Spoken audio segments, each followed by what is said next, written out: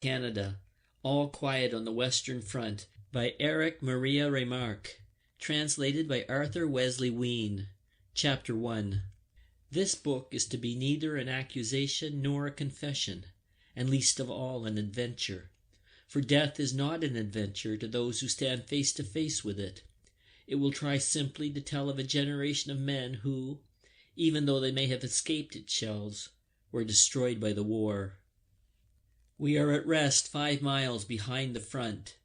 Yesterday we were relieved, and now our bellies are full of beef and haricot beans. We are satisfied and at peace. Each man has another mess tin full for the evening, and, what is more, there's a double ration of sausage and bread. That puts a man in fine trim. We have not had such luck as this for a long time. The cook with his carroty head is begging us to eat. He beckons with his ladle to everyone that passes, and spoons him out a great dollop. He does not see how he can empty his stew pot in time for coffee. Jaden and Mueller have produced 2 wash basins, and had them filled up to the brim as a reserve. In Jaden, this is voracity. In Mueller, it is foresight. Where Jaden puts it all is a mystery, for he is and always will be as thin as a rake. What's more important still is the issue of a double ration of smokes. 10 cigars, 20 cigarettes, and 2 quids of chew per man. Now that is decent. I have exchanged my chewing tobacco with Kaczynski for his cigarettes, which means I have 40 altogether. That's enough for a day. It is true we have no right to this windfall. The Prussian is not so generous. We have only a miscalculation to thank for it. 14 days ago, we had to go up and relieve the front line. It was fairly quiet on our sector, so the quartermaster who remained in the rear had requisitioned the usual quantity of rations and provided for the full company of 150 men. But on the last day, an astonishing number of English field guns opened up on us with high explosive, drumming ceaselessly on our position, so that we suffered heavily and came back only 80 strong. Last night we moved back and settled down to get a good sleep for once. Kaczynski is right when he says it would not be such a bad war if only one could get a little more sleep. In the line, we have had next to none, and 14 days is a long time at one stretch. It was noon before the first of us crawled out of our quarters. Half an hour later, every man had his mess tin, and we gathered at the cookhouse, which smelt greasy and nourishing. At the head of the queue, of course, were the hungriest. Little Albert Kropp, the clearest thinker among us, and therefore the first to be lance corporal. Mueller, who still carries his school textbooks with him, dreams of examinations, and during a bombardment mutters propositions in physics. Lear, who wears a full beard and has a preference for the girls from officers' brothels. He swears that they are obliged by an army order to wear silk chemises and to bathe before entertaining guests of the rank of major and upwards. And as the fourth, myself, Paul Bäumer, all 4 are 19 years of age, and all 4 joined up from the same class as volunteers for the war. Close behind us were our friends, Jaden, a skinny locksmith of our own age, the biggest eater of the company. He sits down to eat as thin as a grasshopper, and gets up as big as a bug in the family way. Haya Westhus, of the same age, a peat digger who can easily hold a ration loaf in his hand and say, "Guess what I've got in my fist?" Then Dettering, a peasant, who thinks of nothing but his farmyard and his wife. And finally, Stanislaw Kaczynski, the leader of our group, shrewd, cunning, and hard-bitten, 40 years of age, with a face of the soil, blue eyes, bent shoulders, and a remarkable nose for dirty weather, good food, and soft jobs. Our gang formed the head of the queue before the cookhouse. We were growing impatient, for the cook paid no attention to us.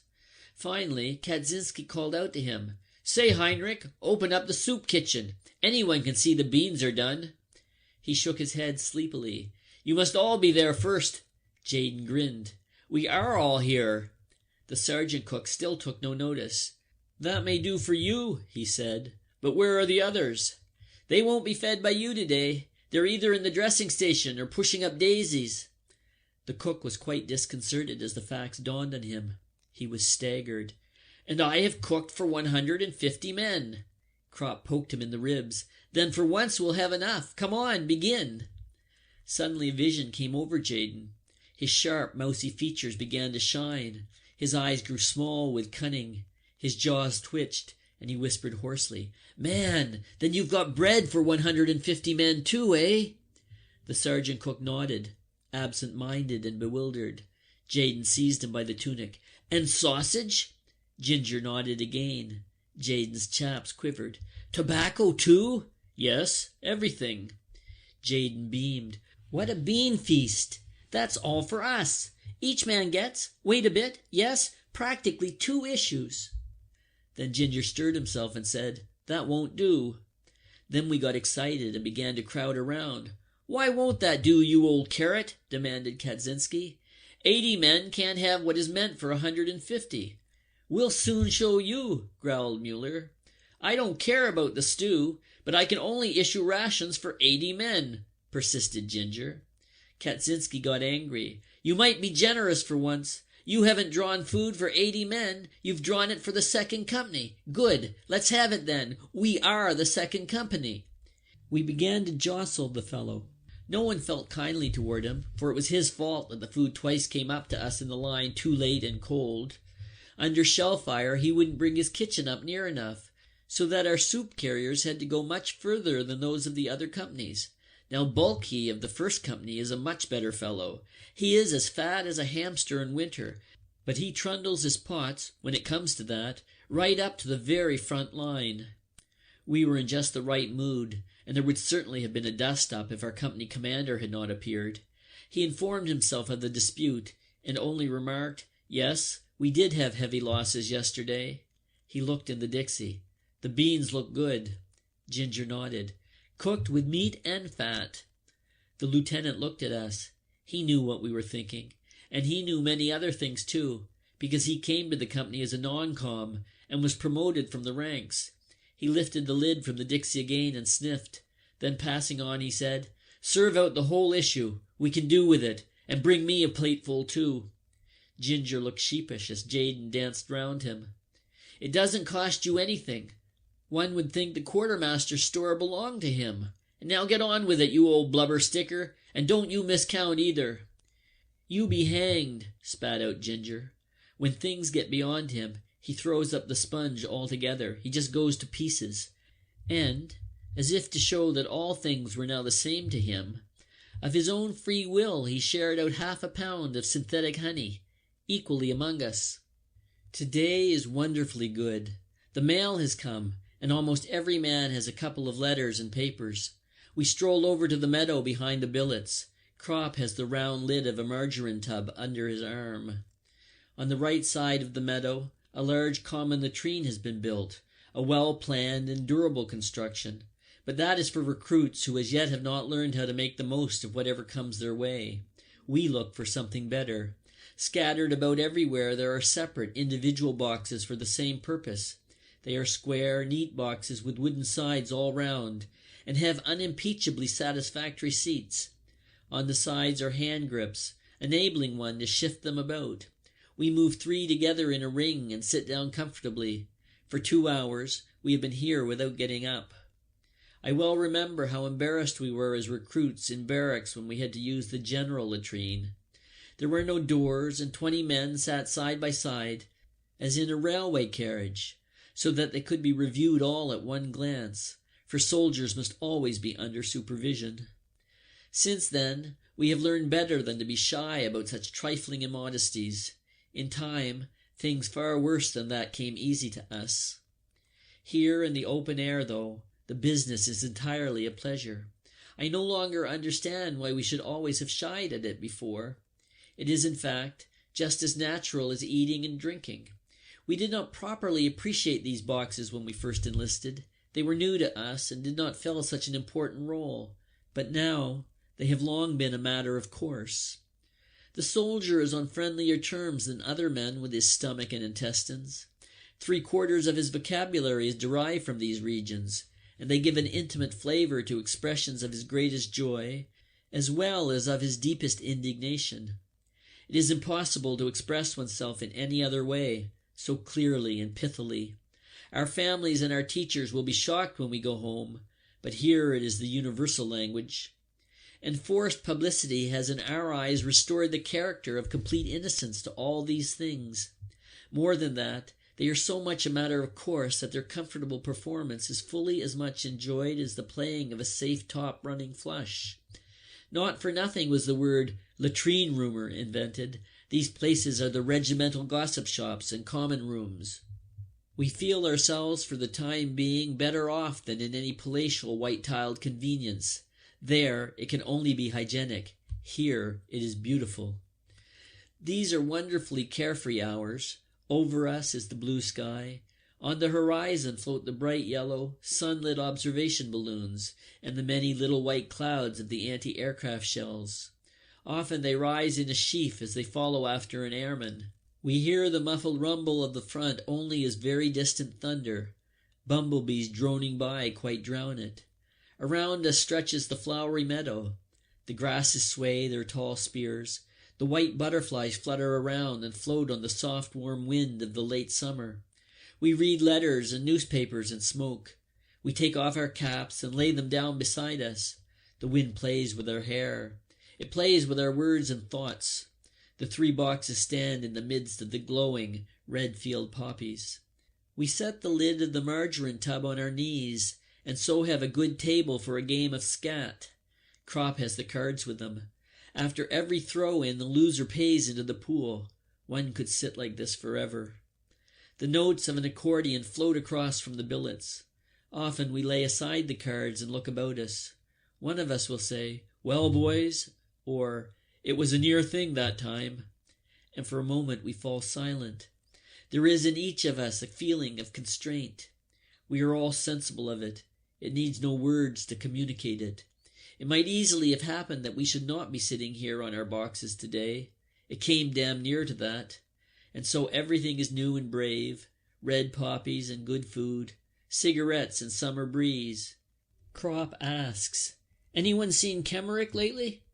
"He's up at St. Joseph's," I tell him. Mueller explains that he has a flesh wound in his thigh. A good blighty. We decide to go and see him this afternoon. Crop pulls out a letter. "Cantorek sends you all his best wishes." We laugh. Mueller throws his cigarette away and says, "I wish he was here." Cantorek had been our schoolmaster, an active little man in a grey tailcoat, with a face like a shrew mouse. He was about the same size as Corporal Himmelstoss, the terror of Klosterberg. It is very queer that the unhappiness of the world is so often brought on by small men. They are so much more energetic and uncompromising than the big fellows. I have always taken good care to keep out of sections with small company commanders. They are mostly confounded little martinets. During drill time, Cantorek gave us long lectures, until the whole of our class went under his shepherding to the district commandant and volunteered. I can see him now, as he used to glare at us through his spectacles and say in a moving voice, "Won't you join up, comrades?" These teachers always carry their feelings ready in their waistcoat pockets, and fetch them out at any hour of the day, but we didn't think of that then. There was indeed one of us who hesitated and did not want to fall into line.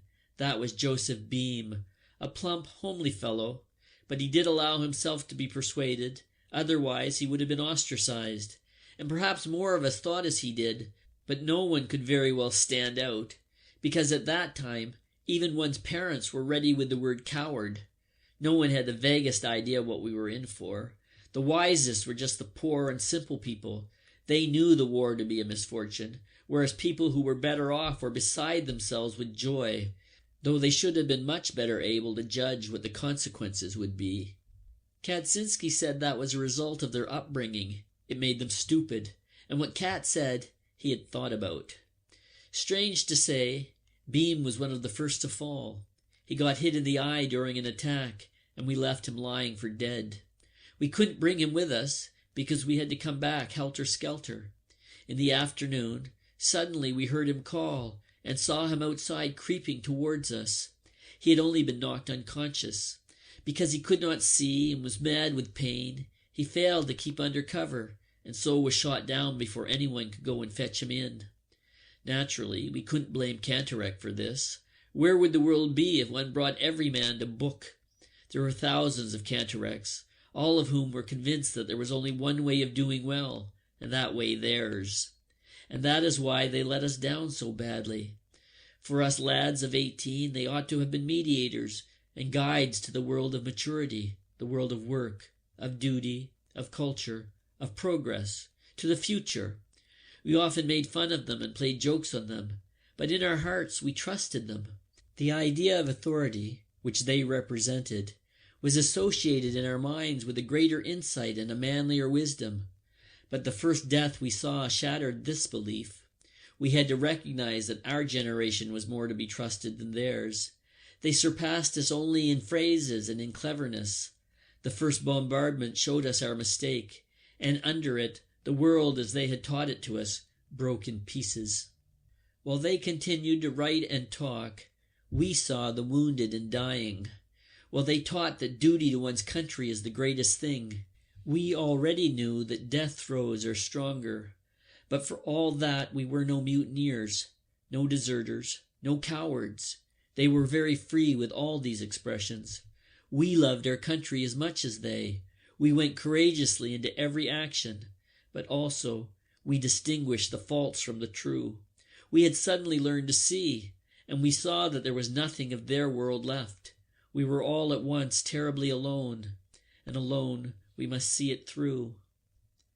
Before going over to see Kemmerich, we pack up his things. He will need them on the way back.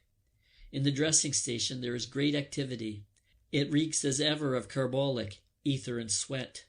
Most of us are accustomed to this in the billets, but here it makes one feel faint. We ask for Kemmerich.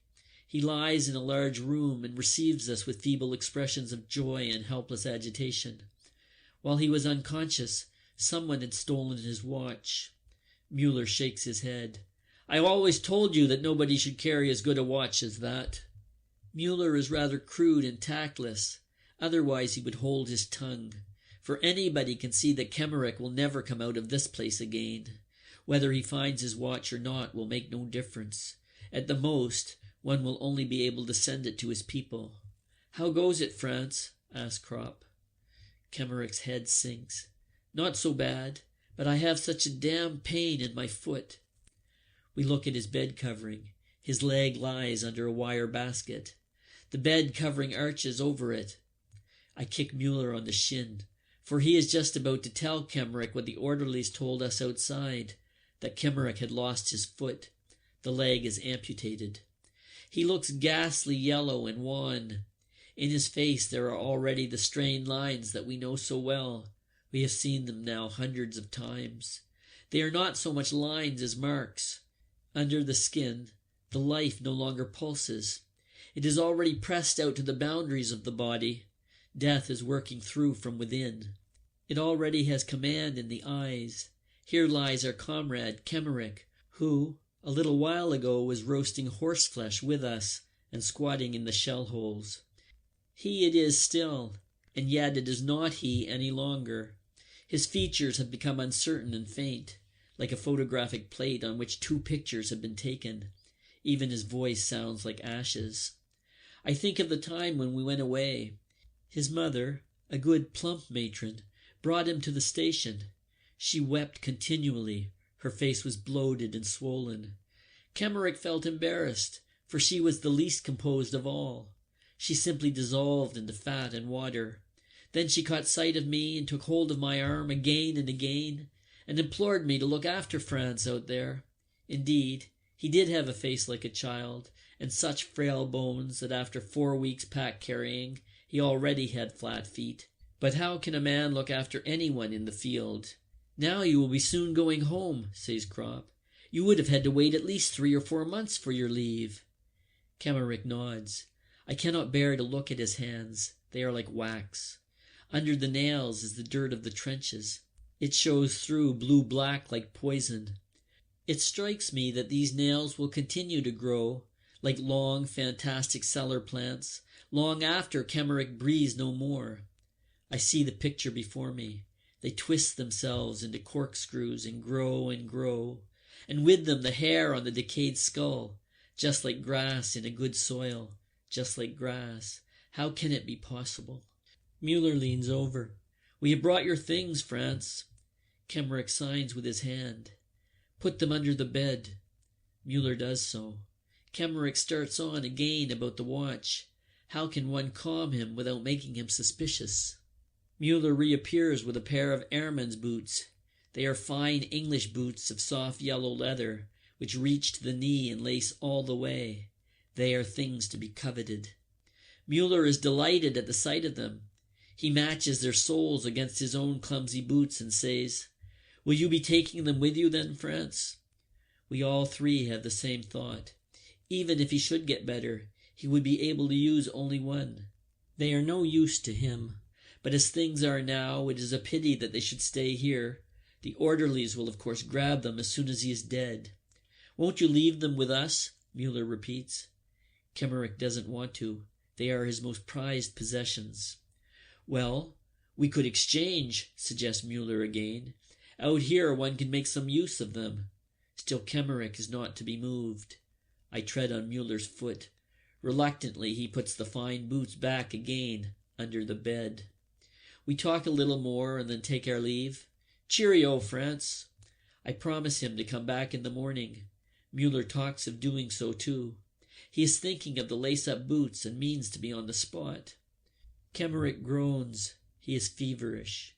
We get hold of an orderly outside and ask him to give Kemmerich a dose of morphia. He refuses. "If we were to give morphia to everyone, we would have to have tubs full."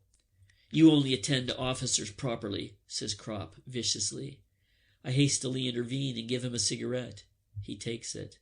"Are you usually allowed to give it then?" I ask him. He is annoyed. "If you don't think so, then why do you ask?" I press a couple more cigarettes into his hand. "Do us the favor." "Well, all right," he says. Kropp goes in with him. He doesn't trust him and wants to see. We wait outside. Mueller returns to the subject of the boots. "They would fit me perfectly. In these boots I get blister after blister. Do you think he will last till tomorrow after drill? If he passes out in the night, we know where the boots—" Kropp returns. "Do you think—" he asks. "Done for," says Mueller emphatically. We go back to the huts. I think of the letter that I must write tomorrow to Kemmerich's mother. I am freezing. I could do with a tot of rum. Mueller pulls up some grass and chews it. Suddenly, little Kropp throws his cigarette away, stamps on it savagely, and looking round him with a broken and distracted face, stammers, "Damn shit! The damn shit!" We walk on for a long time. Kropp has calmed himself. We understand. He sees red. Out here every man gets like that sometime. "What has Kantorek written to you?" Mueller asks him. He laughs. "We are the Iron Youth." We all three smile bitterly. Kropp rails. He is glad that he can speak. Yes, that's the way they think, these 100,000 Kantoreks. Iron Youth. Youth! We are none of us more than 20 years old, but young, youth, that is long ago. We are old folk. End of Chapter 1. Chapter 2. It is strange to think that at home in the drawer of my writing table there lies the beginning of a play called Saul and a bundle of poems.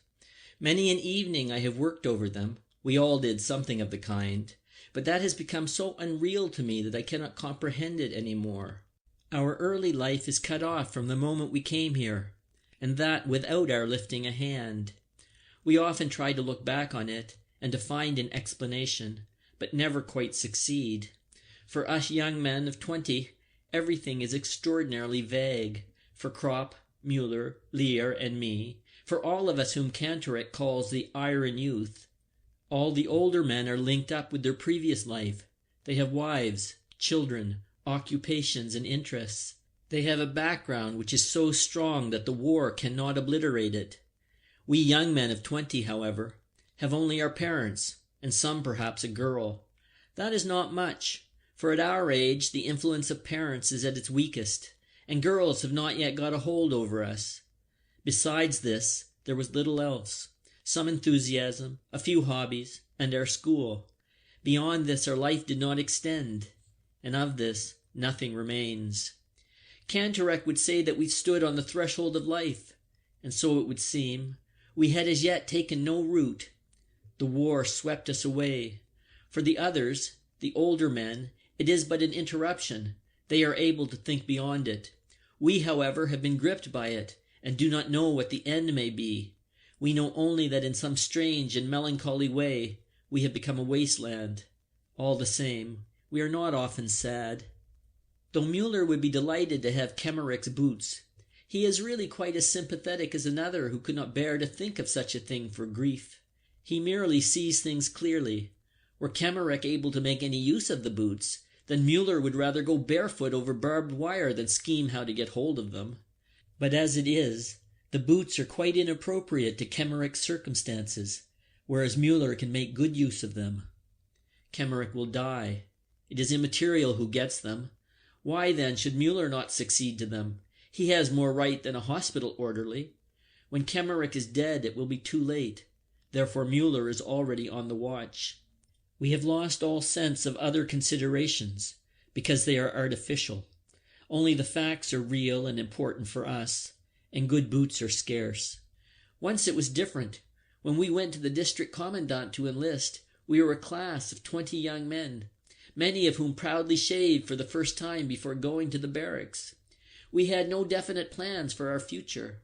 Our thoughts of a career and occupation were as yet of too unpractical a character to furnish any scheme of life. We were still crammed full of vague ideas which gave to life, and to the war also, an ideal and almost romantic character. We were trained in the army for 10 weeks, and in this time more profoundly influenced than by 10 years at school. We learned that a bright button is weightier than 4 volumes of Schopenhauer. At first astonished, then embittered, and finally indifferent, we recognize that what matters is not the mind, but the boot-brush, not intelligence, but the system, not freedom, but drill. We became soldiers with eagerness and enthusiasm, but they have done everything to knock that out of us.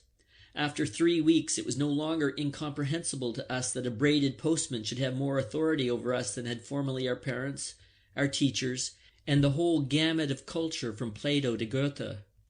With our young, awakened eyes, we saw that the classical conception of the fatherland, held by our teachers, resolved itself here into a renunciation of personality, such as one would not ask of the meanest servant: salutes, springing to attention, parade marches, presenting arms, right wheel, left wheel, clicking the heels, insults, and 1,000 petty-fogging details.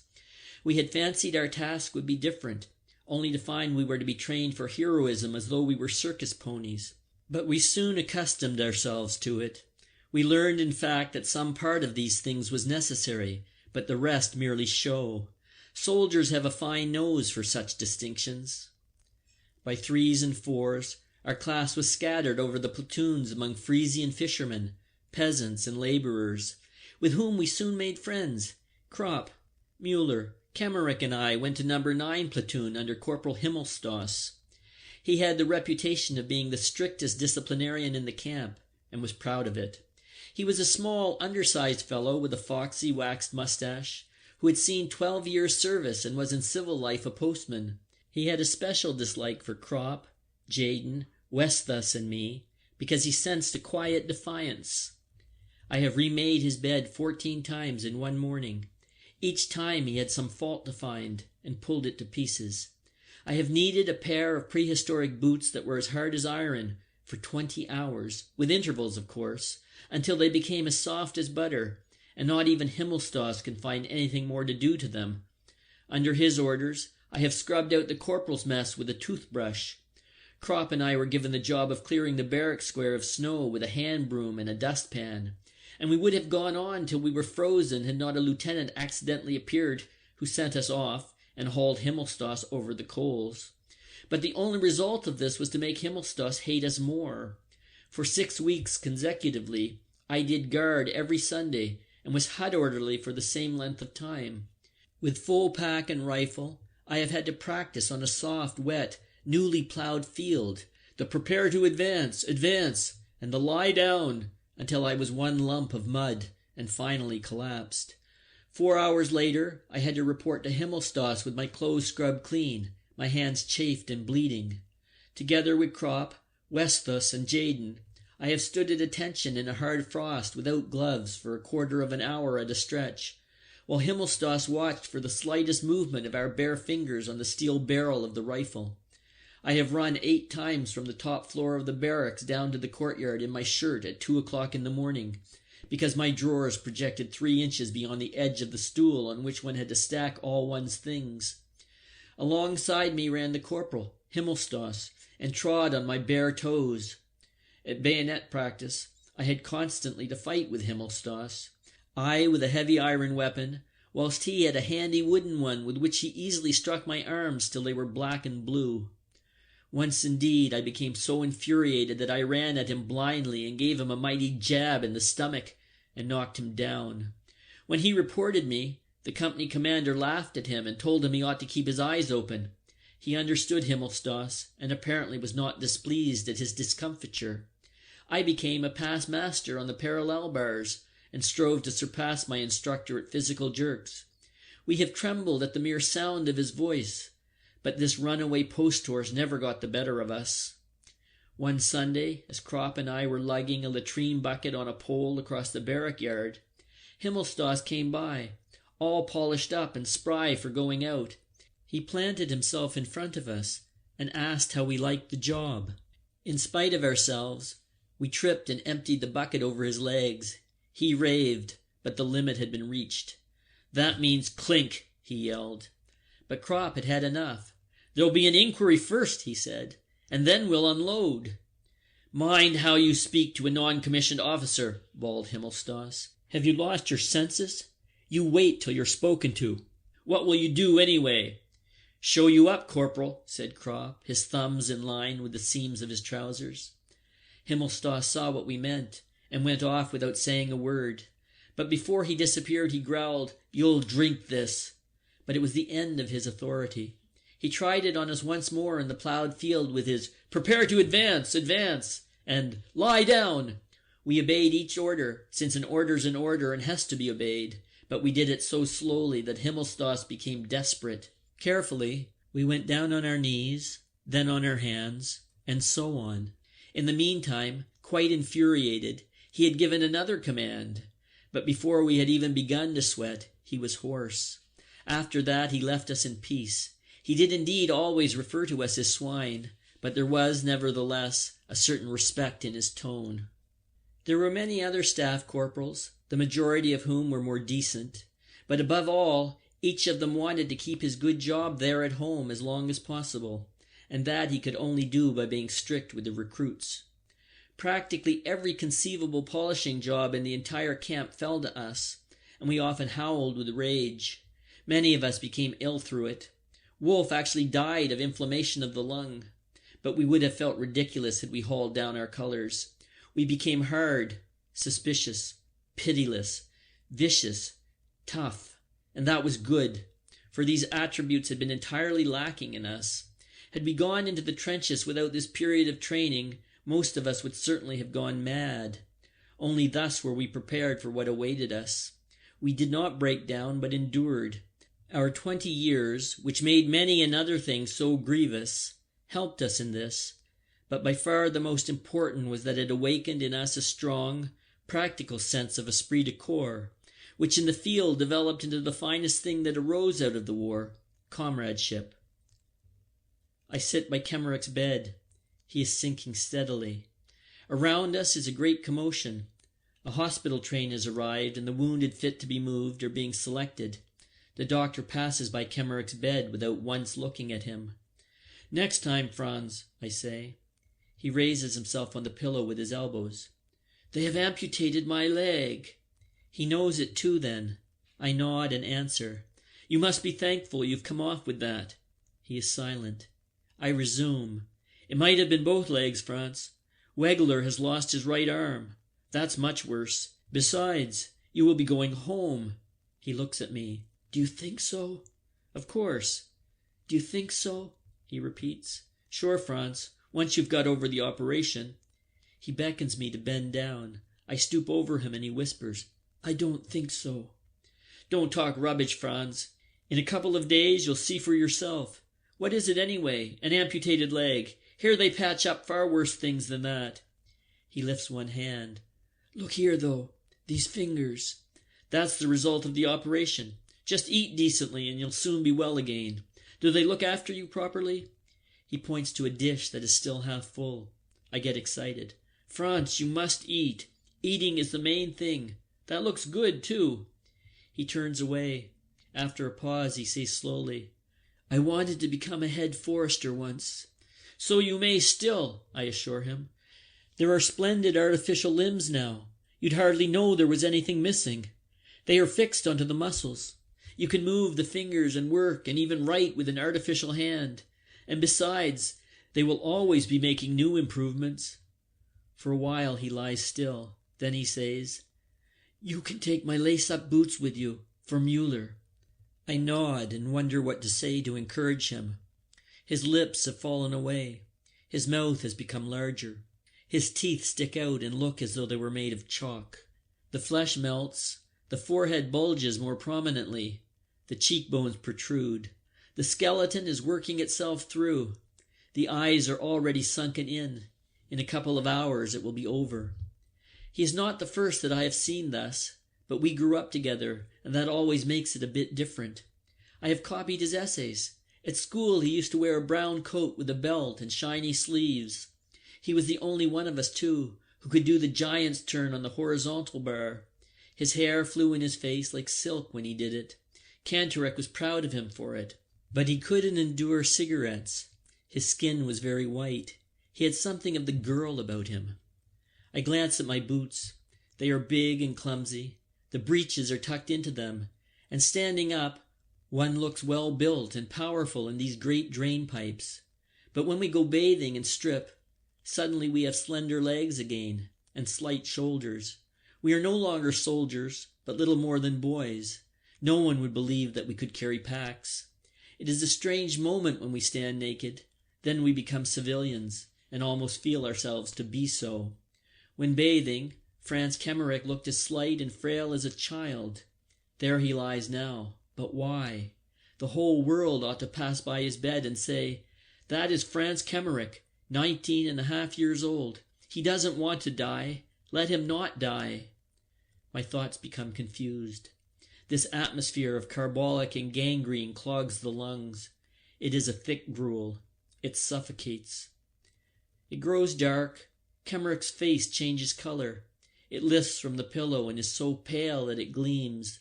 The mouth moves slightly. I draw near to him. He whispers, If you find my watch, send it home. I do not reply. It is no use any more. No one can console him. I am wretched with helplessness. This forehead with its hollow temples, this mouth that is now merely a slit, this sharp nose, and the fat, weeping woman at home to whom I must write, if only the letter were sent off already. Hospital orderlies go to and fro with bottles and pails. One of them comes up, casts a glance at Kemmerich, and goes away again. You can see he is waiting. Apparently he wants the bed. I bend over Franz and talk to him as though that could save him. Perhaps you will go to the convalescent home at Klosterberg, among the villas, Franz. Then you can look out from the window across the fields to the 2 trees on the horizon. It is the loveliest time of the year now, when the corn ripens. At evening the fields in the sunlight look like mother of pearl, and the lane of poplars by the Klosterbach where we used to catch sticklebacks. You can build an aquarium again and keep fish in it, and you can go out without asking anyone. You can even play the piano if you want to. I lean down over his face, which lies in the shadow. He still breathes, lightly. His face is wet. He is crying. What a fine mess I have made of it with my foolish talk. But Franz, I put my arm round his shoulder and put my face against his. Will you sleep now? He does not answer. The tears run down his cheeks. I would like to wipe them away, but my handkerchief is too dirty. An hour passes. I sit tensely and watch his every movement in case he may perhaps say something. What if he were to open his mouth and cry out? But he only weeps, his head turned aside.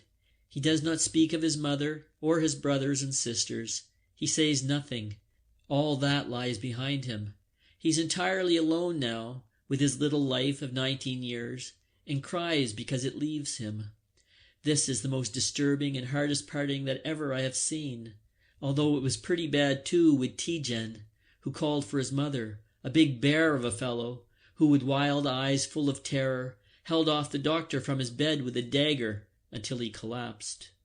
Suddenly, Kemmerich groans and begins to gurgle. I jump up, stumble outside, and demand, "Where is the doctor? Where is the doctor?" As I catch sight of the white apron, I seize hold of it. "Come quick! Franz Kemmerich is dying!" He frees himself and asks an orderly standing by, "Which will that be?" He says, "Bed 26, amputated thigh." He sniffs. "How should I know anything about it? I've amputated 5 legs today." He shoves me away, says to the hospital orderly, "You see to it," and runs off to the operating room.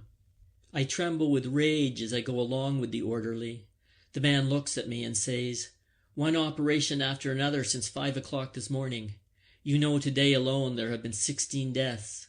Yours is the 17th. There will probably be 20 altogether." I become faint. All at once I cannot do any more. I won't revile any more. It is senseless. I could drop down and never rise up again. We are by Kemmerich's bed. He is dead. The face is still wet from the tears. The eyes are half open and yellow, like old horn buttons. The orderly pokes me in the ribs. "Are you taking his things with you?" I nod. He goes on, "We must take him away at once. We want the bed. Outside they are lying on the floor." I collect the things, untie Kemmerich's identification disc, and take it away. The orderly asks about the paybook. I say that it is probably in the orderly room, and go. Behind me, they are already hauling Franz onto a waterproof sheet. Outside the door, I am aware of the darkness and the wind as a deliverance. I breathe as deep as I can, and feel the breeze in my face, warm and soft as never before. Thoughts of girls, of flowery meadows, of white clouds suddenly come into my head. My feet begin to move forward in my boots. I go quicker. I run. Soldiers pass me by. I hear their voices without understanding. The earth is streaming with forces which pour into me through the soles of my feet.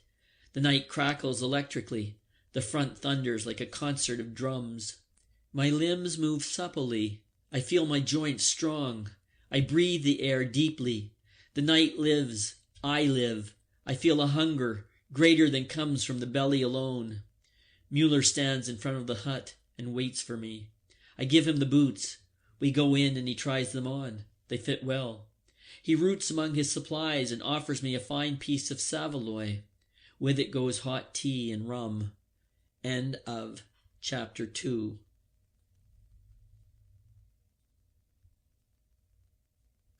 Chapter 3. Reinforcements have arrived. The vacancies have been filled, and the sacks of straw are already laid out in the huts. Some of them are old hands, but there are 25 men of a later draft from the base. They are about 2 years younger than us. Kropp nudges me. "Seen the infants?" I nod. We stick out our chests, shave in the open, shove our hands in our pockets, inspect the recruits, and feel ourselves to be Stone Age veterans. Kaczynski joins us. We stroll past the horse boxes and go over to the reinforcements, who have already been issued with gas masks and coffee. "Long time since you've had anything decent to eat, eh?" Kat asked one of the youngsters. He grimaces. "For breakfast, turnip bread. Lunch, turnip stew. Supper, turnip cutlets and turnip salad." Kat gives a knowing whistle. "Bread made of turnips. You've been in luck. It's nothing new for it to be made of sawdust. But what do you say to haricot beans? Have some?" The youngster turns red. "You can't kid me." Kaczynski merely says, "Fetch your mess tin." We follow curiously. He takes us to a tub beside his straw sack. It is nearly half full of a stew of beef and beans.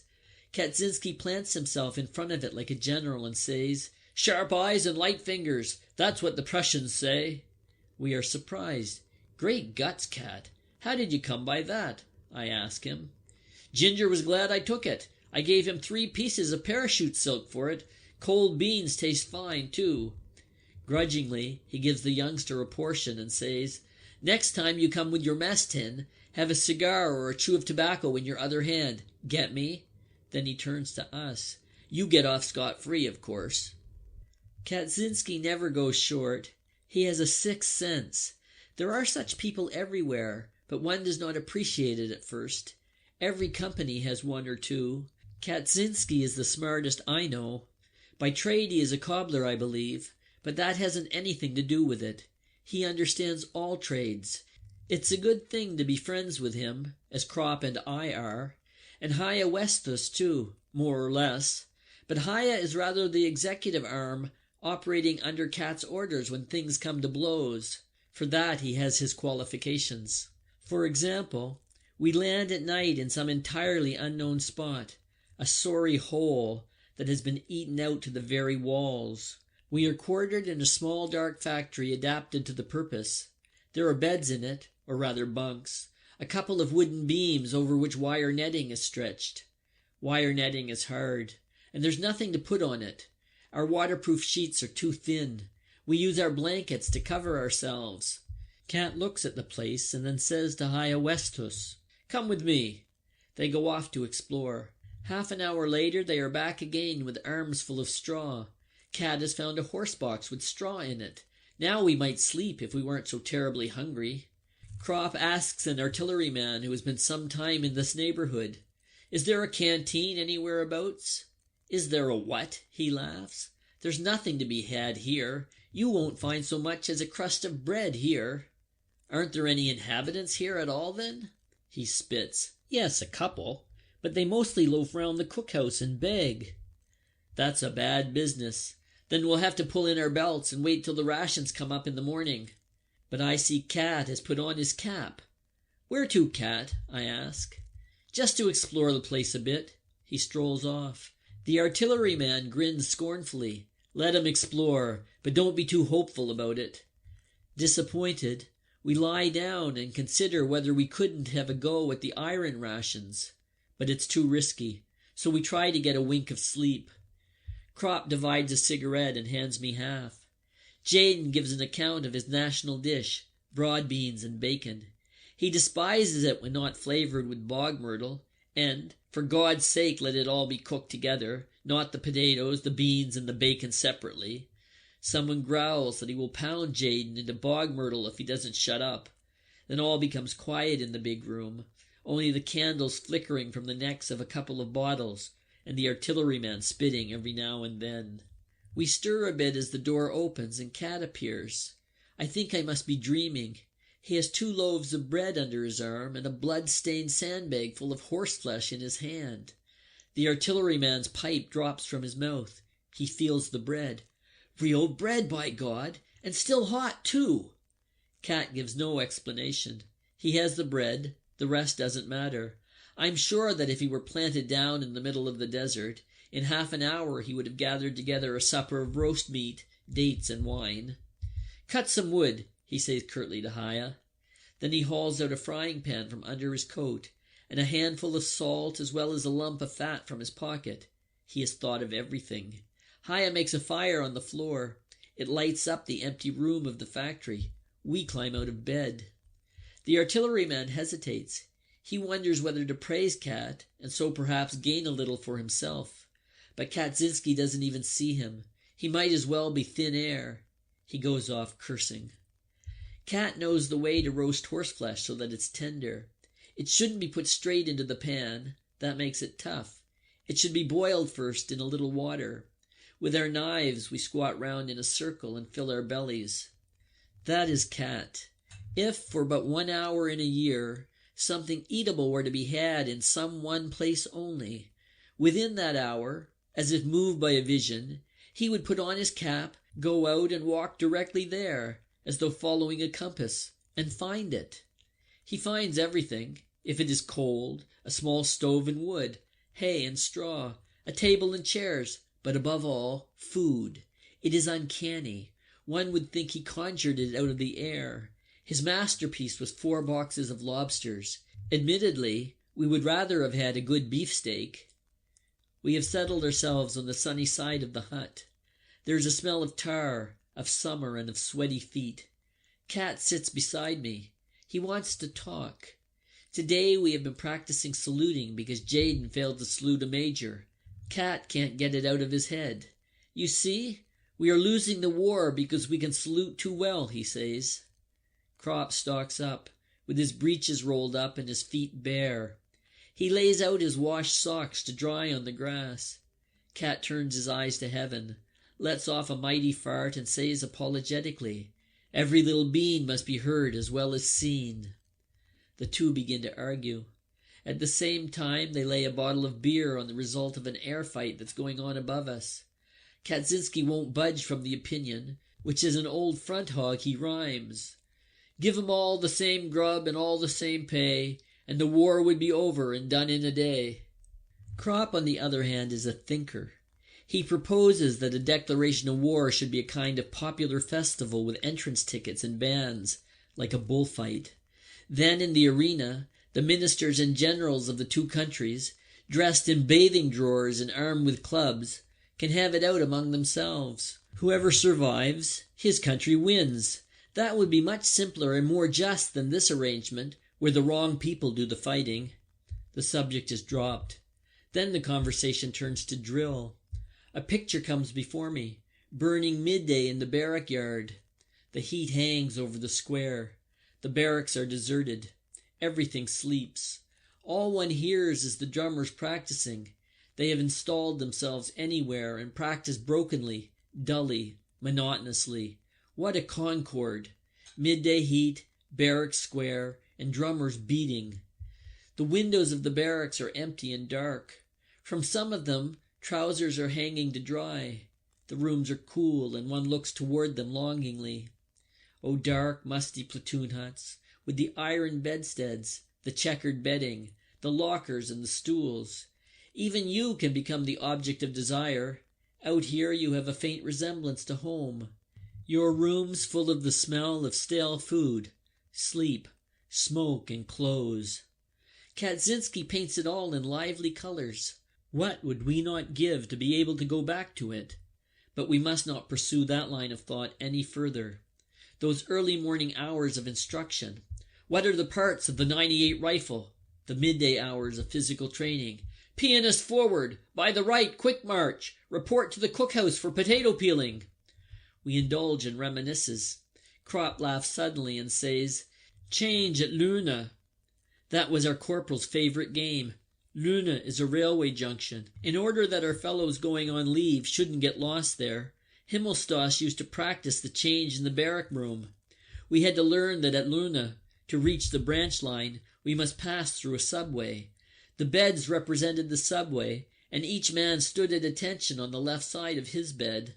Then came the command, "Change at Luna," and like lightning, everyone scrambled under the bed to the opposite side. We practiced this for a whole hour. Meanwhile, the German aeroplane had been shot down. Like a comet, it bursts into a streamer of smoke and falls headlong. Crop has lost the bottle of beer. Disgruntled, he counts out the money from his wallet. "Surely Himmelstoss was a very different fellow as a postman," say I, after Albert's disappointment has subsided. "Then how does it come that he's such a bully as a drill sergeant?" The question revives Crop, more particularly as there's no more beer in the canteen. "It's not only Himmelstoss, there are lots of them. As sure as they get a stripe or a star, they become different men, just as though they'd swallowed concrete." "That's the uniform," I suggest. "Roughly speaking it is," says Cat, and prepares for a long speech. "But the root of the matter lies elsewhere. For instance, if you train a dog to eat potatoes and then afterwards put a piece of meat in front of him, he'll snap at it. It's his nature.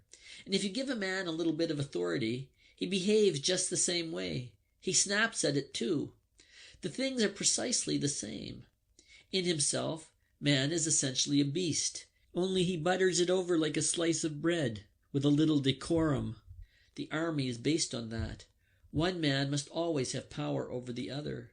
The mischief is merely that each one has much too much power. A non-com can torment a private, a lieutenant a non-com, a captain a lieutenant, until he goes mad.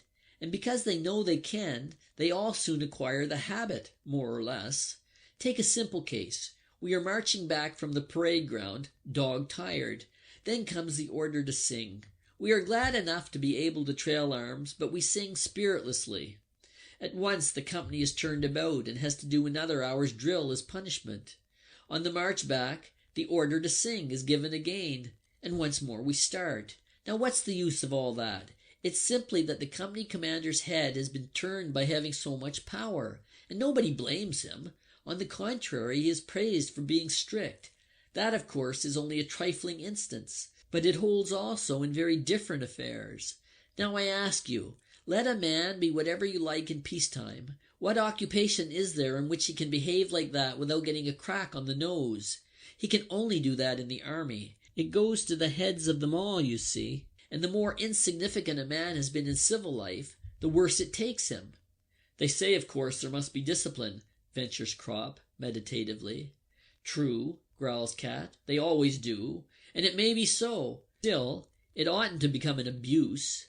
But you try to explain that to a blacksmith or a laborer or a workman. You try to make that clear to a simple Tommy, and that's what most of them are here. All he understands is that he has been properly trained so that when he comes up to the front, he thinks he knows exactly what he should do in every circumstances and what not. It's simply amazing, I tell you, that the ordinary soldier survives so long up here in the front line. Simply amazing. No one protests. Everyone knows that drill ceases only in the front line and begins again a few miles behind, with all the absurdities of saluting and parade. It is an iron law that the soldier must be employed under every circumstance. Here Jaden comes up with a flushed face.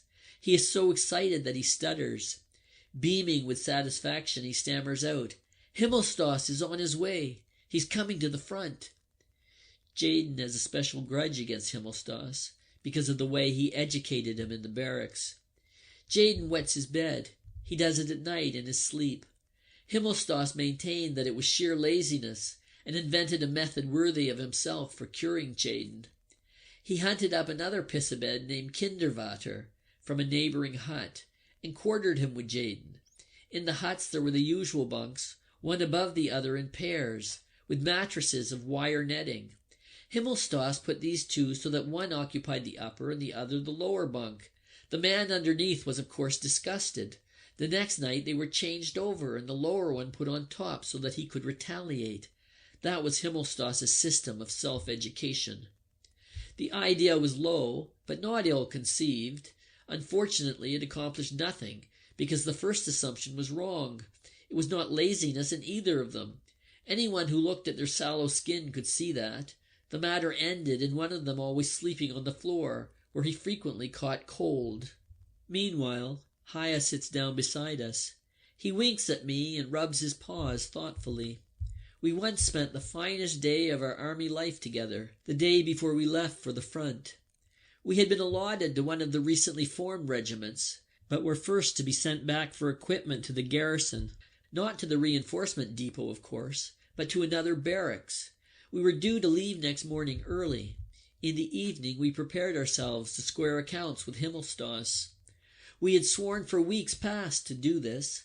Crop had even gone so far as to propose entering the postal service in peacetime, in order to be Himmelstoss's superior when he became a postman again. He revelled in the thought of how he would grind him. It was this that made it impossible for him to crush us altogether. We always reckoned that later, at the end of the war, we would have our revenge on him. In the meantime, we decided to give him a good hiding. What could he do to us anyhow if he didn't recognize us, and we left early the next morning? We knew which pub he used to visit every evening. Returning to the barracks, he had to go along a dark, uninhabited road. There we waited for him behind a pile of stones. I had a bed cover with me. We trembled with suspense, hoping he would be alone. At last we heard his footstep, which we recognized easily, so often had we heard it in the mornings as the door flew open and he bawled, "Get up!" "Alone?" whispered Crop. "Alone." I slipped round the pile of stones with Jaden. Himmelstoss seemed a little elevated. He was singing. His belt buckle gleamed. He came on unsuspectingly. We seized the bed cover, made a quick leap, threw it over his head from behind, and pulled it round him so that he stood there in a white sack, unable to raise his arms. The singing stopped. The next moment Hyacinthus was there, and spreading out his arms, he shoved us back in order to be first in. He put himself in position with evident satisfaction, raised his arm like a signal mast and his hand like a coal shovel, and fetched such a blow on the white sack as would have felled an ox. Himmelstas was thrown down. He rolled 5 yards and started to yell, but we were prepared for that and had brought a cushion. Hya squatted down, laid the cushion on his knees, felt where Himmelstas's head was, and pressed it down on the pillow. Immediately his voice was muffled. Hya let him get a gasp of air every so often, when he would give a mighty yell that was immediately hushed. Jaden unbuttoned Himmelstas's braces and pulled down his trousers, holding the whip meantime in his teeth. Then he stood up and set to work. It was a wonderful picture. Himmelstas on the ground, Hya bending over him with a fiendish grin and his mouth open with bloodlust, Himmelstas's head on his knees. Then the convulsed, striped drawers, the knock-knees, executing at every blow most original movements in the lowered breeches, and towering over them like a woodcutter, the indefatigable Jaden. In the end, we had to drag him away to get our turn. Finally, Hya stood Himmelstas on his feet again, and gave one last personal remonstrance. As he stretched out his right arm preparatory to giving him a box on the ear, he looked as if he were going to reach down a star. Himmelstas staggered. Hya stood him up again, made ready, and fetched him a second well-aimed beauty with the left hand. Himmelstas yelled and fell down on all fours, cursing. His striped postman's backside gleamed in the moonlight. We disappeared at full speed. Hya looked round once again and said wrathfully, satisfied and rather mysteriously, "Revenge is black pudding." Himmelstas ought to have been pleased. His saying that we should each educate one another had borne fruit for himself. We had become successful students of his method. He never discovered whom he had to thank for the business. At any rate, he scored a bed cover out of it, for when we returned a few hours later to look for it, it was no longer to be found. That evening's work made us more or less content to leave next morning, and an old buffer was pleased to describe us as young heroes. End of Chapter 3. Chapter 4. We have to go up on wiring fatigue. The motor lorries roll up after dark. We climb in. It is a warm evening, and the twilight seems like a canopy under whose shelter we feel drawn together. Even the stingy Jaden gives me a cigarette, and then a light. We stand jammed in together, shoulder to shoulder. There is no room to sit, but we do not expect that. Mueller is in a good mood for once. He is wearing his new boots. The engines drone, the lorries bump and rattle. The roads are worn and full of holes.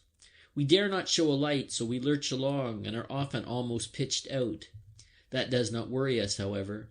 It can happen if it likes. A broken arm is better than a hole in the guts, and many a man would be thankful enough for such a chance of finding his way home again. Beside us stream the munition columns in long files. They are making the pace. They overtake us going forward. We joke with them, and they answer back. A wall becomes visible. It belongs to a house which lies on the side of the road.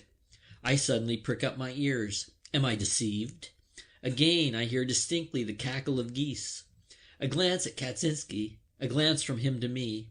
We understand one another. "Kat, I hear some aspirants for the frying pan over there." He nods. "It will be attended to when we come back. I have their number." Of course Kat has their number. He knows all about every leg of goose within a radius of 15 miles. The lorries arrive at the artillery lines. The gun emplacements are camouflaged with bushes against aerial observation, and look like a kind of military feast of the tabernacles. These branches might seem gay and cheerful were not cannon embowered there.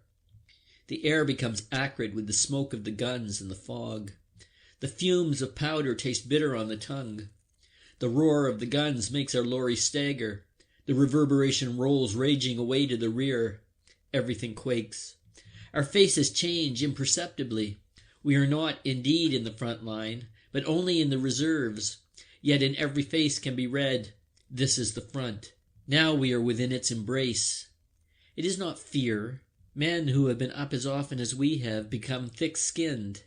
Only the young recruits are agitated. Cat explains to them, "That was a 12-inch. You hear the explosion first, and afterwards comes the sound of the gun." But the hollow sound of the firing does not reach us. It is swallowed up in the general murmur of the front. Cat listens. "There'll be a bombardment tonight." We all listen. The front is restless. "The Tommies are firing already," says Crop. The shelling can be heard distinctly. It is the English batteries to the right of our section.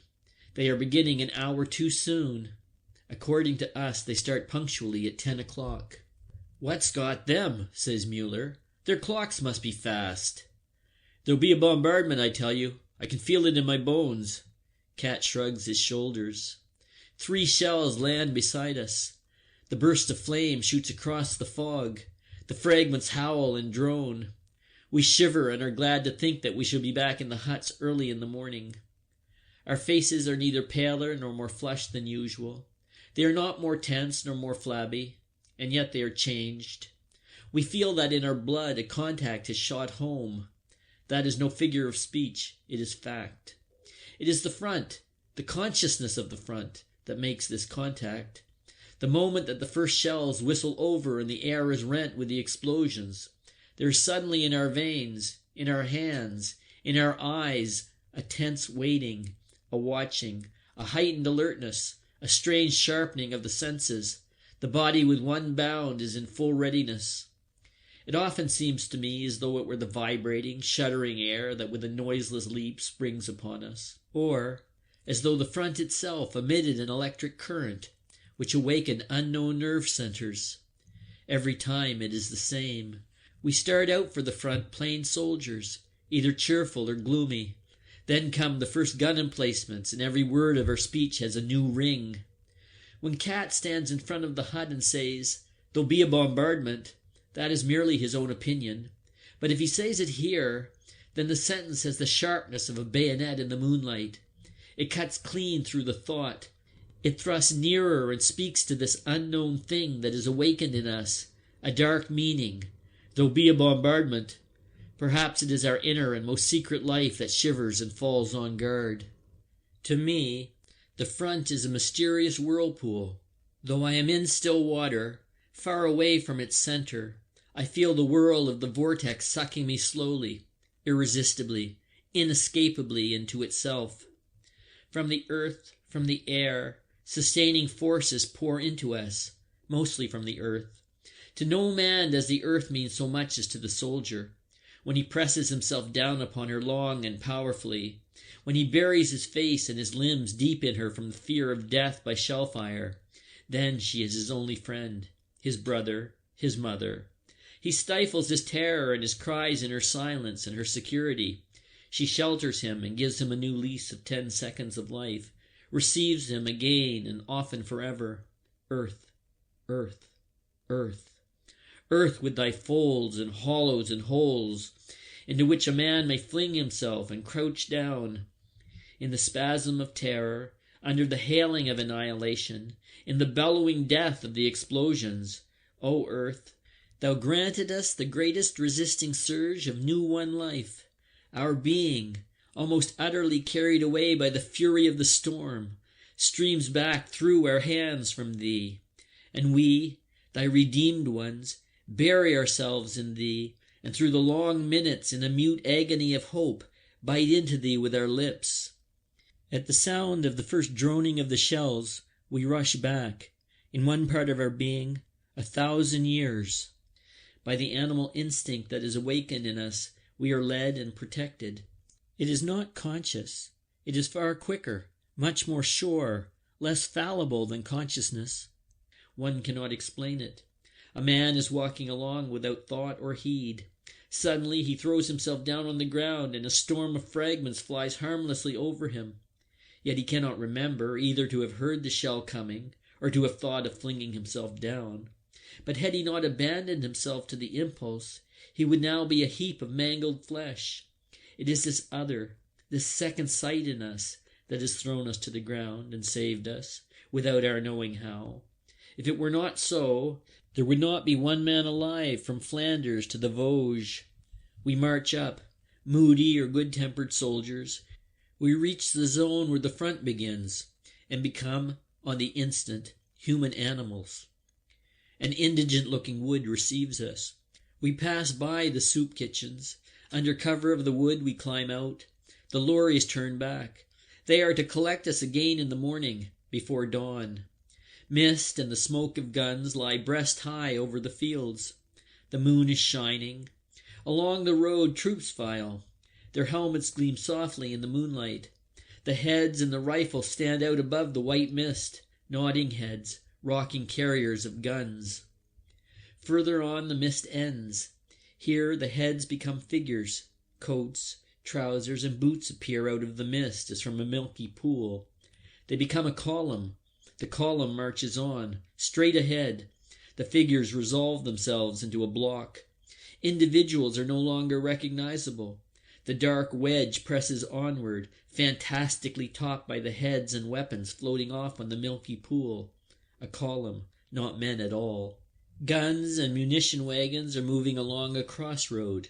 The backs of the horses shine in the moonlight. Their movements are beautiful. They toss their heads and their eyes gleam. The guns and the wagons float before the dim background of the moonlit landscape. The riders in their steel helmets resemble knights of a forgotten time. It is strangely beautiful and arresting. We push on to the pioneer dump. Some of us load our shoulders with pointed and twisted iron stakes. Others thrust smooth iron rods through the rolls of wire and go off with them. The burdens are awkward and heavy. The ground becomes more broken. From ahead come warnings. Look out! Deep shell hole on the left. Mind! Trenches! Our eyes peer out. Our feet and our sticks feel in front of us before they take the weight of the body. Suddenly, the line halts. I bump my face against the roll of wire carried by the man in front, and curse. There are some shell-smashed lorries in the road. Another order. Cigarettes and pipes out! We are getting near the line. In the meantime, it has become pitch dark. We skirt a small wood, and then have the front line immediately before us. An uncertain, red glow spreads along the skyline from one end to the other. It is in perpetual movement, punctuated with the bursts of flames from the muzzles of the batteries. Balls of light rise up high above it, silver and red spheres which explode and rain down in showers of red, white, and green stars.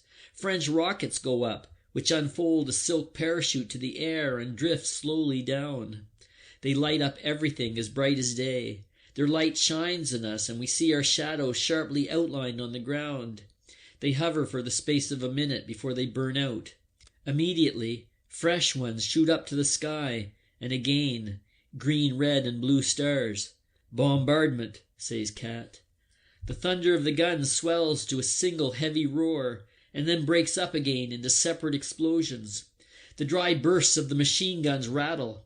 Above us, the air teems with invisible, swift movement, with howls, pipings, and hisses. They are the smaller shells, and amongst them, booming through the night like an organ, go the great coal boxes and the heavies. They have a hoarse, distant bellow like a rutting stag, and make their way high above the howl and whistle of the smaller shells. It reminds me of flocks of wild geese when I hear them.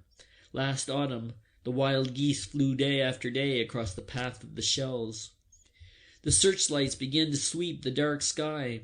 They slide along it like gigantic tapering rulers. One of them pauses and quivers a little.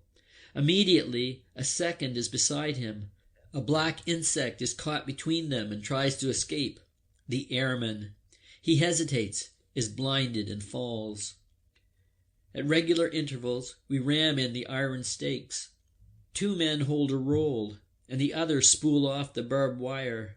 It is that awful stuff with close-set long spikes. I am not used to unrolling it and tear my hand. After a few hours, it is done. But there is still some time before the lorries come. Most of us lie down and sleep. I try also, but it has turned too chilly. Near to the sea, one is constantly waked by the cold. Once I fall asleep. Then, waking suddenly with a start, I do not know where I am. I see the stars, I see the rockets, and for a moment have the impression that I have fallen asleep at a garden fete. I don't know whether it is morning or evening. I lie in the pale cradle of the twilight, and listen for soft words which will come, soft and near. Am I crying? I put my hand to my eyes. It is so fantastic. Am I a child? Smooth skin. It lasts only a second. Then I recognize the silhouette of Kaczynski, the old veteran. He sits quietly and smokes his pipe, a covered pipe, of course. When he sees I am awake, he says, "That gave you a fright. It was only a nose cap. It landed in the bushes over there." I sit up. I feel myself strangely alone. It's good Cat is there. He gazes thoughtfully at the front and says, "Mighty fine fireworks if they weren't so dangerous." One lands behind us. 2 recruits jump up, terrified. A couple of minutes later, another comes over, nearer this time. Cat knocks out his pipe. It makes a glow. Then it begins in earnest. We crawl away as well as we can in our haste. The next lands fair among us. 2 fellows cry out. Green rockets shoot up on the skyline. Barrage. The mud flies high. Fragments whiz past. The crack of the guns is heard long after the roar of the explosions. Beside us lies a fair-headed recruit, in utter terror. He has buried his face in his hands. His helmet has fallen off. I fish hold of it and try to put it back on his head. He looks up, pushes the helmet off, and like a child creeps under my arm, his head close to my breast. The little shoulders heave, shoulders just like Kemmerich's. I let him be. So that the helmet should be of some use, I stick it on his behind, not for a jest, but out of consideration, since that is his highest part. And though there is plenty of meat there, a shot in it can be damn painful. Besides, a man has to lie a whole month on his belly in the hospital, and afterwards he would be almost sure to have a limp. It's got someone pretty badly. Cries are heard between the explosions. At last it grows quiet. The fire has lifted over us and is now dropping on the reserves. We risk a look. Red rockets shoot up to the sky. Apparently, there's an attack coming. Where we are at is still quiet. I sit up and shake the recruit by the shoulder. "All over, kid. It's all right this time." He looks round him dazedly. "You'll get used to it soon," I tell him. He sees his helmet and puts it on. Gradually he comes to. Then suddenly he turns fiery red and looks confused. Cautiously, he reaches his hand to his behind and looks at me, dismally. I understand at once. Gun-shy. That wasn't the reason I had stuck his helmet over it. "That's no disgrace," I reassure him. "Many's the man before you had his pants full after the first bombardment. Go behind that bush there and throw your underpants away. Get along." He goes off. Things become quieter, but the cries do not cease. "What's up, Albert?" I ask. "A couple of columns over there have got it in the neck." The cries continue. It is not men. They could not cry so terribly. "Wounded horses," says Cat. It's unendurable. It is the moaning of the world. It is the martyred creation, wild with anguish, filled with terror and groaning. We are pale. Dietering stands up. "God, for God's sake, shoot them!" He is a farmer and very fond of horses. It gets under his skin. Then, as if deliberately, the fire dies down again. The screaming of the beast becomes louder. One can no longer distinguish whence in this now quiet, silvery landscape it comes. Ghostly, invisible, it is everywhere. Between heaven and earth it rolls on immeasurably. Dietering raves and yells out, "Shoot them! Shoot them, can't you? Damn you again!" "They must look after the men first," says Cat quietly. We stand up and try to see where it is. If we could only see the animals, we should be able to endure it better. Mueller has a pair of glasses. We see a dark group, bearers with stretchers, and larger black clumps moving about.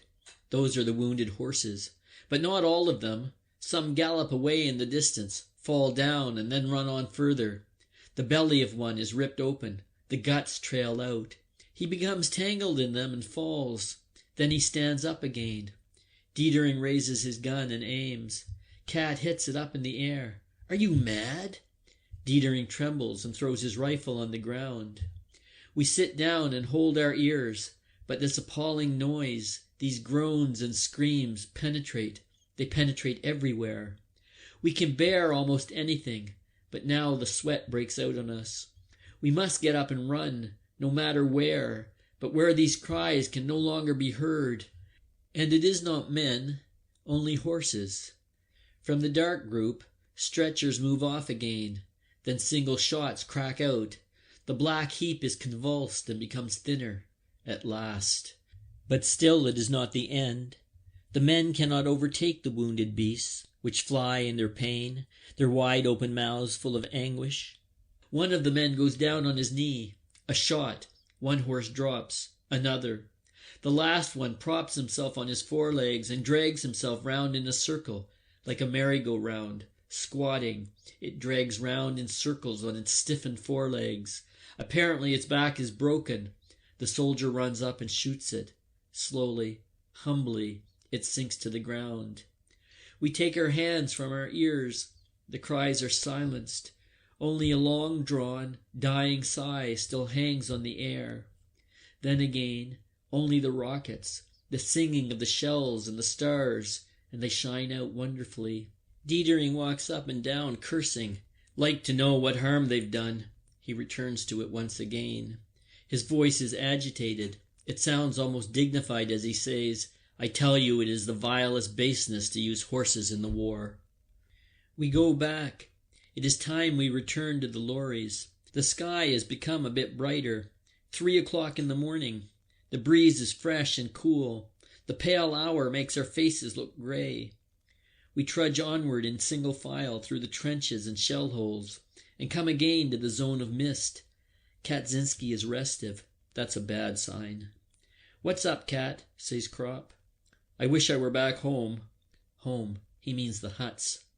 "It won't last much longer, Kat." He is nervous. I don't know. We come to the communication trench and then to the open fields. The little wood reappears. We know every foot of ground here. There's the cemetery with the mounds and the black crosses. That moment, it breaks out behind us, swells, roars and thunders. We duck down. A cloud of flame shoots up 100 yards ahead of us. The next minute, under a second explosion, part of the wood rises slowly in the air. 3 or 4 trees sail up and then crash to pieces. The shells begin to hiss like safety valves. Heavy fire. "Take cover!" yells somebody. "Cover!" The fields are flat. The wood is too distant and dangerous. The only cover is the graveyard and the mounds. We stumble across in the dark, and as though spirited away, every man lies glued behind a mound. Not a moment too soon. The dark goes mad. It heaves and raves. Darkness is blacker than the night rush on us with giant strides, over us and away. The flames of the explosions light up the graveyard. There is no escape anywhere. By the light of the shells I try to get a view of the fields. They are a surging sea. Daggers of flame from the explosions leap up like fountains. It is impossible for anyone to break through it.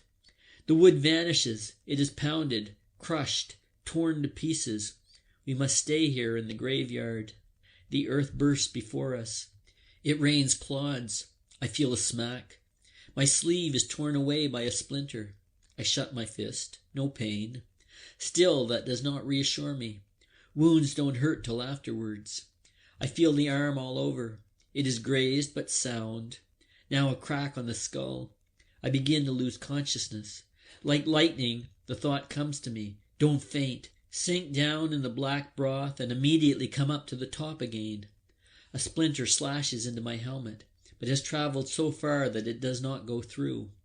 I wipe the mud out of my eyes. A hole is torn up in front of me. Shells hardly ever land in the same hole twice.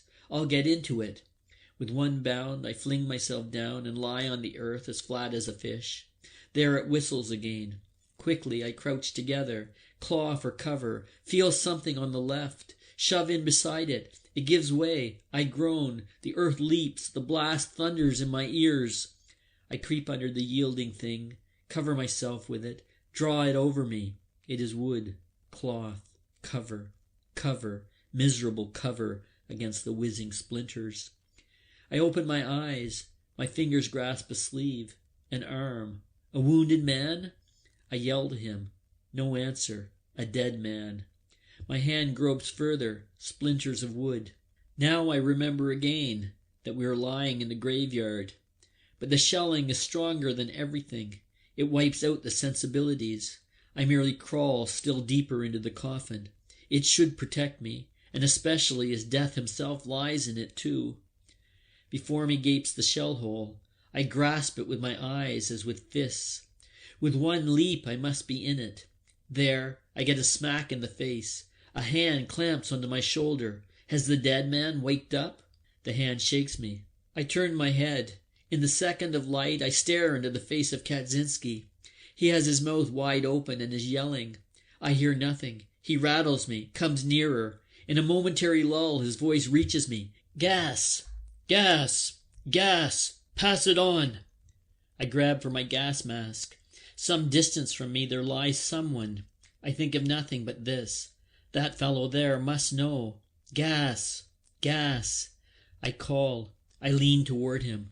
I swipe at him with the satchel. He doesn't see. Once again, he merely ducks. It's a recruit. I look at Cat desperately. He has his mask ready. I pull out mine too. My helmet falls to one side. It slips over my face. I reach the man. His satchel is on the side nearest me. I seize the mask, pull it over his head. He understands. I let go and with a jump drop back into the shell hole. The dull thud of the gas shells mingles with the crashes of the high explosives. A bell sounds between the explosions. Gongs and metal clappers warning everyone. Gas! Gas! Gas! Someone plumps down behind me. Another. I wipe the goggles of my mask clear of the moist breath. It is Cat, Crop, and someone else. All four of us lie there in heavy, watchful suspense and breathe as lightly as possible. These first minutes with the mask decide between life and death. Is it tightly woven? I remember the awful sights in the hospital. The gas patients who in day-long suffocation coughed their burnt lungs up in clots. Cautiously, the mouth applied to the valve, I breathe. The gas still creeps over the ground and sinks into all hollows. Like a big, soft jellyfish, it floats into our shell hole and lolls there, obscenely. I nudge Cat. It is better to crawl out and lie on top than to stay here, where the gas collects most. But we don't get as far as that. A second bombardment begins. It is no longer as though the shells roared. It is the earth itself raging.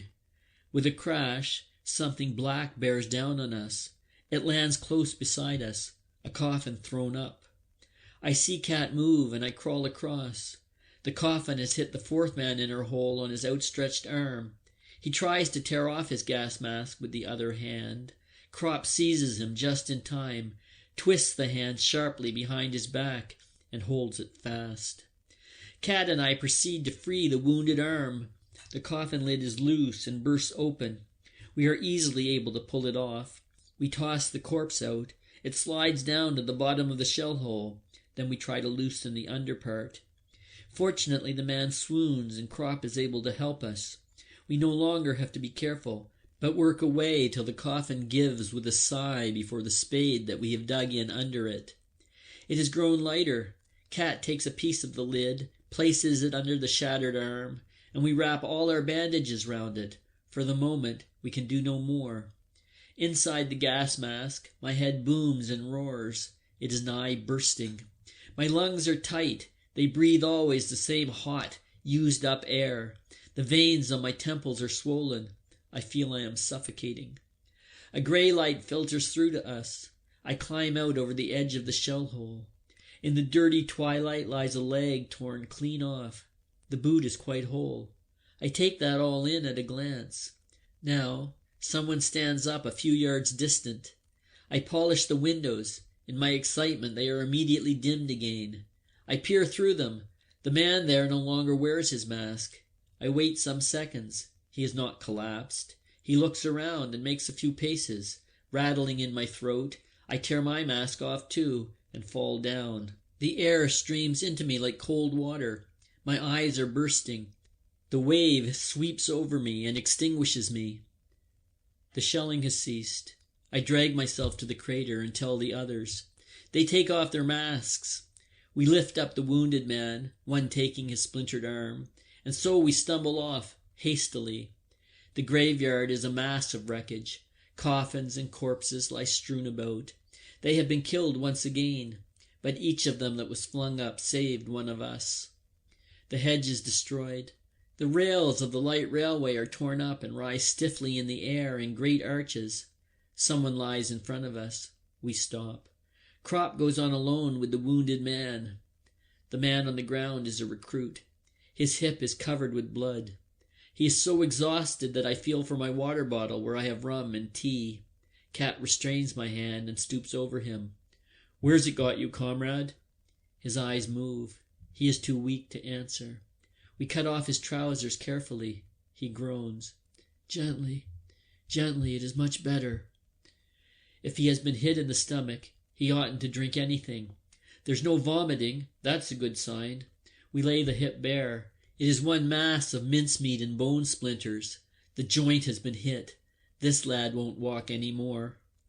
I wet his temples with a moistened finger and give him a swig. His eyes move again. We see now that the right arm is bleeding as well. Cat spreads out 2 wads of dressing as wide as possible so they will cover the wound. I look for something to bind loosely round it. We have nothing more.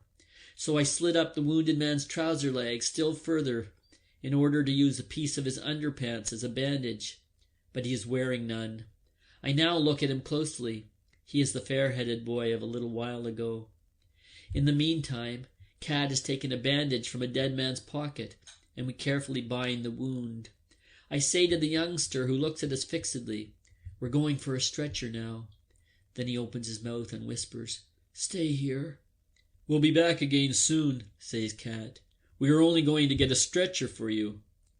We don't know if he understands. He whimpers like a child and plucks at us.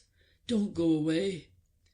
Cat looks around and whispers, "Shouldn't we just take a revolver and put an end to it?" The youngster will hardly survive the carrying, and at most he will only last a few days. What he has gone through so far is nothing to what he's in for till he dies. Now he is numb and feels nothing. In an hour he will become one screaming bundle of intolerable pain. Every day that he can live will be a howling torture. And to whom does it matter whether he has them or not? I nod. "Yes, Cat, we ought to put him out of his misery." He stands still a moment. He has made up his mind.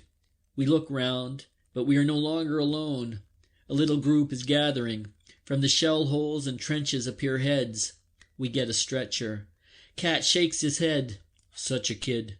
He repeats it. "Young innocents." Our losses are less than was to be expected. 5 killed and 8 wounded. It was in fact quite a short bombardment.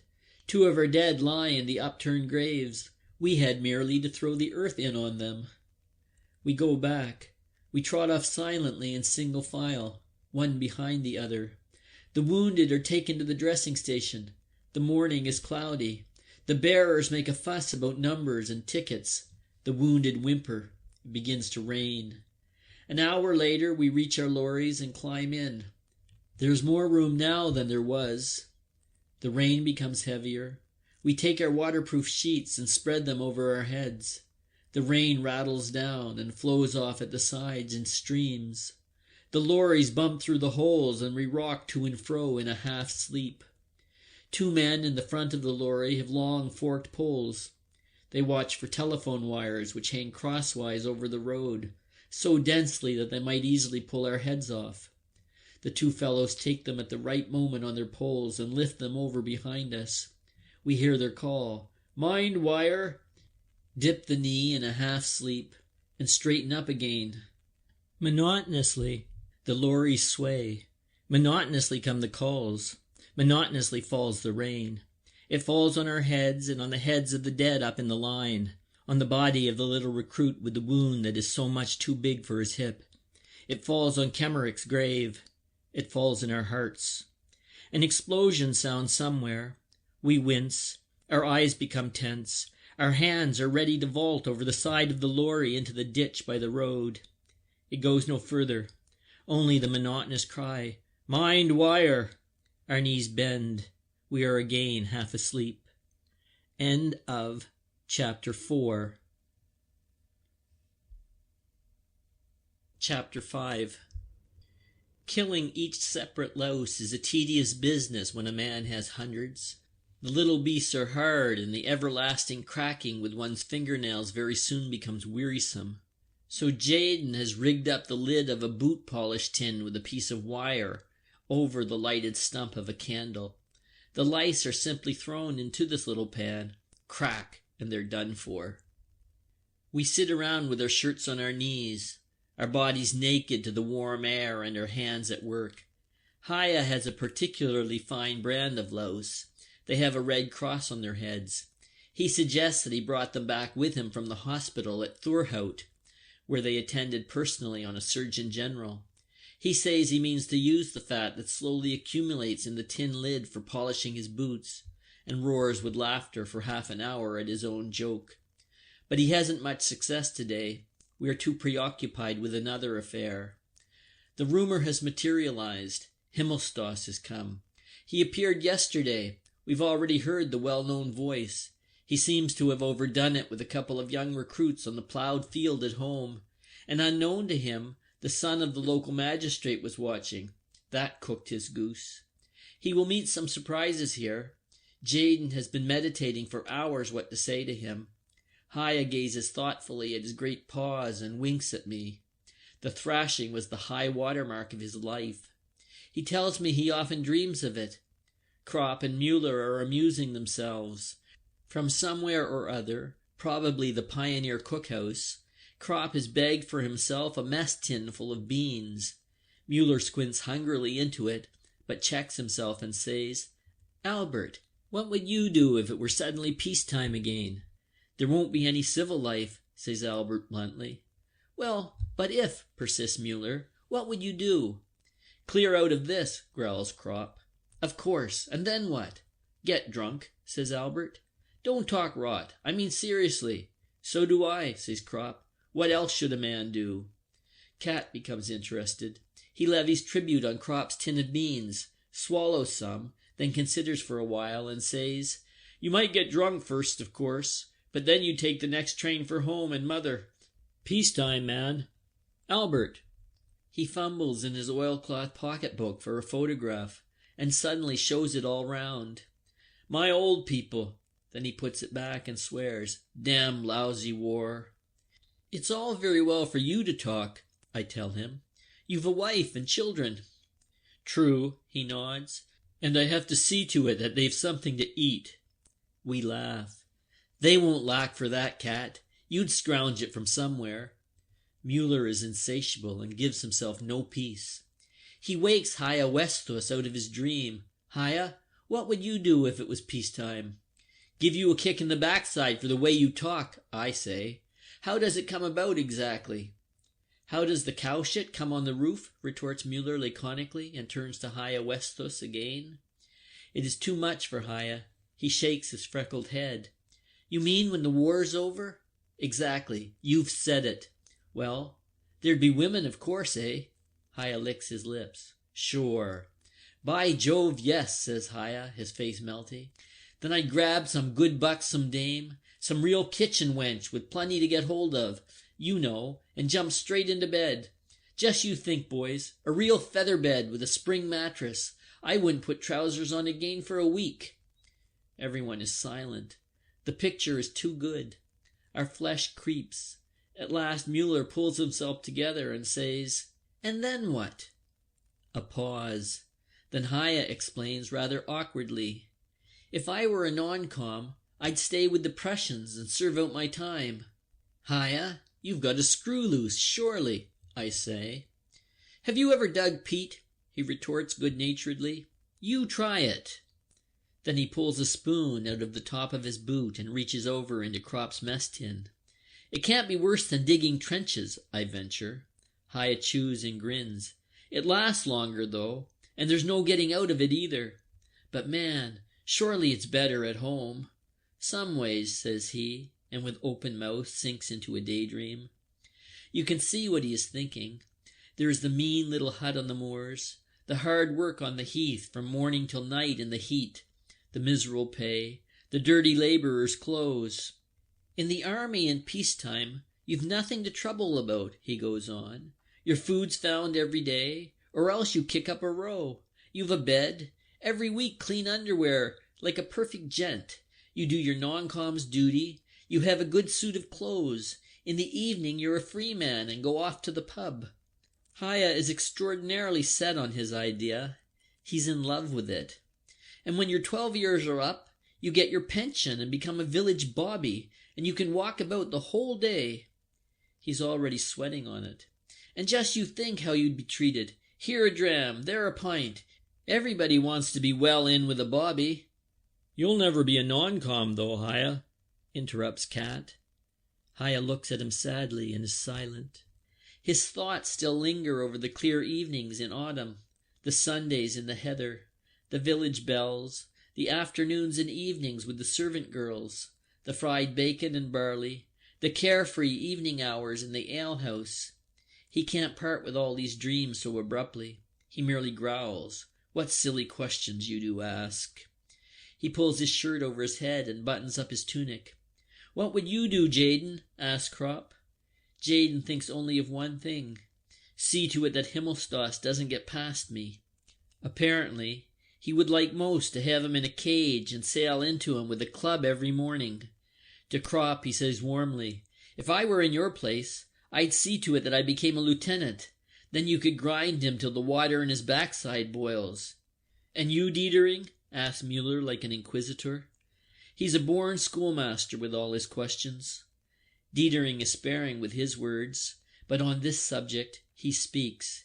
He looks at the sky and says only one sentence, "I would go straight on with the harvesting."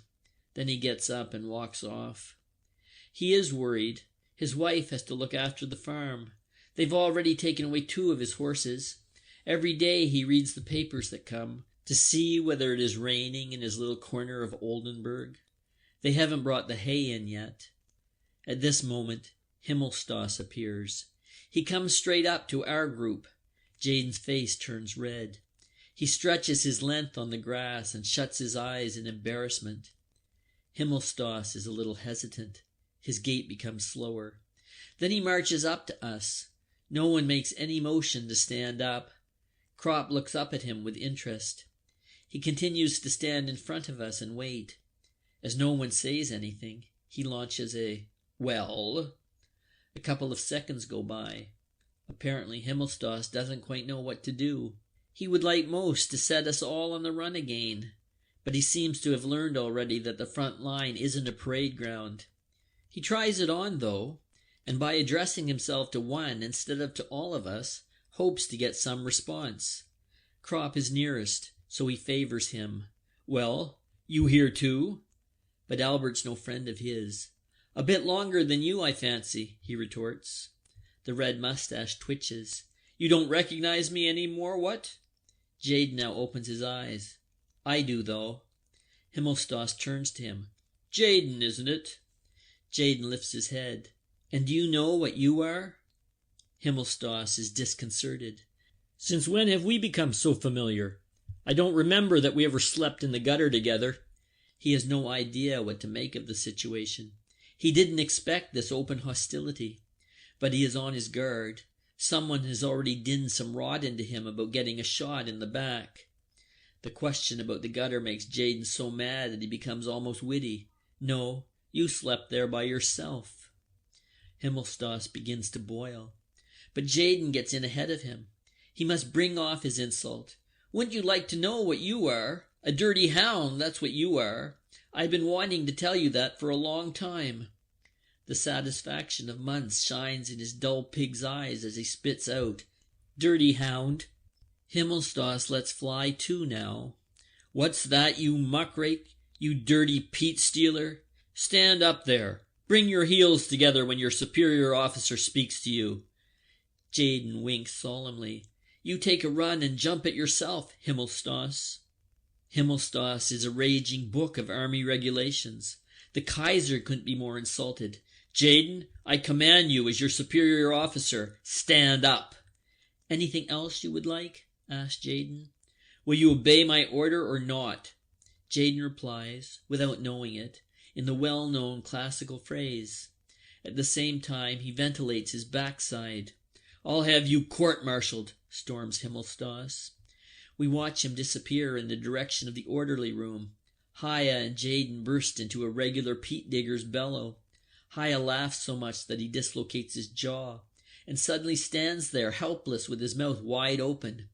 Albert has to put it back again by giving it a blow with his fist. Cad is troubled. If he reports you, it'll be pretty serious. Do you think he will? Asked Jaden. Sure to, I say. The least you'll get will be 5 days close arrest, says Cat. That doesn't worry Jaden. 5 days clink or 5 days rest. And if they send you to the fortress, urges the thoroughgoing Mueller, well, for the time being, the war will be over so far as I am concerned. Jaden is a cheerful soul. There aren't any worries for him. He goes off with Haya and Lear so they won't find him in the first flush of the excitement. Mueller hasn't finished yet. He tackles Krop again. Albert, if you were really at home now, what would you do? Krop is contented now and more accommodating. How many of us were there in the class exactly? We count up. Out of 20, 7 are dead, 4 wounded, 1 in a madhouse. That makes 12 privates. 3 of them are lieutenants, says Mueller. Do you think they would still let Cantorex sit on them? We guess not. We wouldn't let ourselves be sat on for that matter. What do you mean by the threefold theme in William Tell, says Krop reminiscently, and roars with laughter. What was the purpose of the Poetic League of Göttingen? Asked Mueller suddenly and earnestly. How many children had Charles the Bald? I interrupt gently. You'll never make anything of your life, Bäumer, croaks Mueller. When was the Battle of Zana? Krop wants to know. You lack the studious mind, Krop. Sit down. 3-. I wink. What offices did Lycurgus consider the most important for the state? Asked Mueller, pretending to take off his pince-nez. Does it go, we Germans fear God and none else in the whole world? Or we the Germans fear God and... I submit. How many inhabitants has Melbourne? Asked Mueller. How do you expect to succeed in life if you don't know that? I asked Albert hotly, which he caps with, what is meant by cohesion? We remember mighty little of all that rubbish. Anyway, it has never been the slightest use to us. At school, nobody taught us how to light a cigarette in a storm of rain, nor how a fire could be made with wet wood, nor that it is best to stick a bayonet in the belly, because there it doesn't get jammed as it does in the ribs. Mueller says thoughtfully, what's the use? We'll have to go back and sit on the forms again. I consider that out of the question. We might take a special exam. That needs preparation, and if you do get through, what then? A student's life isn't any better. If you have no money, you have to work like the devil. It's a bit better, but it's rot all the same, everything they teach you. Krop supports me. How can a man take all that stuff seriously when he's once been out here? Still, you must have an occupation of some sort, insists Mueller, as though he were Cantorek himself. Albert cleans his nails with a knife. We are surprised at this delicacy, but it is merely pensiveness. He puts the knife away and continues. That's just it. Cad and Dietering and Haya will go back to their jobs because they had them already. Himmelstoss too. But we never had any. How will we ever get used to one after this? Here.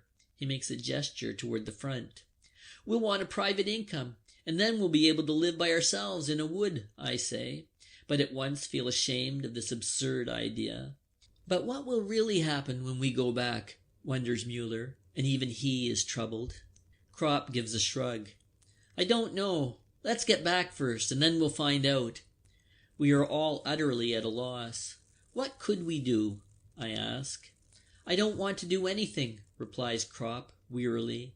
You'll be dead one day, so what does it matter? I don't think we'll ever go back. When I think about it, Albert, I say after a while, rolling over on my back, when I hear the word peacetime, it goes to my head, and if it really came, I think I would do some unimaginable thing, something, you know, that it's worth having lain here in the muck for. But I can't even imagine anything.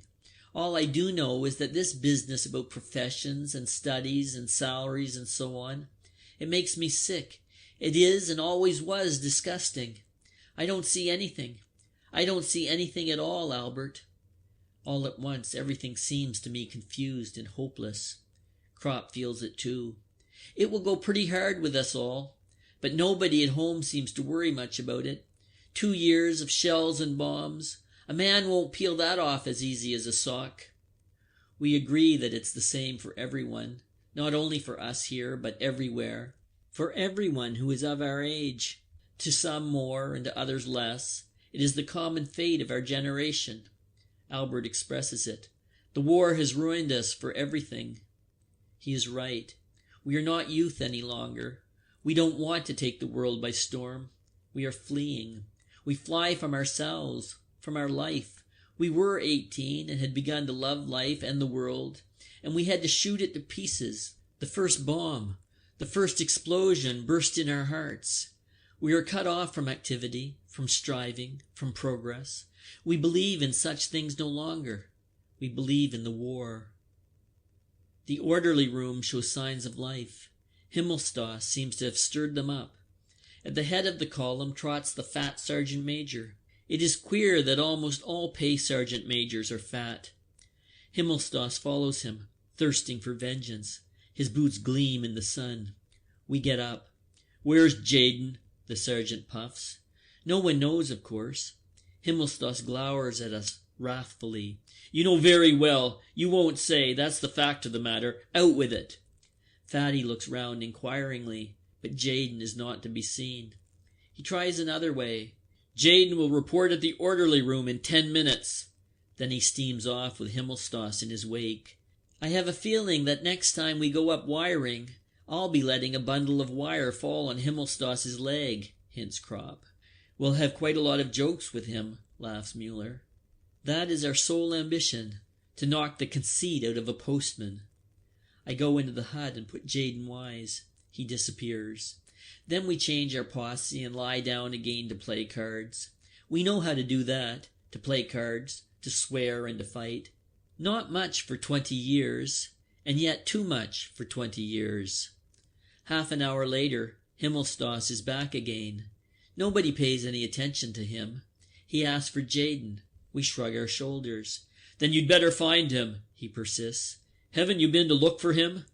Crop lies back in the grass and says, Have you ever been out here before? That's none of your business, retorts Himmelstoss. I expect an answer. Very good, says Crop, getting up.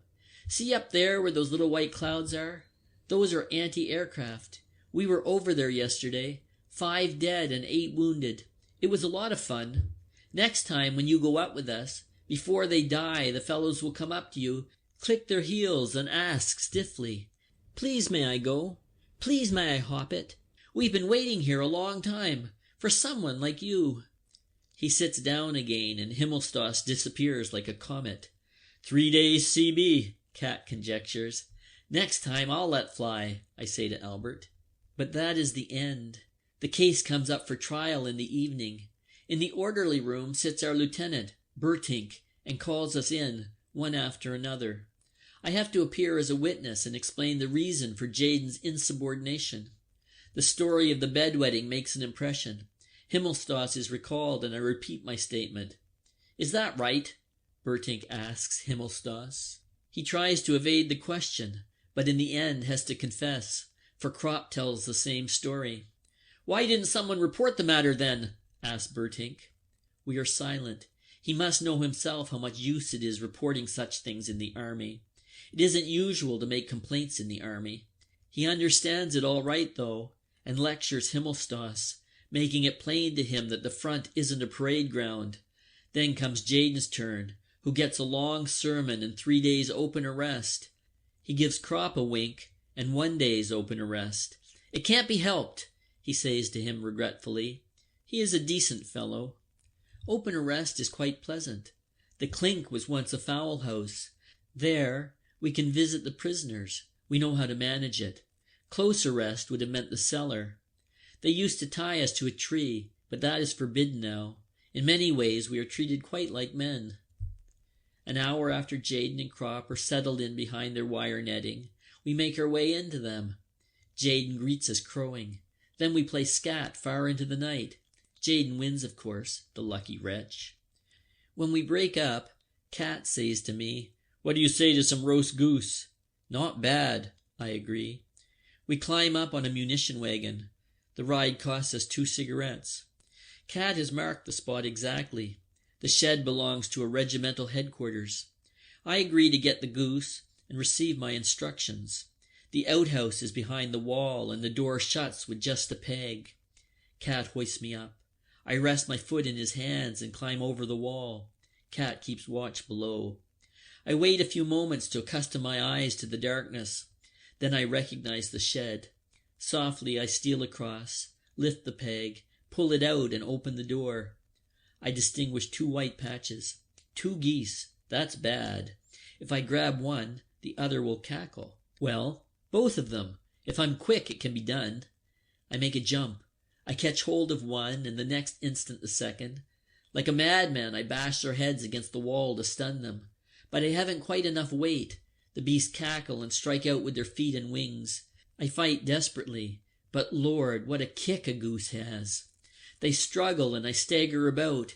In the dark, these white patches are terrifying. My arms have grown wings, and I'm almost afraid of going up into the sky, as though I held a couple of captive balloons in my fists. Then the row begins. One of them gets his breath and goes off like an alarm clock. Before I can do anything, something comes in from outside. I feel a blow, lie outstretched on the floor, and hear awful growls. A dog. I steal a glance to the side. He makes a snap at my throat. I lie still and tuck my chin into my collar. It's a bulldog.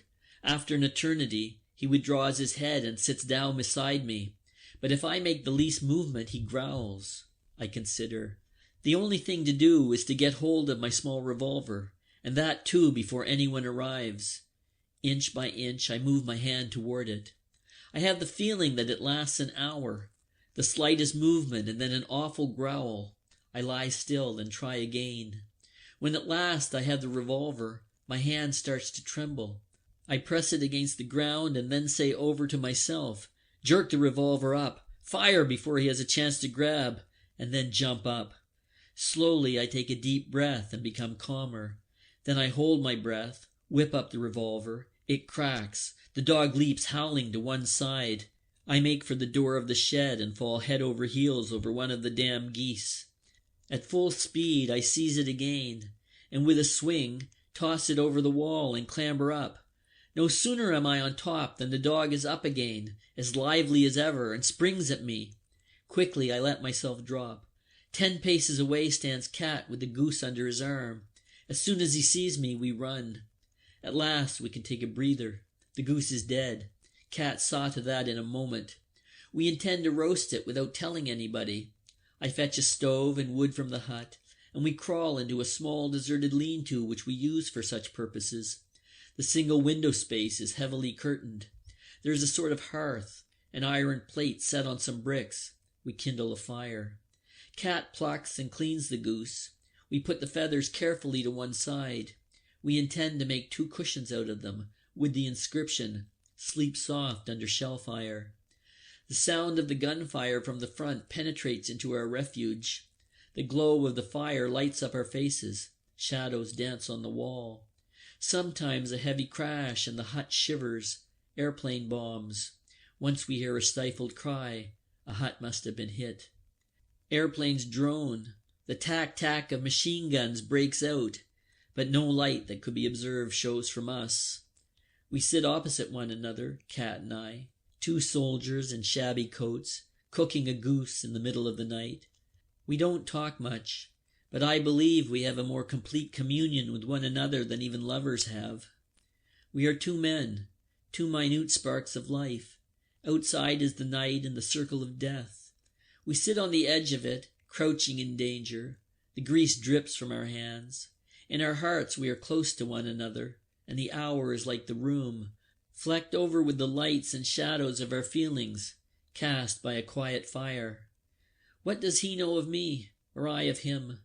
Formerly we should not have had a single thought in common. Now we sit with a goose between us and feel in unison, and are so intimate that we do not even speak. It takes a long time to roast a goose, even when it is young and fat. So we take turns. One bastes it while the other lies down and sleeps. A grand smell gradually fills the hut. The noises without increase in volume, pass into my dream, and yet linger in my memory. In a half-sleep I watch Cat dip and raise the ladle. I love him, his shoulders, his angular stooping figure, and at the same time I see behind him woods and stars, and a clear voice utters words that bring me peace. To me, a soldier in big boots, belt, and knapsack, taking the road that lies before him under the high heaven, quickly forgetting and seldom sorrowful, forever pressing on under the wide night sky. A little soldier and a clear voice, and if anyone were to caress him, he would hardly understand. This soldier with the big boots and shut heart, who marches because he is wearing big boots and has forgotten all else but marching. Beyond the skyline is a country with flowers, lying so still that he would like to weep. There are sights there that he has not forgotten, because he never possessed them. Perplexing, yet lost to him. Are not his 20 summers there? Is my face wet? And where am I? Cat stands before me. His gigantic, stooping shadow falls upon me like home. He speaks gently. He smiles and goes back to the fire. Then he says, "It's done." "Yes, Cat." I stir myself. In the middle of the room shines the brown goose. We take out our collapsible forks and our pocket knives, and each cuts off a leg. With it we have army bread dipped in gravy. We eat slowly and with gusto. "How does it taste, Cat?" "Good. And yours?" "Good, Cat." We are brothers, and press on one another the choicest pieces. Afterwards I smoke a cigarette, and Cat a cigar. There is still a lot left. "How would it be, Cat, if we took a bit to Crop and Jaden?" "Sure," says he. We carve off a portion and wrap it up carefully in newspaper. The rest we thought of taking over to the hut. Cat laughs and simply says, "Jaden." I agree. We will have to take it all. So we go off to the fowl house to wake them, but first we pack away the feathers. Crop and Jaden take us for magicians. Then they get busy with their teeth. Jaden holds a wing in his mouth with both hands like a mouth organ and gnaws. He drinks the gravy from the pot and smacks his lips. "May I never forget you." We go to our hut. Again there is the lofty sky with the stars and the oncoming dawn. And I pass on beneath it, a soldier with big boots and a full belly, a little soldier in the early morning. But by my side, stooping and angular, goes Cat, my comrade. The outlines of the huts are upon us in the dawn, like a dark, deep sleep. End of Chapter 5. Chapter 6. There are rumors of an offensive. We go up to the front 2 days earlier than usual. On the way we pass a shelled schoolhouse. Stacked up against its longer side is a high double wall of yellow, unpolished, brand-new coffins. They still smell of fir and pine and the forest. There are at least 100. "That's a good preparation for the offensive," says Mueller, astonished. "They're for us," growls Dietering. "Don't talk rot," says Cat to him angrily. "You'll be thankful if you get so much as a coffin," grins Jaden. "They'll slip you a waterproof sheet for your old Aunt Sally of a carcass." The others jest too. Unpleasant jests. But what else can a man do? The coffins are really for us. The organization surpasses itself in that kind of thing. Ahead of us everything is simmering. The first night we try to get our bearings. When it is fairly quiet, we can hear the transports behind the enemy lines, rolling ceaselessly until dawn. Cat says they do not go back. but are bringing up troops, munitions, and shells. The English artillery has been strengthened. That we can detect at once. There are at least 4 more batteries of 25s to the right of the farm, and behind the poplars they have put in trench mortars. Besides these, they have brought up a number of those little French beasts with instantaneous fuses. We are in low spirits. After we have been in the dugouts 2 hours, our own shells begin to fall in the trench. This is the 3rd time in 4 weeks. If it were simply a mistaken aim, no one would say anything. But the truth is that the barrels are worn out. The shots are often so uncertain that they land within our own lines. Tonight, 2 of our men were wounded by them. The front is a cage in which we must await fearfully whatever may happen. We lie under the network of arching shells and live in a suspense of uncertainty. Over us, chance hovers. If a shot comes, we can duck. That is all. We neither know nor can determine where it will fall. It is this chance that makes us indifferent. A few months ago I was sitting in a dugout, playing scat. After a while I stood up and went to visit some friends in another dugout. On my return, nothing more was to be seen of the first one. It had been blown to pieces by a direct hit. I went back to the second and arrived just in time to lend a hand digging it out. In the interval, it had been buried. It is just as much a matter of chance that I am still alive as that I might have been hit. In a bomb-proof dugout, I may be smashed to atoms and in the open may survive 10 hours' bombardment unscathed. No soldier outlives 1,000 chances, but every soldier believes in chance and trusts his luck. We must look out for our bread. The rats have become much more numerous lately because the trenches are no longer in good condition. Dietering says it is a sure sign of a coming bombardment. The rats here are particularly repulsive. They are so fat, the kind we call corpse rats. They have shocking, evil, naked faces, and it is nauseating to see their long, nude tails. They seem to be mighty hungry. Almost every man has had his bread gnawed. Kropp wrapped his in his waterproof sheet and put it under his head, but he cannot sleep because they run over his face to get at it. Dietering meant to outwit them. He fastened a thin wire to the roof and suspended his bread from it. During the night, when he switched on his pocket torch, he saw the wire swinging to and fro. On the bread was riding a fat rat.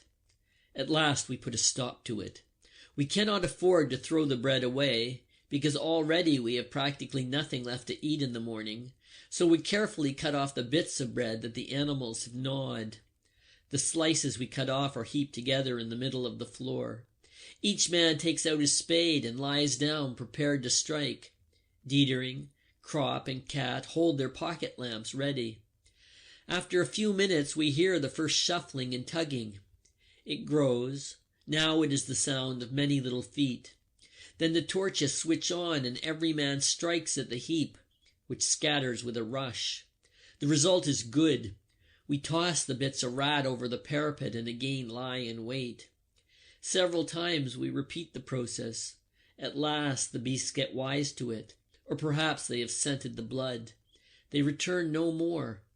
Nevertheless, before morning, the remainder of the bread on the floor has been carried off. In the adjoining sector they attacked 2 large cats and a dog, bit them to death, and devoured them. Next day there is an issue of Idamar cheese. Each man gets almost a quarter of a cheese. In one way that is all to the good, for Idamar is tasty. But in another way it is vile, because the fat red balls have long been a sign of a bad time coming. Our forebodings increase as rum is served out. We drink it, of course, but are not greatly comforted. For days we loaf about and make war on the rats. Ammunition and hand grenades become more plentiful.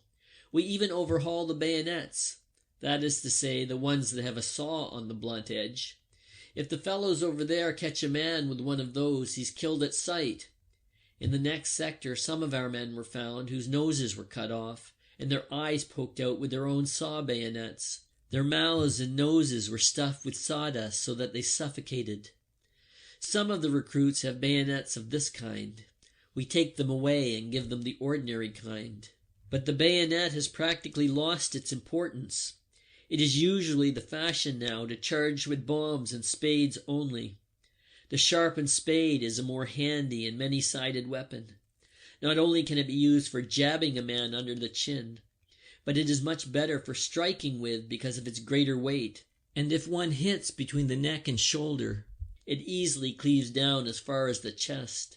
The bayonet frequently jams on the thrust, and then a man has to kick hard on the other fellow's belly to pull it out again, and in the interval he may easily get one himself, and what's more, the blade often gets broken off. At night they send over gas. We expect the attack to follow and lie with our masks on, ready to tear them off as soon as the first shadow appears. Dawn approaches without anything happening. Only the everlasting, nerve-wracking roll behind the enemy lines. Trains, lorries. But what are they concentrating? Our artillery fires on it continually, but still it does not cease. We have tired faces and avoid each other's eyes. "It will be like the Somme," says Cat gloomily. "There we were shelled steadily for 7 days and nights." Cat has lost all his fun since we have been here, which is bad, for Cat is an old front hog and can smell what is coming. Only Jaden seems pleased with the good rations and the rum. He thinks we might even go back to rest without anything happening at all. It almost looks like it. Day after day passes. At night I squat in the listening post. Above me, the rockets and parachute lights shoot up and float down again. I am cautious and tense. My heart thumps. My eyes turn again and again to the luminous dial of my watch. The hands will not budge. Sleep hangs on my eyelids. I work my toes in my boots in order to keep awake. Nothing happens till I am relieved. Only the everlasting rolling, over there. Gradually we grow calmer and play scat and poker continually. Perhaps we will be lucky. All day the sky is hung with observation balloons. There is a rumor that the enemy are going to put tanks over and use low-flying planes for the attack. But that interests us less than what we hear of the new flamethrowers. We wake up in the middle of the night. The earth booms. Heavy fire is falling on us. We crouch into corners. We distinguish shells of every caliber.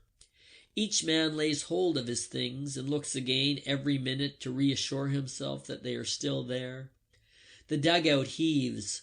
The night roars and flashes. We look at each other in the momentary flashes of light, and with pale faces and pressed lips shake our heads. Every man is aware of the heavy shells tearing down the parapet, rooting up the embankment and demolishing the upper layers of concrete. When a shell lands in the trench, we note how the hollow, furious blast is like a blow from the paw of a raging beast of prey.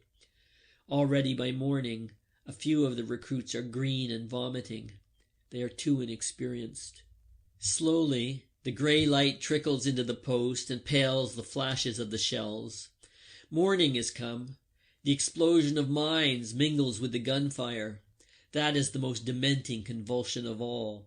The whole region where they go up becomes one grave. The reliefs go out. The observers stagger in, covered with dirt and trembling. One lies down in silence in the corner and eats. The other, a reservist reinforcement, sobs. Twice he has been flung over the parapet by the blast of the explosions, without getting any more than shell shock. The recruits are eyeing him. We must watch them. These things are catching. Already some lips begin to quiver.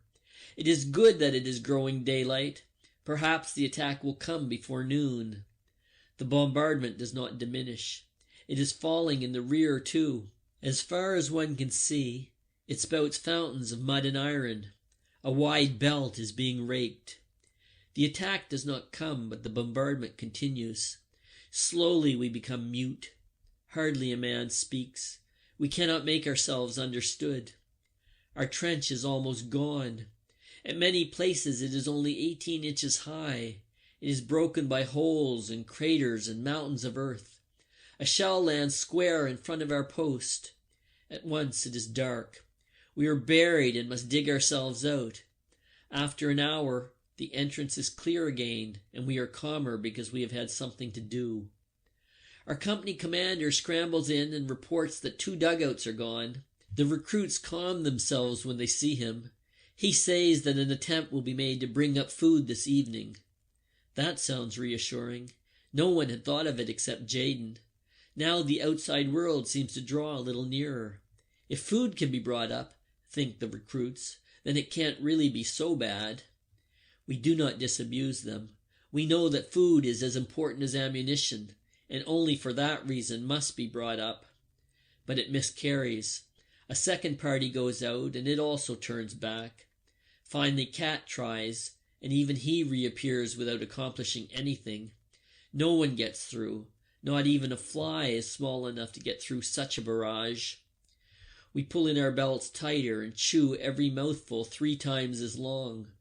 Still the food does not last out. We are damnably hungry.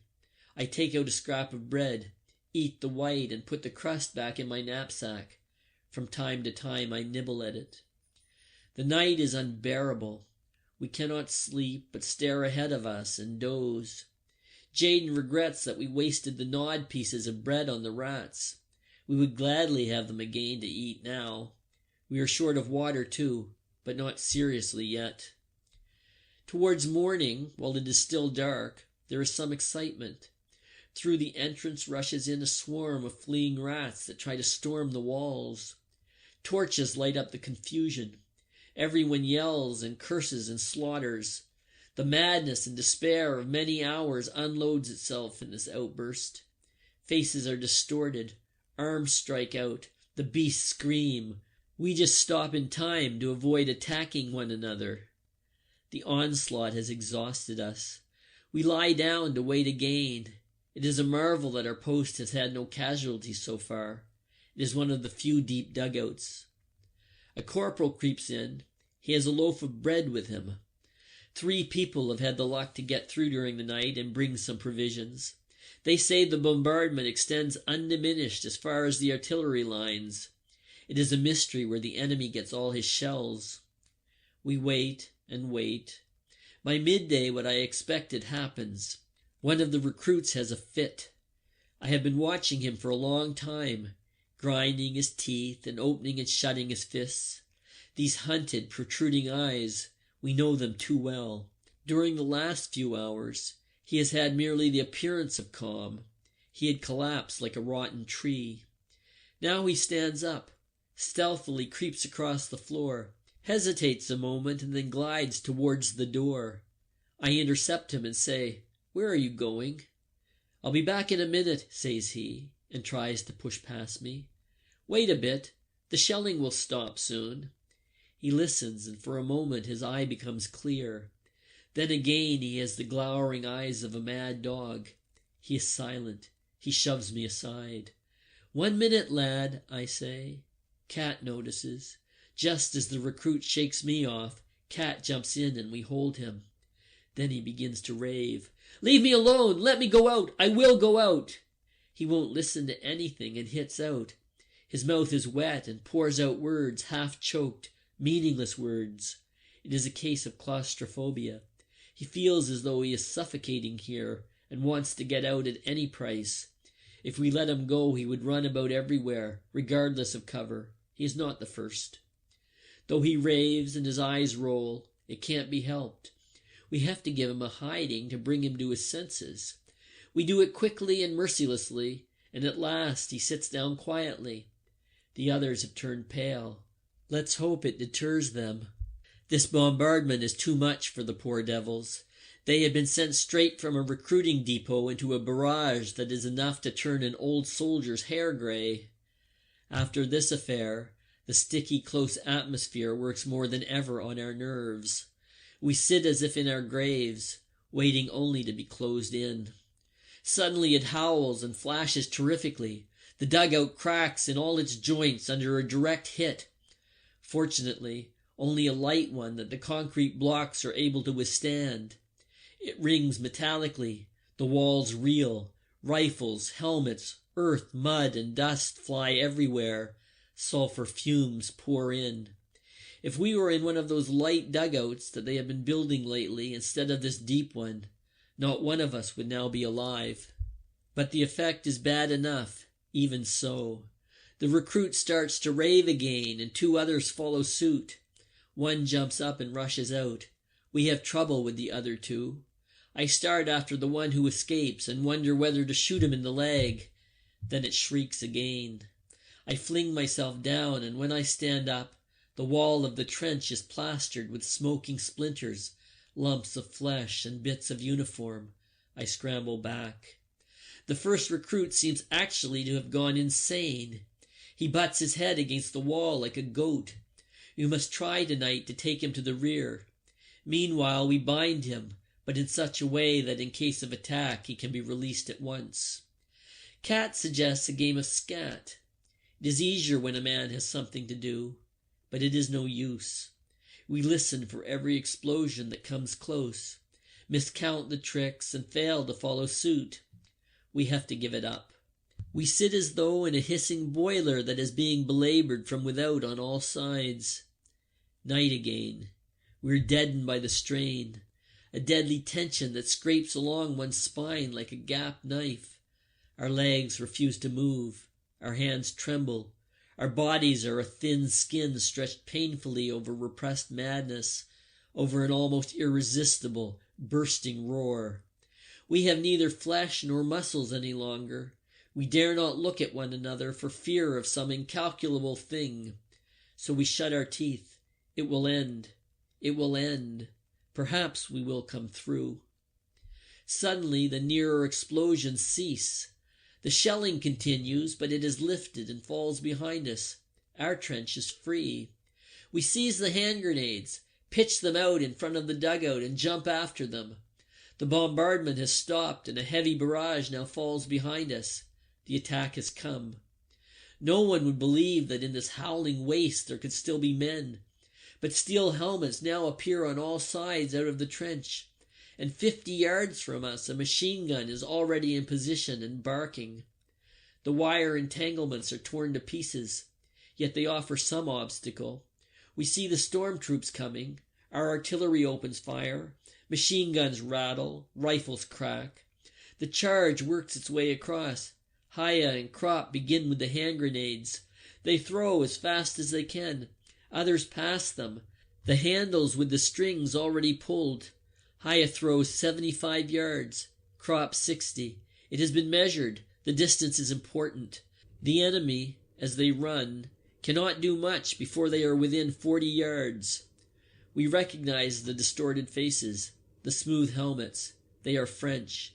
They have already suffered heavily when they reach the remnants of the barbed wire entanglements. A whole line has gone down before our machine guns. Then we have a lot of stoppages, and they come nearer. I see one of them, his face upturned, fall into a wire cradle. His body collapses. His hands remain suspended as though he were praying. Then his body drops clean away, and only his hands, with the stumps of his arms shot off, now hang in the wire. The moment we are about to retreat, 3 faces rise up from the ground in front of us. Under one of the helmets, a dark pointed beard and 2 eyes that are fastened on me. I raise my hand, but I cannot throw into those strange eyes. For one mad moment, the whole slaughter whirls like a circus round me, and these 2 eyes that are alone motionless. Then the head rises up, a hand, a movement, and my hand grenade flies through the air and into him. We make for the rear, pull wire cradles into the trench, and leave bombs behind us with the string pulled, which ensure us a fiery retreat. The machine guns are already firing from the next position. We have become wild beasts. We do not fight. We defend ourselves against annihilation. It is not against men that we fling our bombs. What do we know of men in this moment when death with hands and helmets is hunting us down? Now, for the first time in 3 days, we can see his face. Now, for the first time in 3 days, we can oppose him. We feel a mad anger. No longer do we lie helpless, waiting on the scaffold. We can destroy and kill, to save ourselves and be revenged. We crouch behind every corner, behind every barrier of barbed wire, and hurl heaps of explosives at the feet of the advancing enemy before we run. The blast of the hand grenades impinges powerfully on our arms and legs. Crouching like cats, we run on, overwhelmed by this wave that bears us along, that fills us with ferocity, turning us into thugs, into murderers, into God only knows what devils. This wave that multiplies our strength with fear and madness and greed of life, seeking and fighting for nothing but our deliverance. If your own father came over with them, you would not hesitate to fling a bomb into him. The forward trenches have been abandoned. Are they still trenches? They are blown to pieces, annihilated. There are only broken bits of trenches, holes linked by tracks, nests of craters. That is all. But the enemy's casualties increase. They did not count on so much resistance. It is nearly noon. The sun blazes hotly. The sweat stings in our eyes. We wipe it off on our sleeves and often blood with it. At last we reach a trench that is in somewhat better condition. It is manned and ready for the counterattack. It receives us. Our guns open up in full blast and cut off the enemy attack. The lines behind us stop. They can advance no further. The attack is crushed by our artillery. We watch. The fire lifts 100 yards and we break forward. Beside me, a lance corporal has his head torn off. He runs a few steps more while the blood spouts from his neck like a fountain. It does not come quite to hand fighting. They are driven back. We arrive once again at our shattered trench and pass on beyond it. Oh, this turning back again. We reach the shelter of the reserves and yearn to creep in and disappear. But instead, we must turn round and plunge again into the horror. If we were not automata at that moment, we would continue lying there, exhausted and without will.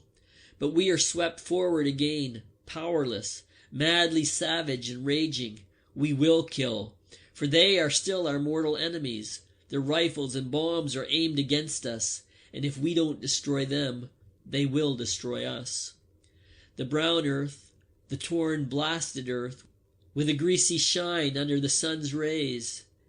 The earth is the background of this restless, gloomy world of automatons. Our gasping is the scratching of a quill. Our lips are dry. Our heads are debauched with stupor.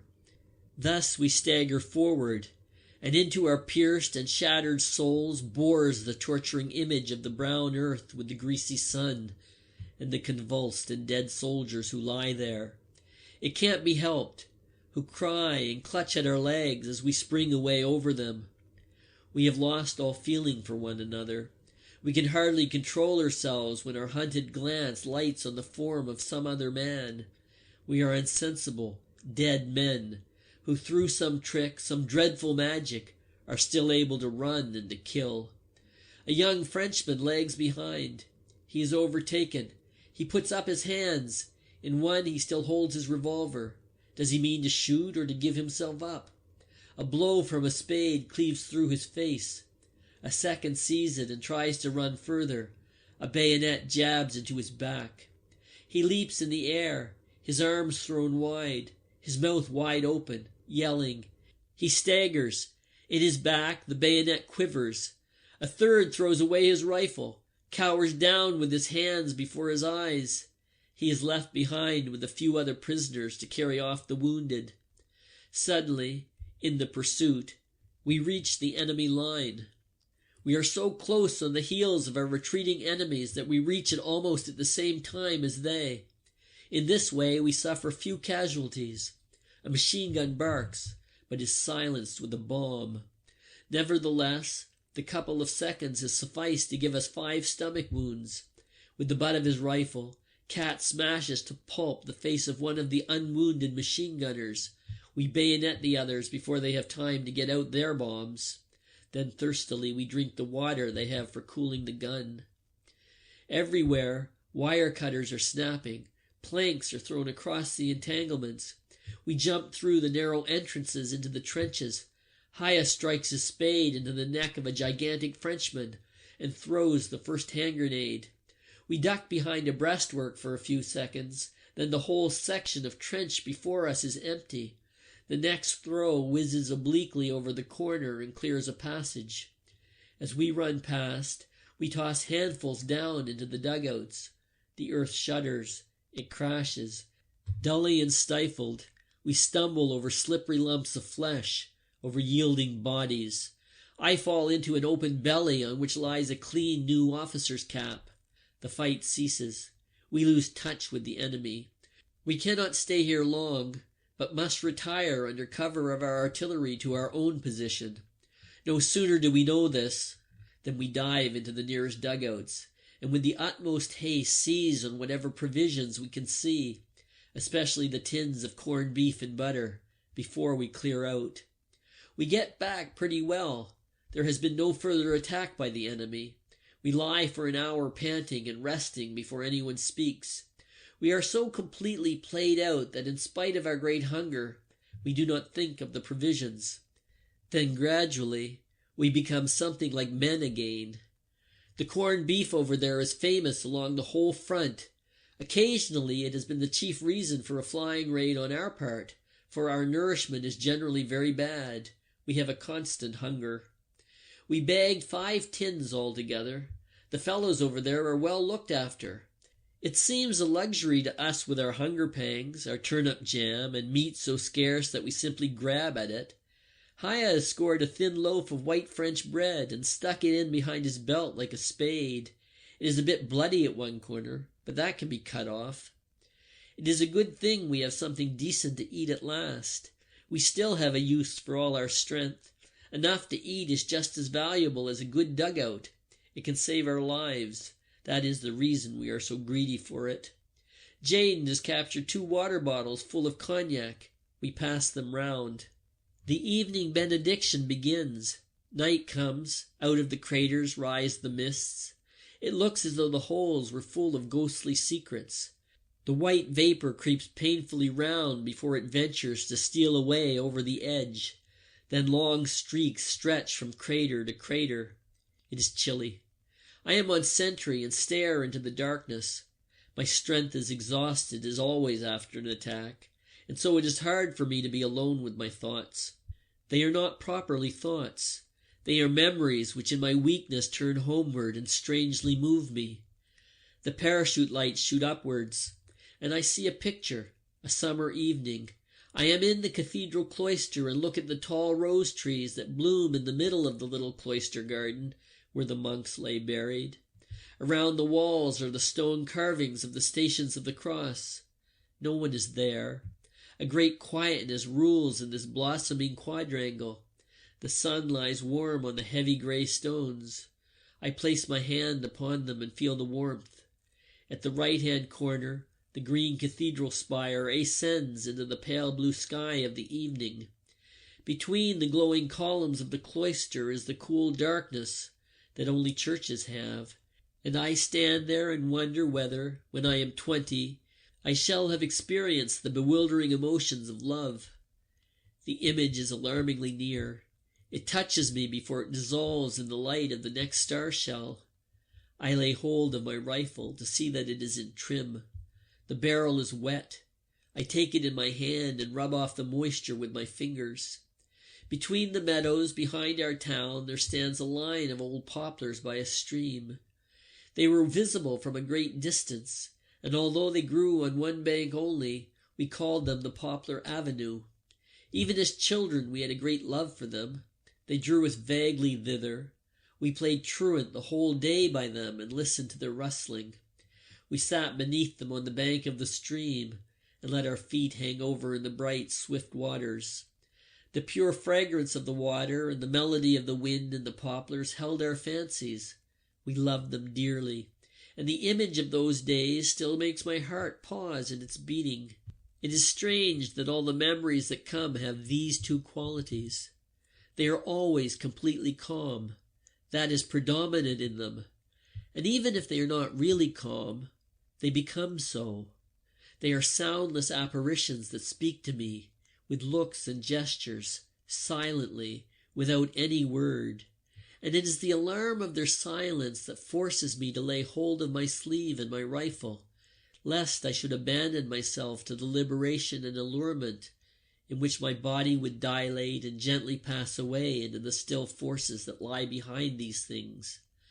They are quiet in this way because quietness is so unattainable for us now.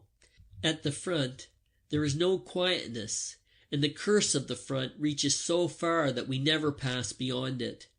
Even in the remote depots and rest areas, the droning and the muffled noise of shelling is always in our ears. We are never so far off that it is no more to be heard, but these last few days it has been unbearable. Their stillness is the reason why these memories of former times do not awaken desire so much as sorrow, a strange, inapprehensible melancholy. Once we had such desires, but they return not. They are past. They belong to another world that is gone from us. In the barracks they called forth a rebellious, wild craving for their return. For then they were still bound to us. We belonged to them and they to us, even though we were already absent from them. They appeared in the soldiers' songs which we sang as we marched between the glow of the dawn and the black silhouettes of the forest to drill on the moor. They were a powerful remembrance that was in us and came from us. But here in the trenches they are completely lost to us. They arise no more. We are dead, and they stand remote on the horizon. They are an apparition, a mysterious reflection drawing us home, that we fear and love without hope. They are strong, and our desire is strong, but they are unattainable, and we know it. And even if these scenes of our youth were given back to us, we would hardly know what to do. The tender, secret influence that passed from them into us could not arise again. We long to be in them and to move in them. We long to remember and to love them and to be stirred by the sight of them. But it would be like gazing at the photograph of a dead comrade. Those are his features. It is his face, and the days we spent together take on a mournful life in the memory. But the man himself it is not. We could never again, as the same beings, take part in those scenes. It was not any recognition of their beauty and their significance that attracted us, but the communion, the feeling of a comradeship with the things and events of our existence, which cut us off and made the world of our parents a thing incomprehensible to us. For then we surrendered ourselves to events and were lost in them. And the least little thing was enough to carry us down the stream of eternity. Perhaps it was only the privilege of our youth, but as yet we recognized no limits and saw nowhere an end. We had that thrill of expectation in the blood which united us with the course of our days. Today we would pass through the scenes of our youth like travelers. We are burnt up by hard facts. Like tradesmen, we understand distinctions, and like butchers, necessities. We are no longer untroubled, we are indifferent. We long to be there, but could we live there? We are forlorn like children, and experienced like old men. We are crude and sorrowful and superficial. I believe we are lost. My hands grow cold and my flesh creeps, and yet the night is warm. Only the mist is cold, this mysterious mist that trails the dead before us and sucks from them their last creeping life. By morning they will be pale and green and their blood congealed and black. Still, the parachute rockets shoot up and cast their pitiless light over the stony landscape, which is full of craters and frozen lights like a moon. The blood beneath my skin brings fear and restlessness into my thoughts. They become feeble and tremble. They desire warmth and life. They cannot endure without sympathy and communion. They are disordered before the naked picture of despair. I hear the rattle of the mess tins and immediately feel a strong desire for warm food. It would do me good and comfort me. Painfully, I force myself to wait until I am relieved. Then I go into the dugout and find a mug of barley. It is cooked and fat and tastes good. I eat it slowly. I remain quiet, though the others are in a better mood, for the shelling has died down. The days go by, and the incredible hours follow one another as a matter of course. Attacks alternate with counterattacks, and slowly the dead pile up in the field of craters between the trenches. We are able to bring in most of the wounded that do not lie too far off, but many have long to wait, and we listen to them dying. For one of them we search 2 days in vain. He must be lying on his belly and unable to turn over. Otherwise it is hard to understand why we cannot find him. For it is only when a man has his mouth close to the ground that it is impossible to gauge the direction of his cry. He must have been badly hit, one of those nasty wounds, neither so severe that they exhaust the body at once and a man dreams on in a half-swoon, nor so light that a man endures the pain in the hope of becoming well again. Cat thinks he has either a broken pelvis or a shot through the spine. His chest cannot have been injured, otherwise he would not have such strength to cry out, and if it were any other kind of wound, it would be possible to see him moving. He grows gradually hoarser. The voice sounds so desperate that it prevails everywhere. The first night, some of our fellows go out 3 times to look for him, but when they think they have located him and crawl across, next time they hear the voice, it seems to come from somewhere else altogether. We search in vain until dawn. We scrutinize the field all day with glasses, but discover nothing. On the second day the calls are fainter. That will be because his lips and mouth have become dry. Our company commander has promised special leave with 3 days extra to anyone who finds him. That is a powerful inducement, but we would do all that is possible without that, for his cry is terrible. Cat and Crop even go out in the afternoon, and Albert gets the lobe of his ear shot off in consequence. It is to no purpose. They come back without him. It is easy to understand what he cries.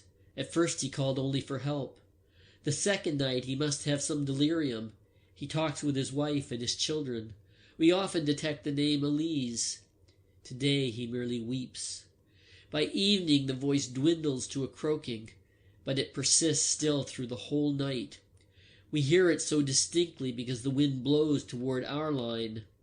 In the morning, when we suppose he must already have long gone to his rest, there comes across to us one last gurgling rattle. The days are hot and the dead lie unburied. We cannot fetch them all in. If we did, we should not know what to do with them. The shells will bury them. Many have their bellies swollen up like balloons. They hiss, belch, and make movements. The gases in them make noises. The sky is blue and without clouds. In the evening it grows sultry and the heat rises from the earth. When the wind blows toward us, it brings the smell of blood, which is heavy and sweet. This deadly exhalation from the shell holes seems to be a mixture of chloroform and putrefaction, and fills us with nausea and retching. The nights become quiet, and the hunt for copper-driving bands and the silken parachutes of the French star shells begins. Why the driving bands are so desirable no one knows exactly. The collectors merely assert that they are valuable. Some have collected so many that they will stoop under the weight of them when we go back. But Haya at least gives a reason. He intends to give them to his girl to supplement her garters. At this, the Frisians explode with mirth. They slap their knees. By Jove, though, he's a wit, Haya is. He's got brains. Jane especially can hardly contain himself. He takes the largest of the rings in his hand, and every now and then puts his leg through it to show how much slack there is. Haya, man, she must have legs like legs. His thoughts mount somewhat higher. And a behind, too. She must have like an elephant. He cannot get over it. I wish I could play hot hand with her once. My hat. Haya beams, proud that his girl should receive so much appreciation. She's a nice bit, he says with self-satisfaction. The parachutes are turned to more practical uses. According to the size of the bust, 3 or perhaps 4 will make a blouse. Crop and I use them as handkerchiefs. The others send them home. If the women could see at what risk these bits of rag are often obtained, they would be horrified. Cat surprises Jaden, endeavoring with perfect equanimity to knock the driving band off a dud. If anyone else had tried it, the thing would have exploded, but Jaden always has his luck with him. One morning, 2 butterflies play in front of our trench. They are brimstone butterflies with red spots on their yellow wings. What can they be looking for here? There's not a plant nor a flower for miles. They settle on the teeth of a skull. The birds, too, are just as carefree. They have long since accustomed themselves to the war. Every morning, larks ascend from no man's land. A year ago, we watched them nesting. The young ones grew up, too. We have a spell from the rats in the trench. They are in no man's land. We know what for. They grow fat. When we see one, we have a crack at it. At night, we hear again the rolling behind the enemy lines. All day, we have only the normal shelling, so that we are able to repair the trenches. There is always plenty of amusement. The airmen see to that. There are countless fights for us to watch every day. Battle planes don't trouble us, but the observation planes we hate like the plague. They put the artillery on to us. A couple of minutes after they appear, shrapnel and high explosives begin to drop on us. We lose 11 men in one day that way, and 5 of them stretcher bearers. 2 are so smashed that Jaden remarks you could scrape them off the wall of the trench with a spoon and bury them in a mess tin. Another has the lower part of his body and his legs torn off. Dead, his chest leans against the side of the trench. His face is lemon yellow. In his beard still burns a cigarette. It glows until it dies out on his lips. We put the dead in a large shell hole. So far there are 3 layers, one on top of the other. Suddenly, the shelling begins to pound again. Soon, we are sitting up once more with the rigid tenseness of blank anticipation. Attack, counterattack, charge, repulse. These are words, but what things they signify. We have lost a good many men, mostly recruits. Reinforcements have again been sent up to our sector. It is one of the new regiments, composed of young fellows called up during the last year. They have had hardly any training and are sent into the field with only a theoretical knowledge. They do know what a hand grenade is, it is true, but they have very little idea of cover, and what is most important of all, have no eye for it. A fold in the ground has to be quite 18 inches high before they can see it. Although we need reinforcement, the recruits give us almost more trouble than they are worth. They are helpless in this grim fighting area. They fall like flies. The present method of fighting from posts demands knowledge and experience. A man must have a feeling for the contours of the ground, an ear for the sound and character of the shells, must be able to decide beforehand where they will drop, how they will burst, and how to shelter from them. The young recruits, of course, know none of these things. They get killed simply because they can hardly tell shrapnel from high explosive.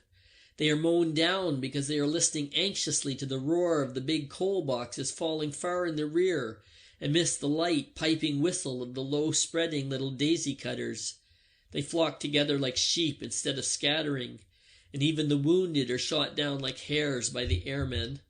Their pale, turn-up faces, their pitiful clenched hands, the miserable courage of these poor devils, the desperate charges and attacks made by these poor brave devils, who are so terrified that they dare not cry out loudly, but with battered chests and torn bellies and arms and legs, only whisper softly for their mothers and cease as soon as one looks at them.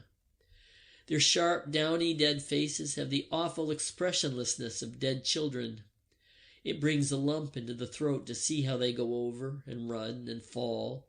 A man would like to spank them, they are so stupid, and to take them by the arm and lead them away from here where they have no business to be. They wear grey coats and trousers and boots, but for most of them the uniform is far too big. It hangs on their limbs. Their shoulders are too narrow, their bodies too slight. No uniform was ever made to these childish measurements.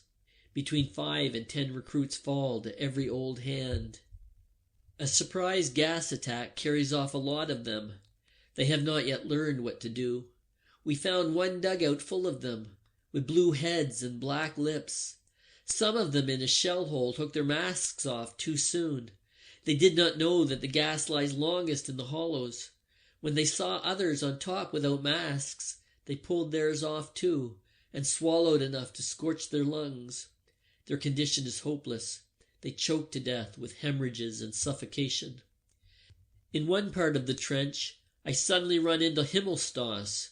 We dive into the same dugout. Breathless, we are all lying one beside the other, waiting for the charge. When we run out again, although I am very excited, I suddenly think, where's Himmelstoss? Quickly I jump back into the dugout and find him with a small scratch, lying in a corner, pretending to be wounded. His face looks sullen. He is in a panic. He is new to it too. But it makes me mad that the young recruit should be out there, and he here. Get out! I spit. He does not stir. His lips quiver. His mustache twitches. Out! I repeat. He draws up his legs, crouches back against the wall, and shows his teeth like a cur. I seize him by the arm and try to pull him up. He barks. That is too much for me. I grab him by the neck and shake him like a sack. His head jerks from side to side. You lump, will you get out? You hound, you skunk, sneak out of it, would you? His eye becomes glassy. I knock his head against the wall. You cow! I kick him in the ribs. You swine! I push him toward the door and shove him out head first. Another wave of our attack has just come up. A lieutenant is with them. He sees us and yells, Forward! Forward! Join in! Follow! And the word of command does what all my banging could not. Himmelstoss hears the order, looks round him as if awakened, and follows on. I come after and watch him go over. Once more he is the smart Himmelstoss of the parade ground. He has even outstripped the lieutenant and is far ahead. Bombardment, barrage, curtain fire, mines, gas, tanks, machine guns, hand grenades. Words, words, but they hold the horror of the world. Our faces are encrusted. Our thoughts are devastated. We are weary to death. When the attack comes, we shall have to strike many of the men with our fists to waken them and make them come with us. Our eyes are burnt. Our hands are torn. Our knees bleed. Our elbows are raw. How long has it been? Weeks? Months? Years? Only days. We see time pass in the colorless faces of the dying. We cram food into us. We run. We throw. We shoot. We kill. We lie about.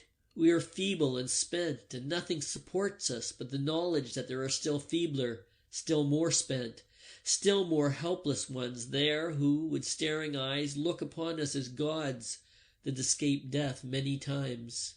In the few hours of rest, we teach them. There, see that waggle top? That's a mortar coming.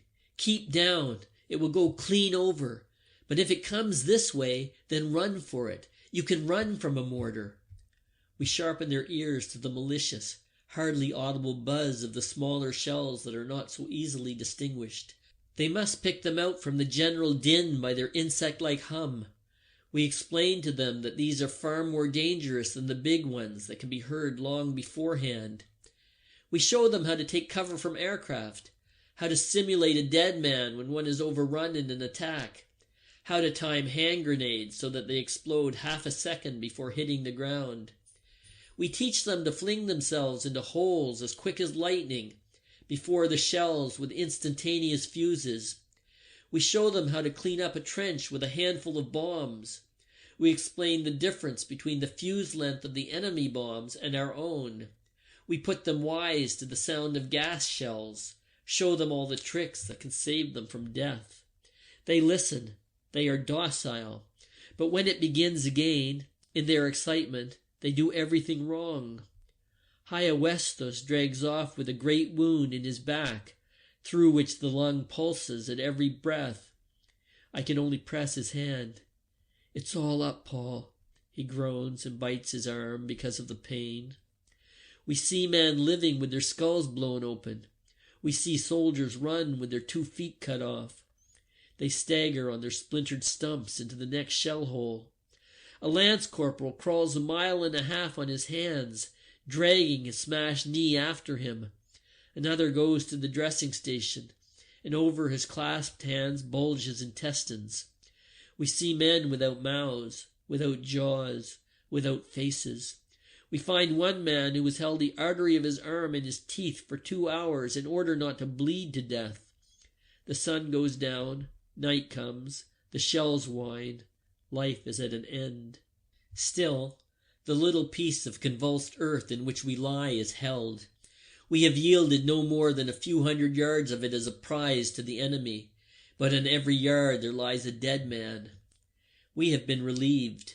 The wheels roll beneath us. We stand dully, and when the call, "Mind wire," comes, we bend our knees. It was summer when we came up. The trees were still green. Now it is autumn, and the night is gray and wet. The lorries stop. We climb out, a confused heap, a remnant of many names. On either side stand people, dark, calling out the numbers of the regiments, the companies. And at each call, a little group separates itself off, a small handful of dirty, pallid soldiers, a dreadfully small handful, and a dreadfully small remnant. Now someone is calling the number of our company. It is, yes, the company commander. He has got one too. His arm is in a sling. We go over to him, and I recognize Kat and Albert. We stand together, lean against each other, and look at one another. And we hear the number of our company called again and again. He will call a long time. They do not hear him in the hospitals and shell holes. Once again, "Second company, this way." And then more softly, "Nobody else, second company." He is silent, and then huskily he says, "Is that all?" and gives the order, "Number." The morning is gray. It was still summer when we came up, and we were 150 strong. Now we freeze. It is autumn. The leaves rustle. The voices flutter out wearily. 1, 2, 3, 4, and cease at 32. And there is a long silence before the voice asks, "Anyone else?" and waits, and then says softly, "In squads," and then breaks off and is only able to finish, "Second company," with difficulty. "Second company, march easy." A line, a short line, trudges off into the morning. 32 men. End of Chapter 6. Chapter 7. They have taken us further back than usual to a field depot, so that we can be reorganized. Our company needs more than 100 reinforcements. In the meantime, when we are off duty, we loaf around. After a couple of days, Himmelstoss comes up to us. He has had the bounce knocked out of him since he has been in the trenches, and wants to get on good terms with us. I am willing enough, because I saw how he brought Haya Westus in when he was hit in the back. Besides, he's decent enough to treat us at the canteen when we are out of funds. Only Jaden is still reserved and suspicious.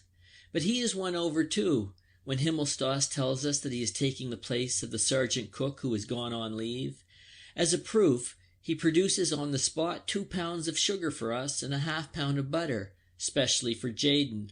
He even sees to it that we are detailed the next 2 or 3 days to the cookhouse for potato and turnip peeling.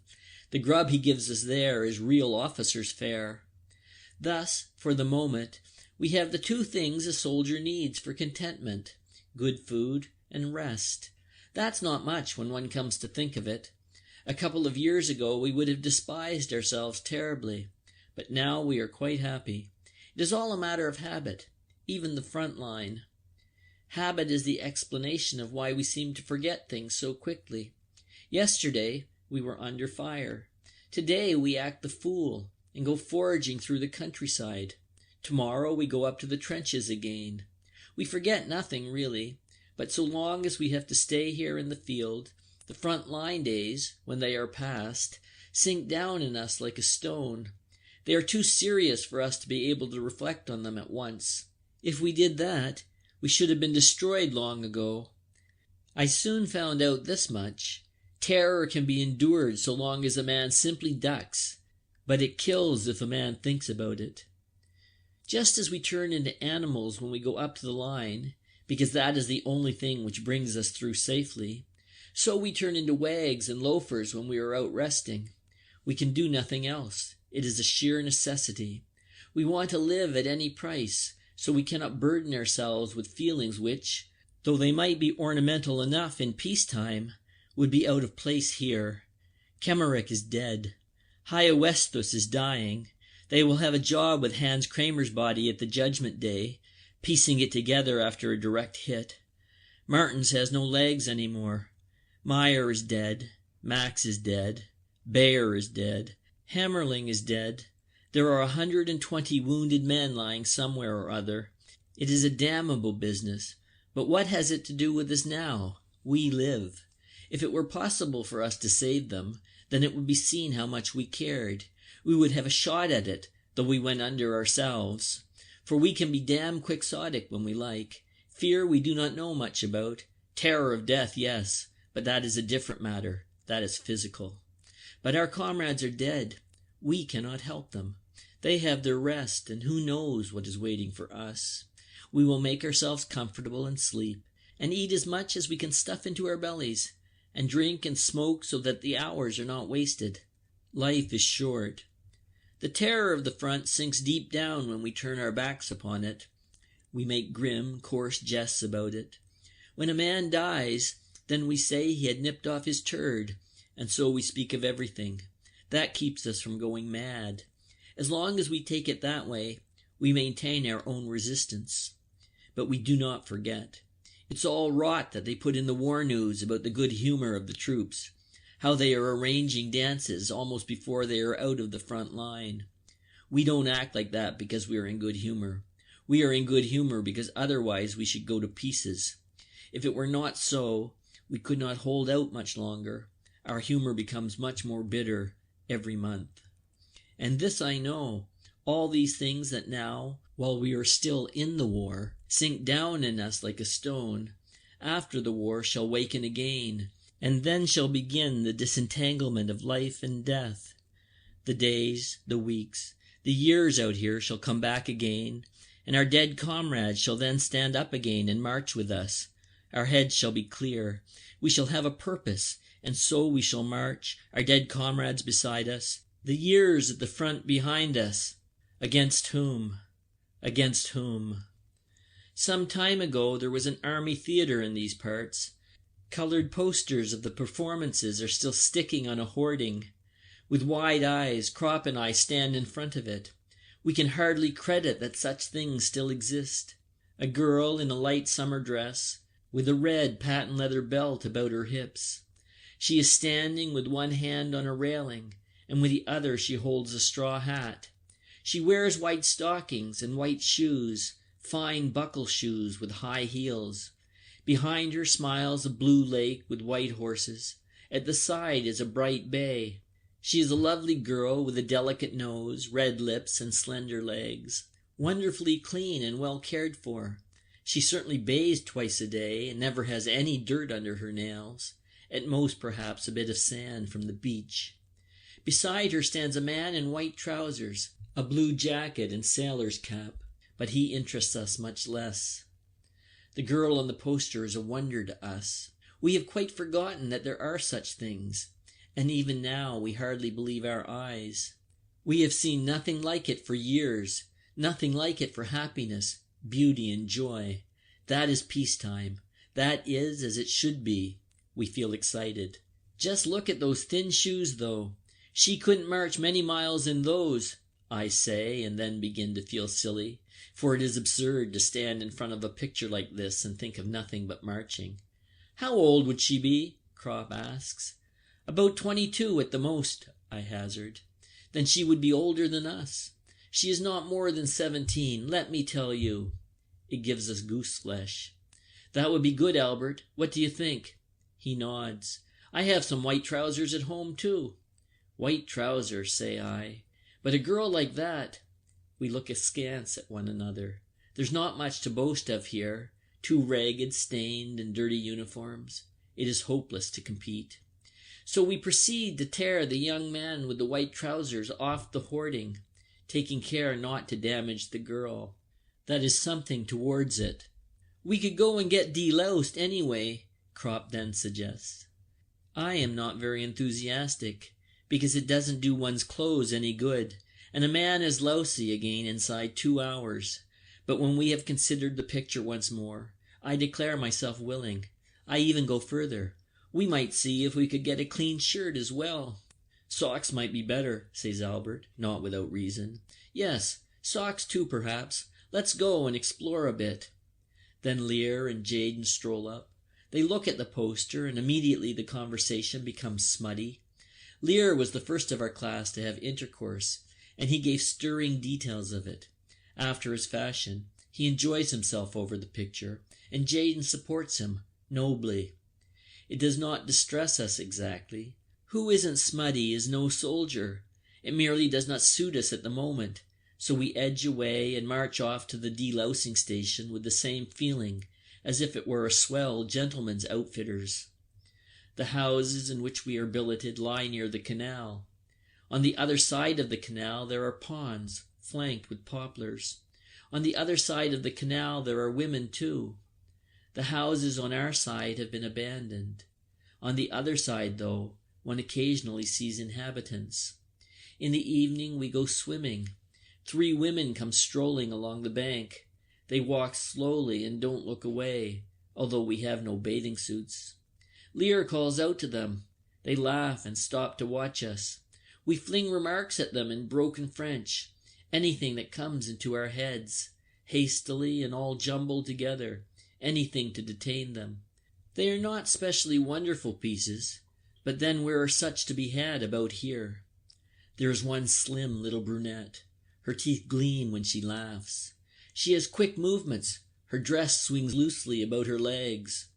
Although the water is cold, we are very jovial and do our best to interest them so they will stay. We try to make jokes, and they answer with things we cannot understand. We laugh and beckon. Jaden is more crafty. He runs into the house, gets a loaf of army bread, and holds it up.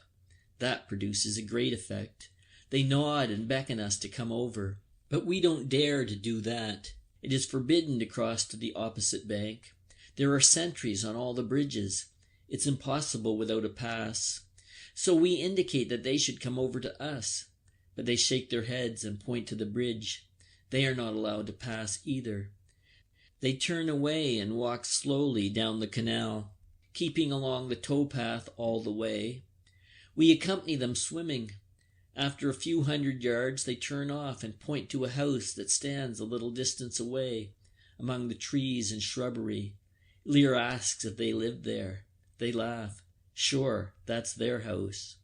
We call out to them that we would like to come, sometime when the guard cannot see us, at night. Tonight. They raise their hands, put them together, rest their faces on them, and shut their eyes. They understand. The slim brunette does a 2-step. The blonde girl twitters, "Bread, good." Eagerly, we assure them that we will bring some with us, and other tasty bits too. We roll our eyes and try to explain with our hands. Lear nearly drowns trying to demonstrate a sausage. If it were necessary, we would promise them a whole quartermaster's store. They go off and frequently turn and look back. We climb out on the bank on our side of the canal and watch to see whether they go into the house, for they might easily have been lying. Then we swim back. No one can cross the bridge without leave, so we will simply have to swim over at night. We are full of excitement. We cannot last out without a drink, so we go to the canteen, where there is beer and a kind of punch. We drink punch and tell one another lying tales of our experiences. Each man gladly believes the other man's story, only waiting impatiently till he can cap it with a taller one. Our hands are fidgety. We smoke countless cigarettes until Crop says, "We might as well take them a couple of cigarettes too." So we put some inside our caps to keep them. The sky turns apple green. There are 4 of us, but only 3 can go. We must shake off Jaden, so ply him with rum and punch until he rocks. As it turns dark, we go to our billets, Jaden in the center. We are all glowing and full of a lust for adventure. The little brunette is mine. We settled that by cutting for her. Jaden drops on his sack of straw and snores. Once he wakes up and grins so craftily that we are alarmed and begin to think he is cheating, and that we have given him the punch to no purpose. Then he drops back again and sleeps on. We each get hold of a whole army loaf and wrap it up in newspaper. The cigarettes we put in too, as well as 3 good rations of liver sausage that were issued to us this evening. That makes a decent present. We stow the things carefully in our boots. We have to take them to protect our feet against treading on wire and broken glass on the other bank. As we must swim for it, we can take no other clothes, but it is not far and quite dark. We make off with our boots in our hands. Swiftly we slip into the water, lie on our backs and swim, holding the boots with their contents up over our heads. We climb out carefully on the opposite bank, take out the packages and put on our boots. We put the things under our arms, and so, all wet and naked, clothed only in our boots, we break into a trot. We find the house at once. It lies among the trees. Lear tips over a root and skins his elbow. "No matter," he says gaily. The windows are shuttered. We slip round the house and try to peer through the cracks. Then we grow impatient. Suddenly Crop hesitates. "What if there's a major in with them?" "Then we just clear off," grins Lear. "He can try to read our regimental numbers here," and smacks his behind. The door of the courtyard stands open. Our boots make a great clatter. The house door opens, a chink of light shines through, and a woman cries out in a scared voice, "Shh, shh, comrade." "Bon ami," we say, and show our packages protestingly. The other 2 are now on the scene. The door opens wide and the light floods over us. They recognize us, and all 3 burst into laughter at our appearance. They rock and sway in the doorway. They laugh so much. How supple their movements are. Un moment. They disappear and throw us bits of clothing, which we gladly wrap round ourselves. Then we venture in. A small lamp burns in the room, which is warm and smells a little of perfume. We unwrap our parcels and hand them over to the women. Their eyes shine. It is obvious that they are hungry. Then we all become rather embarrassed. Lear makes the gestures of eating, and then they come to life again, and bring out plates and knives and fall to on the food, and they hold up every slice of liver sausage and admire it before they eat it, and we sit proudly by. They overwhelm us with their chatter. We understand very little of it, but we listen and the words sound friendly. No doubt we all look very young. The little brunette strokes my hair and says what all the French women say, "La guerre, grand malheur, pauvre garçon." I hold her arm tightly and press my lips into the palm of her hand. Her fingers close round my face. Close above me are her bewildering eyes, the soft brown of her skin, and her red lips. Her mouth speaks words I do not understand, nor do I fully understand her eyes. They seem to say more than we anticipated when we came here. There are other rooms adjoining. In passing, I see Lear. He has made a great hit with the blonde, and he knows it too. But I am lost in remoteness, in weakness, and in a passion to which I yield myself trustingly. My desires are strangely compounded of yearning and misery. I feel giddy. There is nothing here that a man can hold on to. We have left our boots at the door. They have given us slippers instead, and now nothing remains to recall for me the assurance and self-confidence of the soldier. No rifle, no belt, no tunic, no cap. I let myself drop into the unknown, come what may, yet, in spite of all, I feel somewhat afraid. The little brunette contracts her brows when she is thinking, but when she talks they are still, and often the sound does not quite become a word, but suffocates or floats away over me, half finished. An arch, a pathway, a comet. What have I known of it? What do I know of it? The words of this foreign tongue that I hardly understand, they caress me to a quietness in which the room grows dim and dissolves in the half-light, and only the face above me lives and is clear. How various is a face! But an hour ago it was strange, and now it is touched with a tenderness that comes, not from it, but out of the night, the world, and the blood. All these things seem to shine in it together. The objects in the room are touched by it and transformed. They become isolated, and I feel almost awed at the sight of my clear skin when the light of the lamp falls upon it and the cool brown hand passes over it. How different all this is from the condition in the soldiers' brothels, to which we are allowed to go, and where we have to wait in long queues. I wish I never thought of them, but desire turns my mind to them involuntarily, and I am afraid, for it might be impossible ever to be free of them again. But then I feel the lips of the little brunette and press myself against them. My eyes close, and I let it all fall from me, war and terror and grossness, in order to awaken young and happy. I think of the picture of the girl on the poster, and, for a moment, believe that my life depends on winning her, and if I press ever deeper into the arms that embrace me, perhaps a miracle may happen. So, after a time, we find ourselves reassembled again. Lear is in high spirits. We pull on our boots and take our leave warmly. The night air cools our hot bodies. The rustling poplars loom large in the darkness. The moon floats in the heavens and in the waters of the canal. We do not run. We walk beside one another with long strides. "That was worth a ration loaf," says Lear.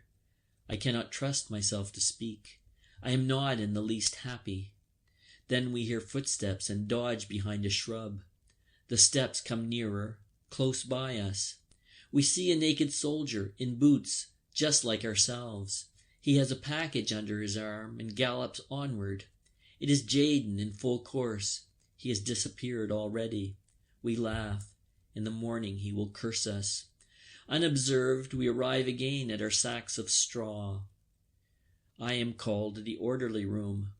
The company commander gives me a leave pass and a travel pass, and wishes me a good journey. I look to see how much leave I have got. 17 days. 14 days leave and 3 days for traveling. It is not enough, and I ask whether I cannot have 5 days for traveling. Berting points to my pass. There I see that I am not to return to the front immediately.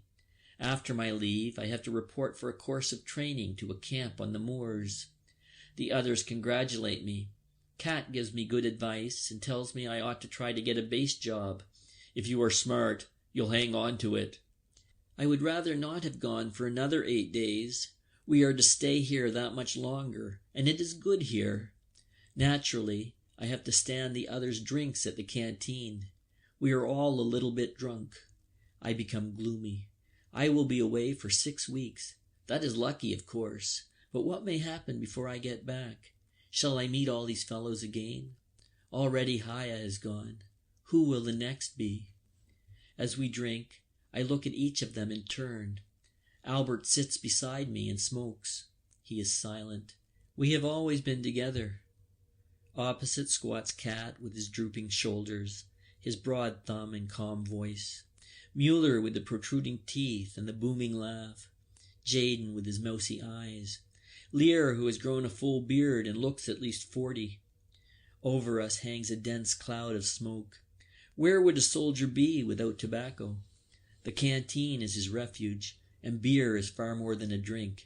It is a token that a man can move his limbs and stretch in safety. We do it ceremonially. We stretch our legs out in front of us and spit deliberately. That is the only way. How it all rises up before a man when he is going away the next morning. At night we go again to the other side of the canal. I am almost afraid to tell the little brunette that I am going away. And when I return we will certainly be far away from here. We will never see one another again. But she merely nods and takes no special notice. At first I am at a loss to understand.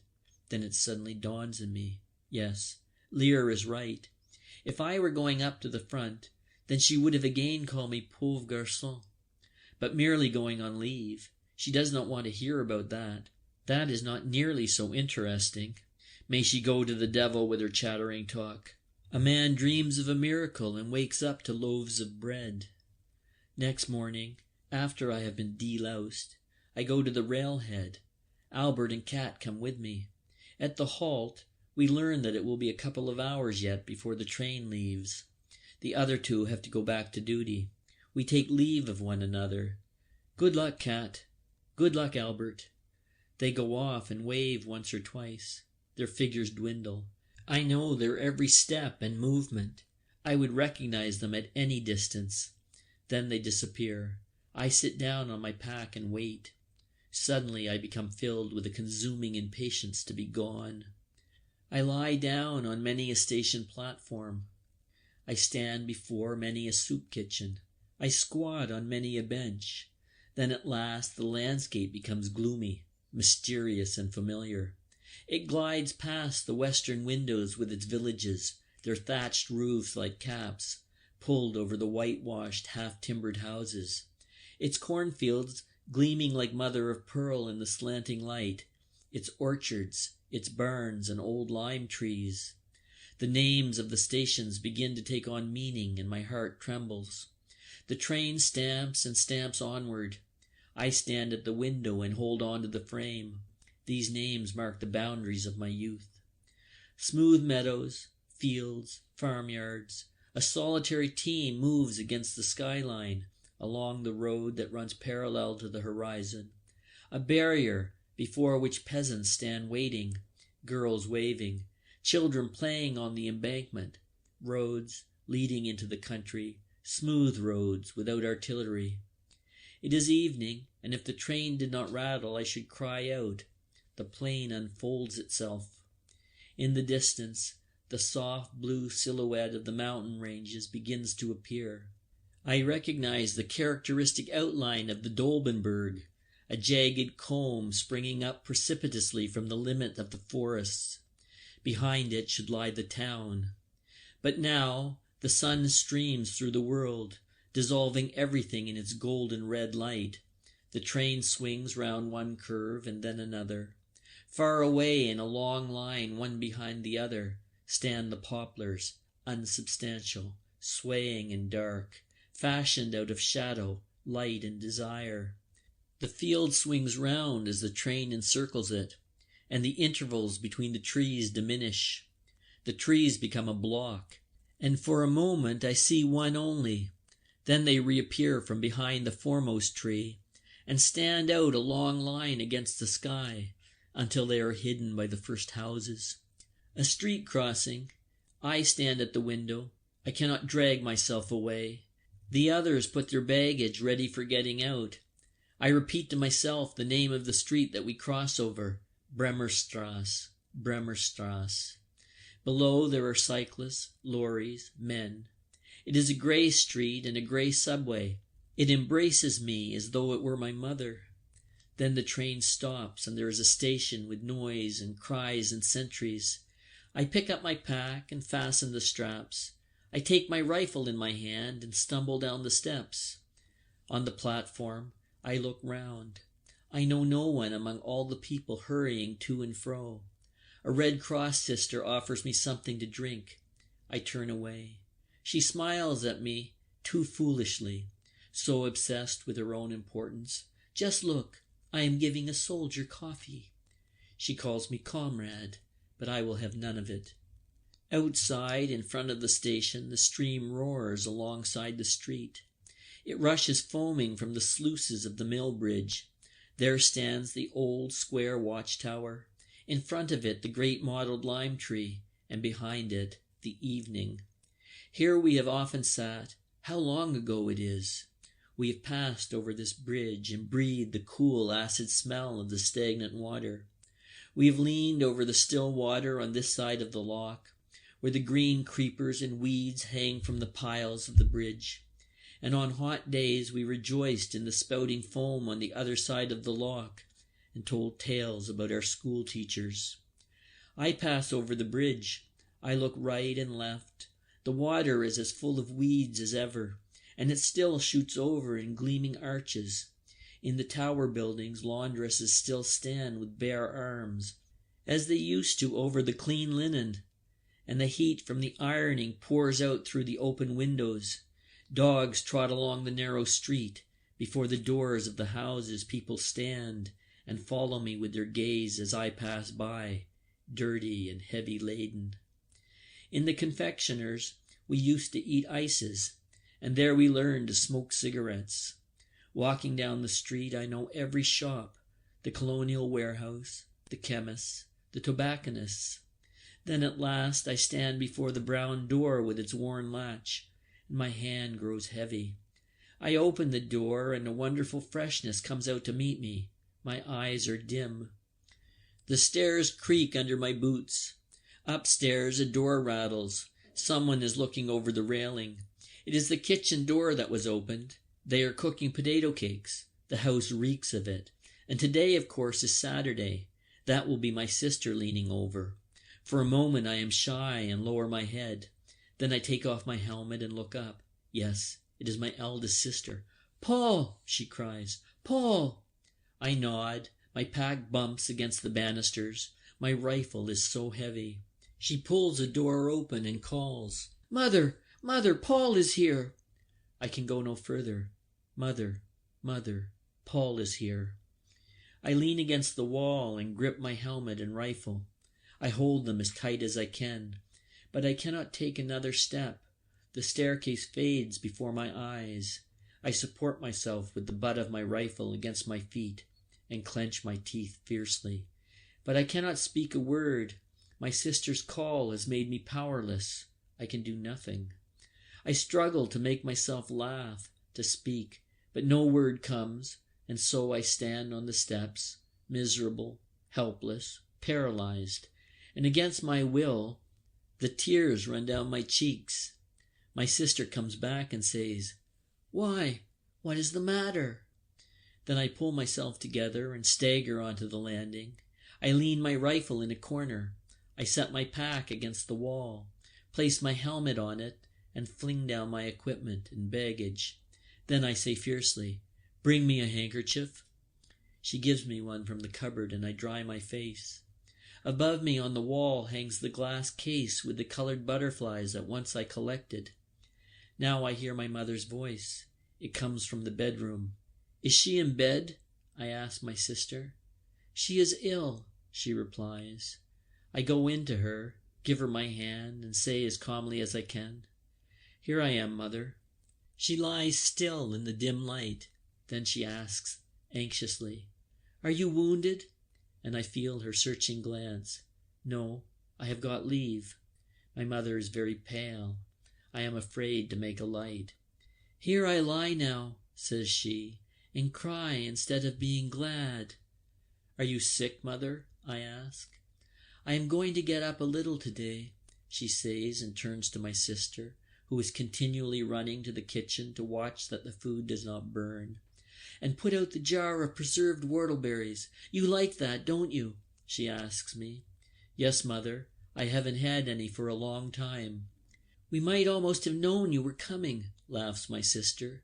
"There is just your favorite dish, potato cakes, and even whortleberries to go with them, too." "And it is Saturday," I add. "Sit here beside me," says my mother. She looks at me. Her hands are white and sickly and frail compared with mine. We say very little, and I am thankful that she asks nothing. What ought I to say? Everything I could have wished for has happened. I have come out of it safely and sit here beside her, and in the kitchen stands my sister, making the evening bread and singing. "Dear boy," says my mother softly. We were never very demonstrative in our family. Poor folk who toil and are full of cares are not so. It is not their way to protest what they already know. When my mother says to me, "Dear boy," it means much more than when another uses it. I know well enough that the jar of whortleberries is the only one they have had for months, and that she has kept it for me, and the somewhat stale cakes that she gives me too.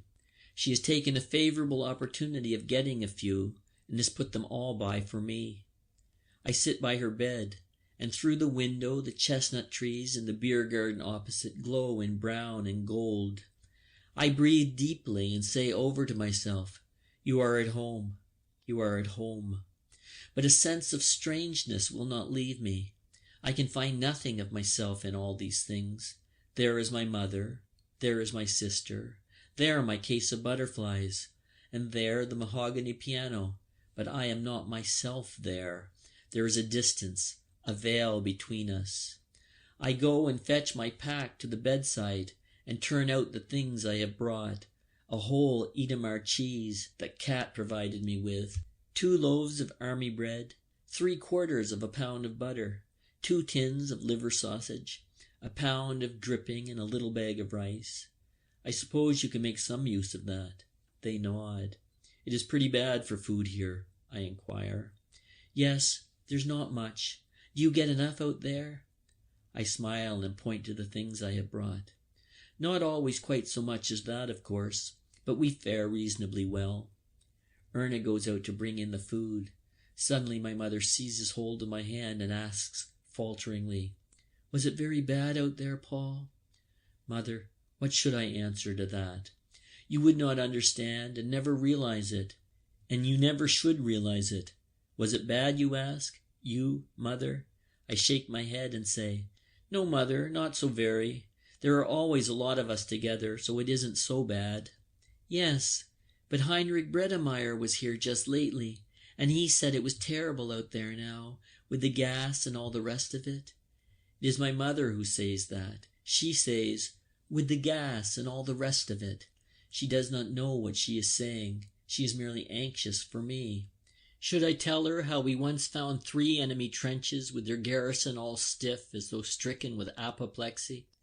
Against the parapet, in the dugouts, just where they were, the men stood and lay about with blue faces, dead. "No, mother, that's only talk," I answer. "There's not very much in what Bredemeyer says. You see, for instance, I'm well and fit." Before my mother's tremulous anxiety, I recover my composure. Now I can walk about and talk and answer questions, without fear of having suddenly to lean against the wall because the world turns soft as rubber and my veins become brimstone. My mother wants to get up, so I go for a while to my sister in the kitchen. "What is the matter with her?" I ask.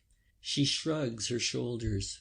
"She has been in bed 2 months now, but we did not want to write and tell you. Several doctors have been to see her. One of them said it is probably cancer again." I go to the district commandant to report myself. Slowly I wander through the streets. Occasionally someone speaks to me. I do not delay long, for I have little inclination to talk. On my way back from the barracks, a loud voice calls out to me. Still lost in thought, I turn round and find myself confronted by a major. "Can't you salute?" he blusters. "Sorry, Major," I say in embarrassment. "I didn't notice you." "Don't you know how to speak properly?" he roars. I would like to hit him in the face, but control myself, for my leave depends on it. I click my heels and say, "I did not see you, Herr Major." "Then keep your eyes open," he snorts. "What is your name?" I give it. His fat red face is furious. "What regiment?" I give him full particulars. Even yet he has not had enough. "Where are they?" But I've had more than enough and say, "Between Langmark and Bixkut." "Eh?" he asks, a bit stupefied. I explain to him that I arrived on leave only an hour or 2 since, thinking he would then trot along. But not at all. He gets even more furious. "You think you can bring your front-line manners here, what? Well, we don't stand that sort of thing. Thank God we have discipline here. 20 paces backward, double march," he commands. I am mad with rage, but I cannot say anything to him. He could put me under arrest if he liked, so I double back and then march up to him. 6 paces from him, I spring to a stiff salute and maintain it until I am 6 paces beyond him. He calls me back again and affably gives me to understand that for once he is pleased to put mercy before justice.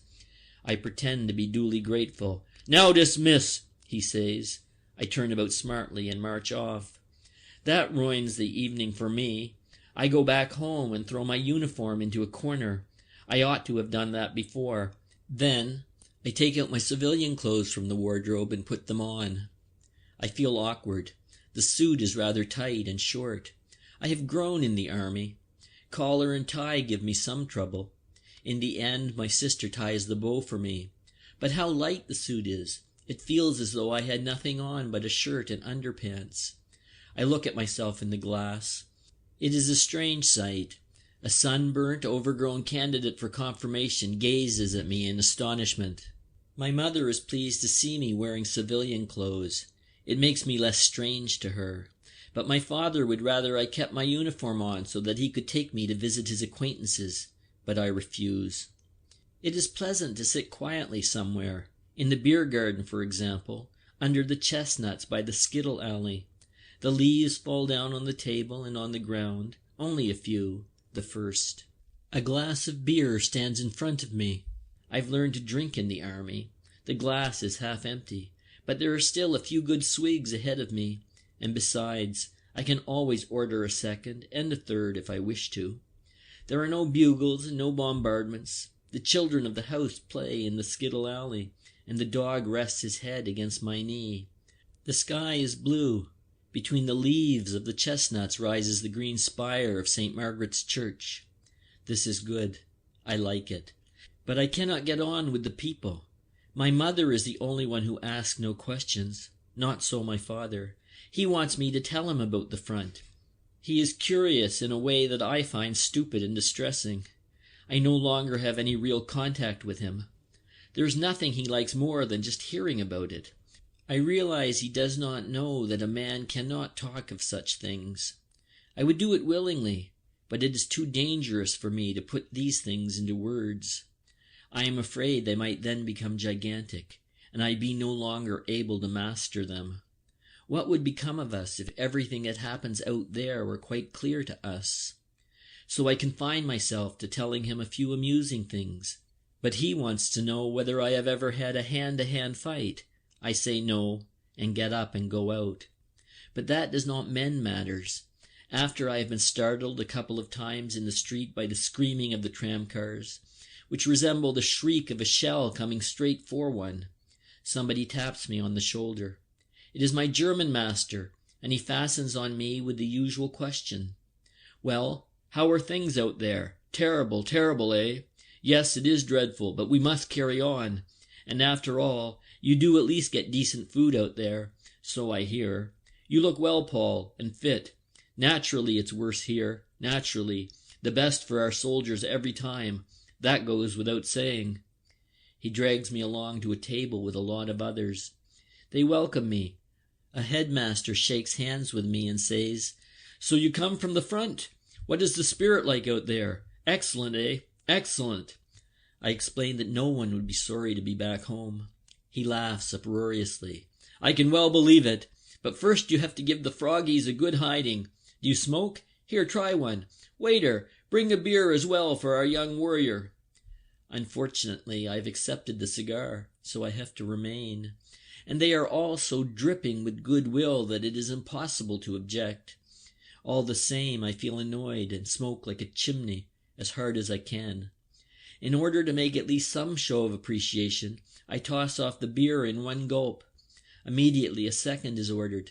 People know how much they are indebted to the soldiers. They argue about what we ought to annex. The headmaster with the steel watch chain wants to have at least the whole of Belgium, the coal areas of France, and a slice of Russia. He produces reasons why we must have them, and is quite inflexible until at last the others give in to him. Then he begins to expound just whereabouts in France the breakthrough must come, and turns to me. "Now shove ahead a bit out there with your everlasting trench warfare. Smash through the Johnnies, and then there will be peace." I reply that in our opinion, a breakthrough may not be possible. The enemy may have too many reserves.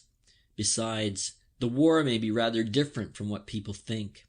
He dismisses the idea loftily, and informs me I know nothing about it. "The details, yes," says he, "but this relates to the whole, and of that you are not able to judge. You see only your little sector, and so cannot have any general survey. You do your duty. You risk your lives. That deserves the highest honor. Every man of you ought to have the Iron Cross. But first of all, the enemy line must be broken through in Flanders, and then rolled up from the top. He blows his nose and wipes his beard. Completely rolled up they must be, from the top to the bottom, and then to Paris. I would like to know just how he pictures it to himself, and pour the third glass of beer into me. Immediately he orders another. But I break away. He stuffs a few more cigars into my pocket and sends me off with a friendly slap. All the best. I hope we will soon hear something worthwhile from you. I imagined leave would be different from this. Indeed, it was different a year ago. It is I, of course, that have changed in the interval. There lies a gulf between that time and today. At that time I still knew nothing about the war. We had only been in quiet sectors. But now I see that I have been crushed without knowing it. I find I do not belong here any more. It is a foreign world. Some of these people ask questions. Some ask no questions, but one can see that they are quite confident they know all about it. They often say so with their air of comprehension, so there is no point in discussing it. They make up a picture of it for themselves.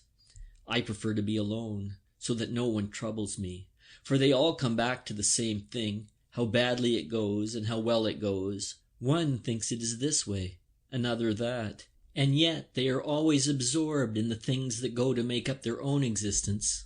Formerly I lived in just the same way myself, but now I feel no contact here any longer. They talk to me too much. They have worries, aims, desires that I cannot comprehend. I often sit with one of them in the little beer garden and try to explain to him that this is really the only thing, just to sit quietly, like this. They understand, of course. They agree. They may even feel it so, too. But only with words. Only with words. Yes, that is it.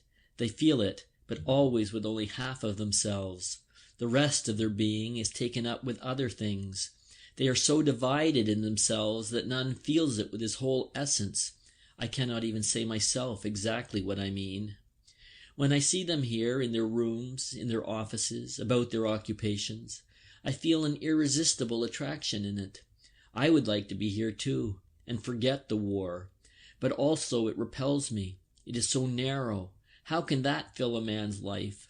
He ought to smash it to bits. How can they do it? While out at the front, the splinters are whining over the shell holes and the star shells go up. The wounded are carried back on waterproof sheets, and comrades crouch in the trenches. They are different men here, men I cannot properly understand, whom I envy and despise. I must think of Cat and Albert and Mueller and Jaden. What will they be doing? No doubt they are sitting in the canteen, or perhaps swimming. Soon they will have to go up to the front line again. In my room behind the table stands a brown leather sofa. I sit down on it. On the walls are pasted countless pictures that I once used to cut out of the newspapers. In between are drawings and postcards that have come my way. In the corner is a small iron stove. Against the wall opposite stand the bookshelves with my books. I used to live in this room before I was a soldier. The books I bought gradually with the money I earned by coaching. Many of them are second-hand. All the classics, for example. 1 volume in blue cloth boards cost 1 mark 20 pfennig. I bought them complete because I was thoroughgoing. I did not trust the editors of selections, even though they may have chosen all the best. So I purchased only collected works. I read most of them with laudable zeal, but few of them really appealed to me. I preferred the other books, the moderns, which were of course much dearer. A few I came by not quite honestly. I borrowed and did not return them because I did not want to part with them. One shelf is filled with school books. They are not so well cared for. They are badly thumbed, and pages have been torn out for certain purposes. Then below are periodicals, papers, and letters all jammed in together with drawings and rough sketches. I want to think myself back into that time. It is still in the room. I feel it at once. The walls have preserved it. My hands rest on the arms of the sofa. Now I make myself at home and draw up my legs so that I can sit comfortably in the corner, in the arms of the sofa. The little window is open. Through it I see the familiar picture of the street with the rising spire of the church at the end.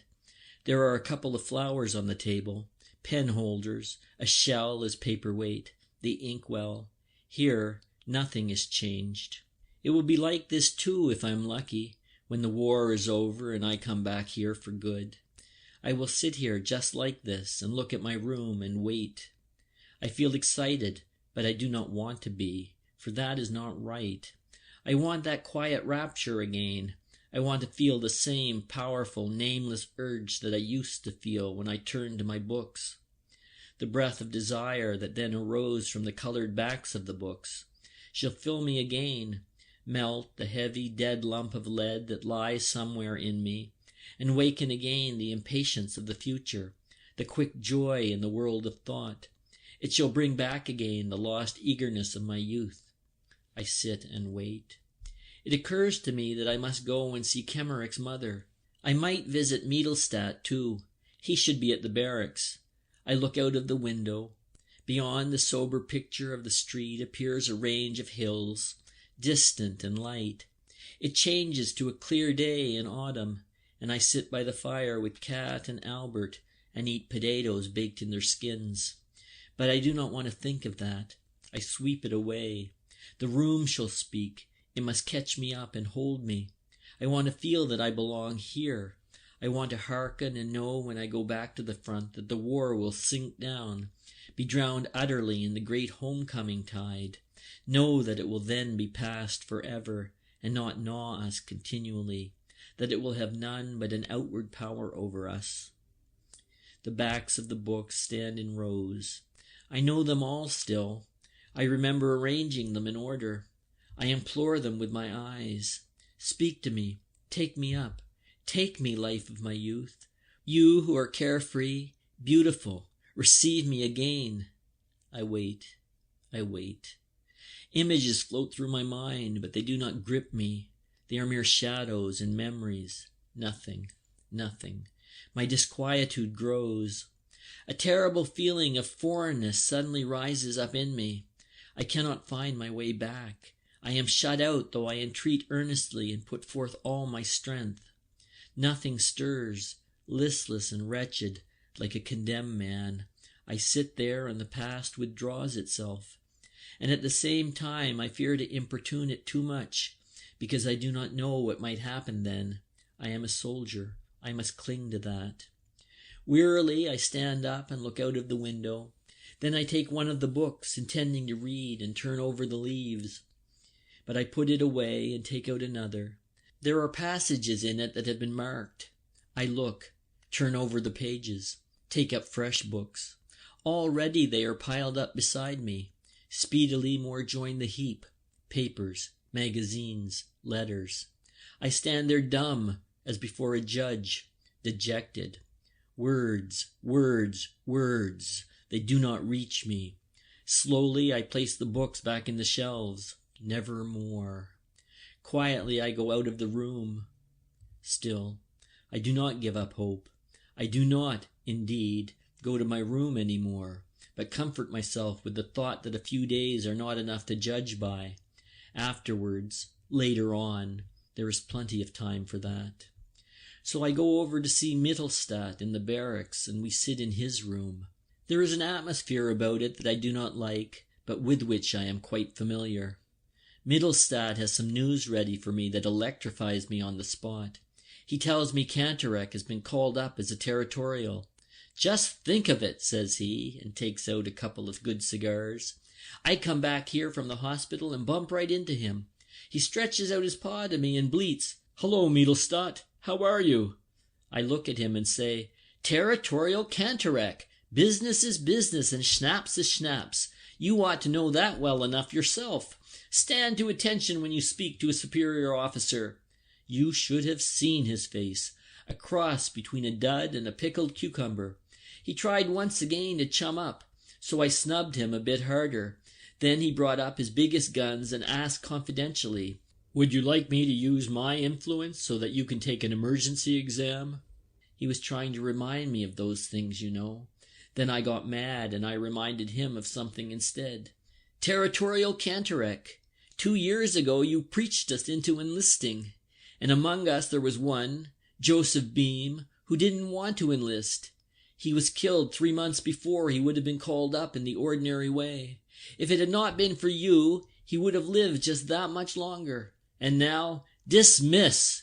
You will hear from me later. It was easy to get him put in charge of his company.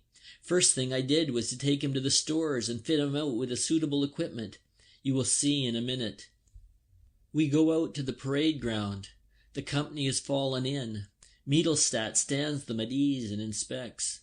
Then I see Cantorek and am scarcely able to stifle my laughter. He is wearing a faded blue tunic. On the back and in the sleeves there are big dark patches. The overcoat must have belonged to a giant. The black, worn breeches are just as much too short. They reach barely halfway down his calf. The boots, tough old clodhoppers, with turned-up toes and laces at the side, are much too big for him. But as a compensation, the cap is too small, a terribly dirty, mean little pillbox. The whole rig-out is just pitiful. Mittelstadt stops in front of him. Territorial Cantorek, do you call those buttons polished? You seem as though you can never learn. Inadequate, Cantorek, quite inadequate. It makes me bubble with glee. In school, Cantorek used to chasten Mittelstadt with exactly the same expression. Inadequate, Mittelstadt, quite inadequate. Mittelstadt continues to upbraid him. Look at Butcher now. There's a model for you to learn from. I can hardly believe my eyes. Butcher is there too. Butcher, our school porter. And he is a model. Cantorek shoots a glance at me as if he would like to eat me, but I grin at him innocently, as though I do not recognize him any more. Nothing could look more ludicrous than his forage cap and his uniform, and this is the object before whom we used to stand in anguish, as he sat up there enthroned at his desk, spearing at us with his pencil for our mistakes in those irregular French verbs with which afterwards we made so little headway in France. That is barely 2 years ago, and now here stands Territorial Cantorek, the spell quite broken, with bent knees, arms like pothooks, unpolished buttons, and that ludicrous rig-out, an impossible soldier. I cannot reconcile this with the menacing figure at the schoolmaster's desk. I wonder what I, the old soldier, would do if this skinful of woe ever dared to say to me again, Bäumer, give the imperfect a valet. Then Mittelstadt makes them practice skirmishing, and as a favor appoints Cantorek squad leader. Now in skirmishing, the squad leader has always to keep 20 paces in front of his squad. If the order comes, on the march, about turn, the line of skirmishers simply turns about, but the squad leader, who now finds himself suddenly 20 paces in rear of the line, has to rush up at the double and take his position again 20 paces in front of the squad. That makes altogether 40 paces, double march. But no sooner has he arrived than the order, on the march, about turn, comes again, and he once more has to race at top speed another 40 paces to the other side. In this way, the squad has made merely the turnabout and a couple of paces, while the squad leader dashes backwards and forwards like a fart on a curtain pole. That is one of Himmelstoss's well-worn recipes. Cantorek can hardly expect anything else from Mittelstadt, for he once messed up the latter's chance of promotion, and Mittelstadt would be a big fool not to make the best of such a good opportunity as this, before he goes back to the front again. A man might well die easier after the army has given him just one such stroke of luck. In the meantime, Cantorek is dashing up and down like a wild boar. After a while, Mittelstadt stops the skirmish and begins the very important exercise of creeping. On hands and knees, carrying his gun in regulation fashion, Cantorek shoves his absurd figure over the sand immediately in front of us. He is breathing hard and is panting his music. Mittelstadt encourages Cantorek, the territorial, with quotations from Cantorek the schoolmaster. Territorial Cantorek, we have the good fortune to live in a great age. We must all humble ourselves and for once put aside bitterness. Cantorek sweats and spits out a dirty piece of wood that has lodged in his teeth. Mittelstadt stoops down and says reproachfully, "And in the trifles never lose sight of the great adventure, territorial Cantorek."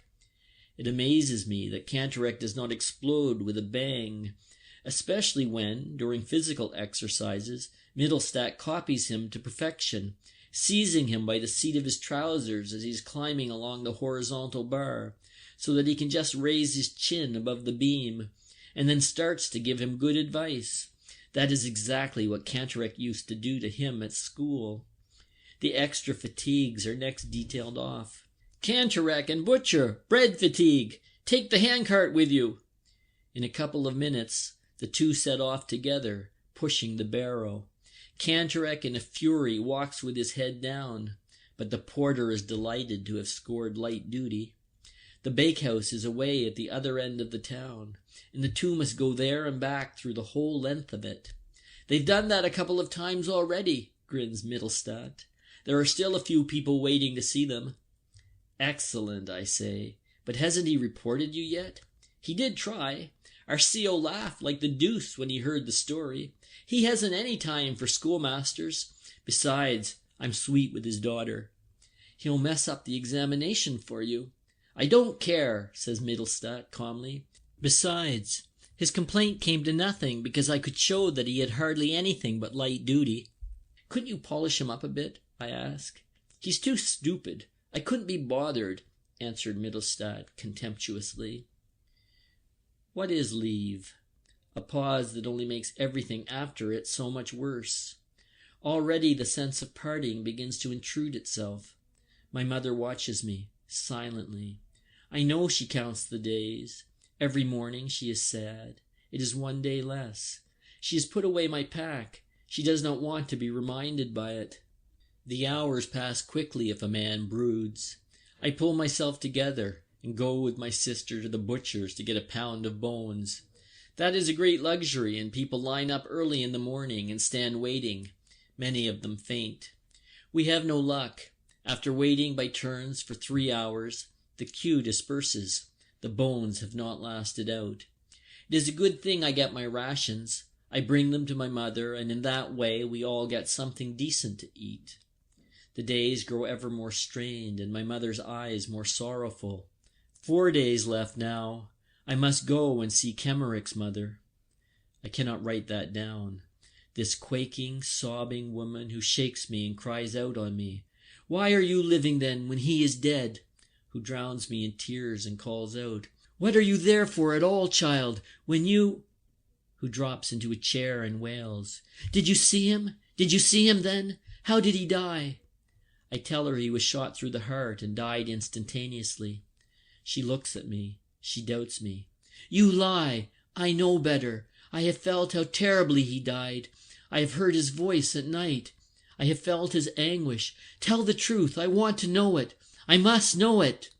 "No," I say. "I was beside him. He died at once." She pleads with me gently. "Tell me. You must tell me. I know you want to comfort me. But don't you see? You torment me far more than if you told me the truth. I cannot bear the uncertainty. Tell me how it was, and even though it will be terrible, it will be far better than what I have to think if you don't." I will never tell her. She can make mincemeat out of me first. I console her, but she strikes me as rather stupid all the same.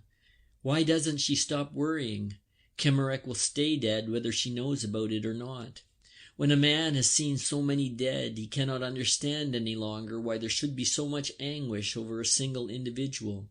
So I say, rather impatiently, "He died immediately. He felt absolutely nothing at all. His face was quite calm." She is silent. Then she says slowly, "Will you swear it?" "Yes." "By everything that is sacred to you?" Good God! What is there that is sacred to me? Such things change pretty quickly with us. "Yes, he died at once." "Are you willing never to come back yourself if it isn't true?" "May I never come back if he wasn't killed instantaneously." I would swear to anything, but she seems to believe me. She moans and weeps steadily. I have to tell her how it happened, so I invent a story, and I almost believe it myself. As I leave, she kisses me and gives me a picture of him, in his recruit's uniform, He leans on a round rustic table with legs made of birch branches. Behind him, a wood is painted on a curtain, and on the table stands a mug of beer. It is the last evening at home. Everyone is silent. I go to bed early. I seize the pillow, press it against myself, and bury my head in it. Who knows if I will ever lie in a feather bed again? Late in the night, my mother comes into my room. She thinks I am asleep, and I pretend to be so. To talk, to stay awake with one another, it is too hard. She sits long into the night, although she is in pain and often writhes. At last I can bear it no longer, and I pretend I have just wakened up. Go and sleep, mother. You will catch cold here. I can sleep enough later, she says. I sit up. I don't go straight back to the front, mother. I have to do 4 weeks at the training camp. I may come over from there one Sunday, perhaps. She is silent. Then she asks gently, "Are you very much afraid?" "No, mother." "I would like to tell you to be on your guard against the women out in France. They are no good." "Ah, mother, mother, you still think I am a child. Why can I not put my head in your lap and weep? Why have I always to be strong and self-controlled? I would like to weep and be comforted too. Indeed, I am little more than a child. In the wardrobe still hang my short boy's trousers. It is such a little time ago. Why is it over? Where we were, there aren't any women, mother," I say as calmly as I can. "And be very careful at the front, Paul." "Ah, mother, mother, why do I not take you in my arms and die with you? What poor wretches we are." "Yes, mother, I will. I will pray for you every day, Paul." "Ah, mother, mother, let us rise up and go out, back through the years, where the burden of all this misery lies on us no more. Back to you and me alone, mother." "Perhaps you can get a job that is not so dangerous." "Yes, mother, perhaps I can get into the cookhouse. That can easily be done." "You do it then, and if the others say anything—" "That won't worry me, mother." She sighs. Her face is a white gleam in the darkness. "Now you must go to sleep, mother." She does not reply. I get up and wrap my cover round her shoulders. She supports herself on my arm. She is in pain, and so I take her to her room. I stay with her a little while. "And you must get well again, mother, before I come back." "Yes, yes, my child." "You ought not to send your things to me, mother. We have plenty to eat out there. You could make much better use of them here." How destitute she lies there in her bed, she that loves me more than all the world. As I am about to leave, she says hastily, "I have 2 pairs of underpants for you. They are all wool. They will keep you warm. You must not forget to put them in your pack." Ah, mother, I know what those underpants have cost you in waiting and walking and begging. Ah, mother, mother, how can it be that I must part from you? Who else is there that has any claim on me but you? Here I sit, and there you are lying, and we have so much to say that we could never say it. Good night, mother. Good night, my child. The room is dark. I hear my mother's breathing and the ticking of the clock. Outside the window, the wind blows and the chestnut trees rustle. On the landing, I stumble over my pack, which lies there already made up, because I have to leave early in the morning. I bite into my pillow. I grasp the iron rods of my bed with my fists. I ought never to have come here. Out there I was indifferent and often hopeless. I will never be able to be so again.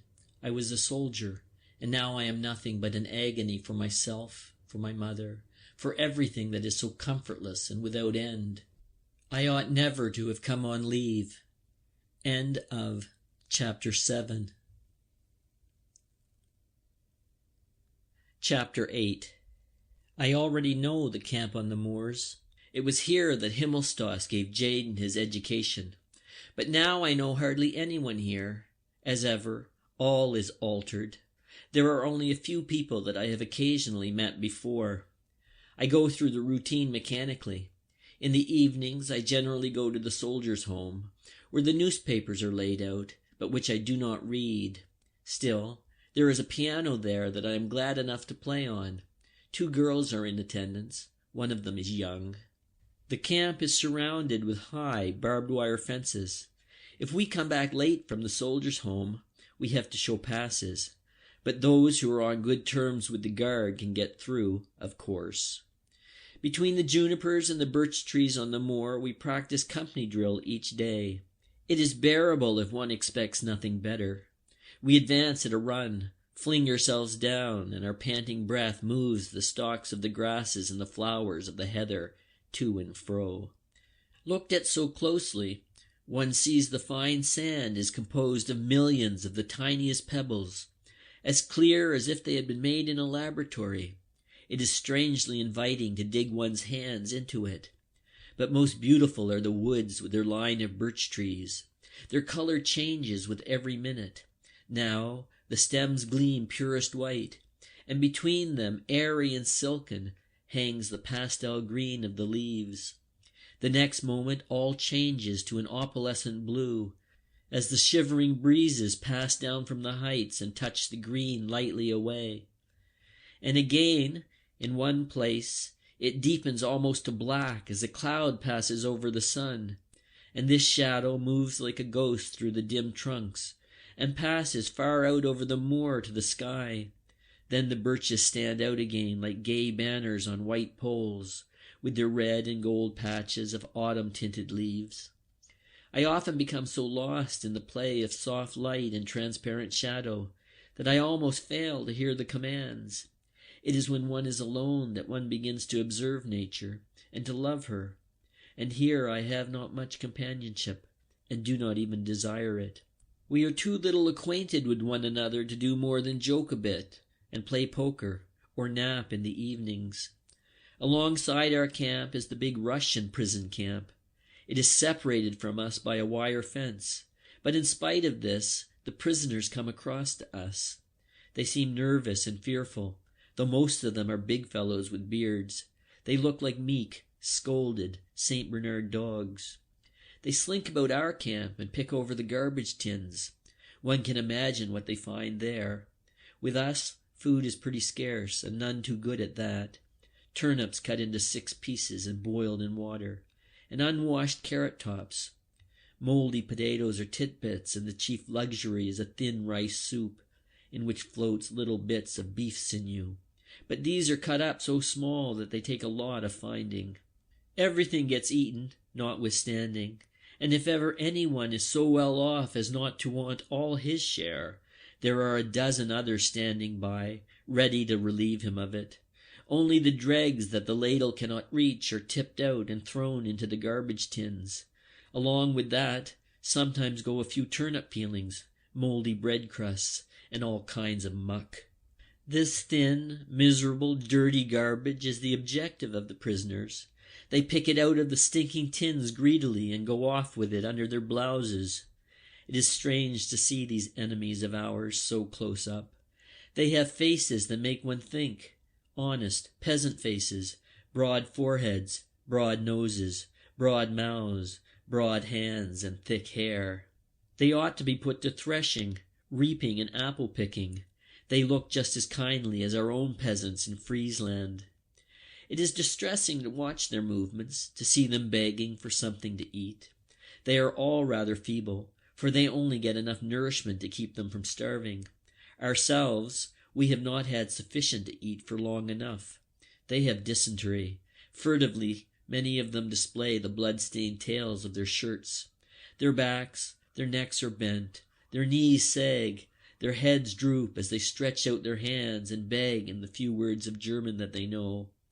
Beg with those soft, deep, musical voices that are like warm stoves in cozy rooms at home. Some men there are who give them a kick, so that they fall over, but those are not many. The majority do nothing to them, just ignore them. Occasionally, when they are too groveling, it makes a man mad, and then he kicks them. If only they would not look at one so. What great misery can be in such 2 small spots, no bigger than a man's thumb, in their eyes? They come over to the camp in the evenings and trade. They exchange whatever they possess for bread. Often they have fair success, because they have very good boots, and ours are bad.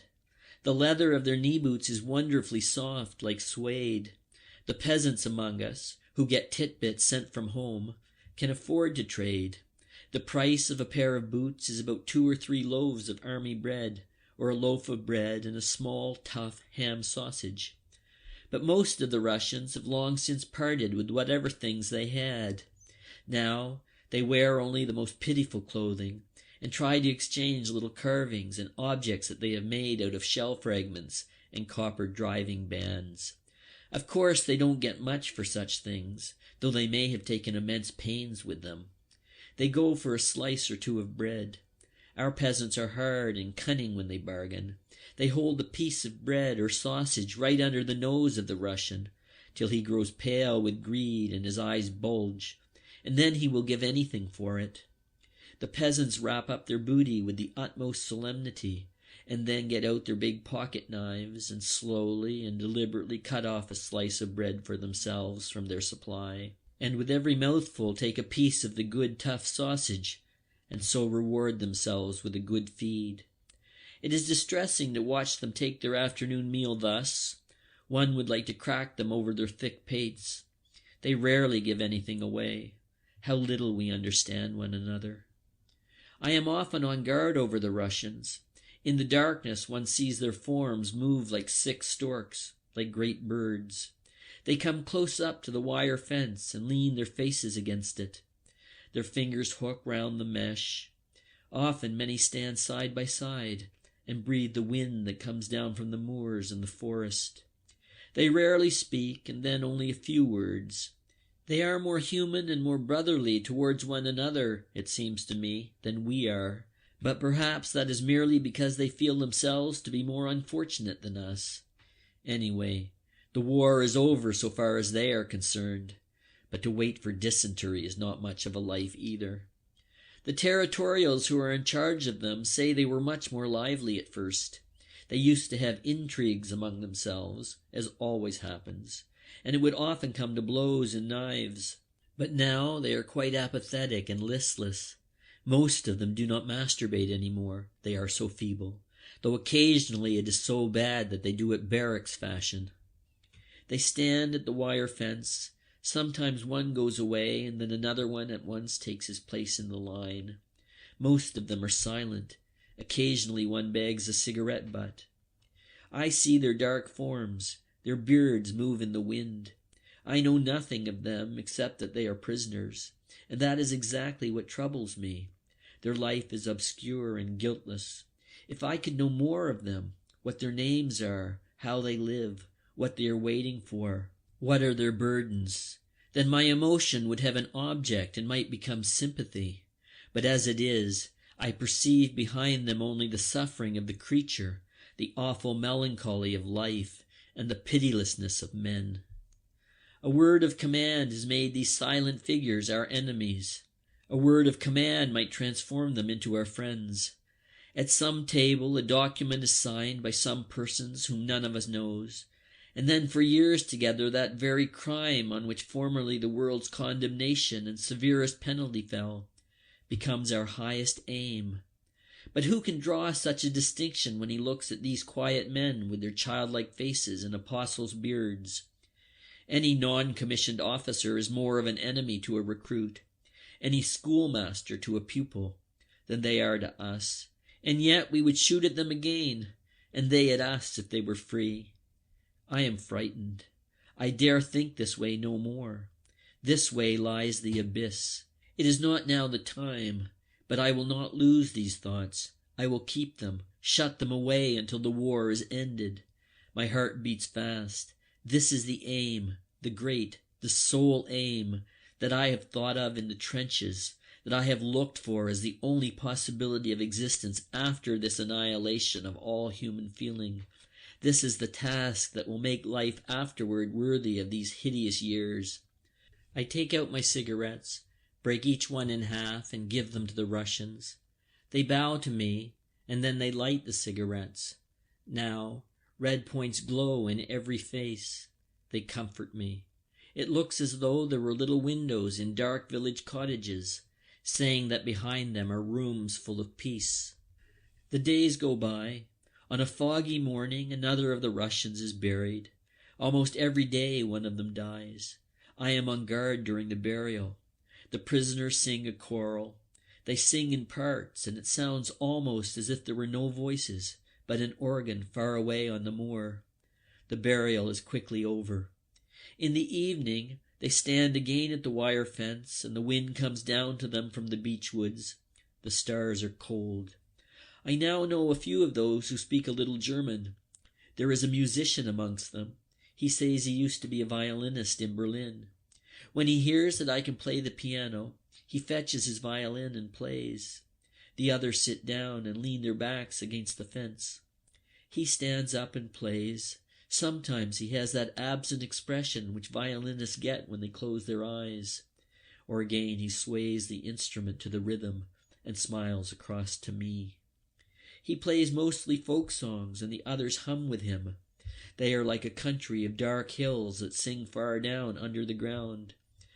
The sound of the violin stands like a slender girl above it, and is clear and alone. The voices cease, and the violin continues alone. In the night it is so thin it sounds frozen. One must stand close up. It would be much better in a room. Out here it makes a man grow sad. Because I have already had a long leave, I get none on Sundays. So the last Sunday before I go back to the front, my father and eldest sister come over to see me. All day we sit in the soldiers' home. Where else could we go? We don't want to stay in the camp. About midday, we go for a walk on the moors. The hours are a torture. We do not know what to talk about, so we speak of my mother's illness. It is now definitely cancer. She is already in the hospital and will be operated on shortly. The doctors hope she will recover, but we have never heard of cancer being cured. Where is she then? I ask. In the Louisa Hospital, says my father.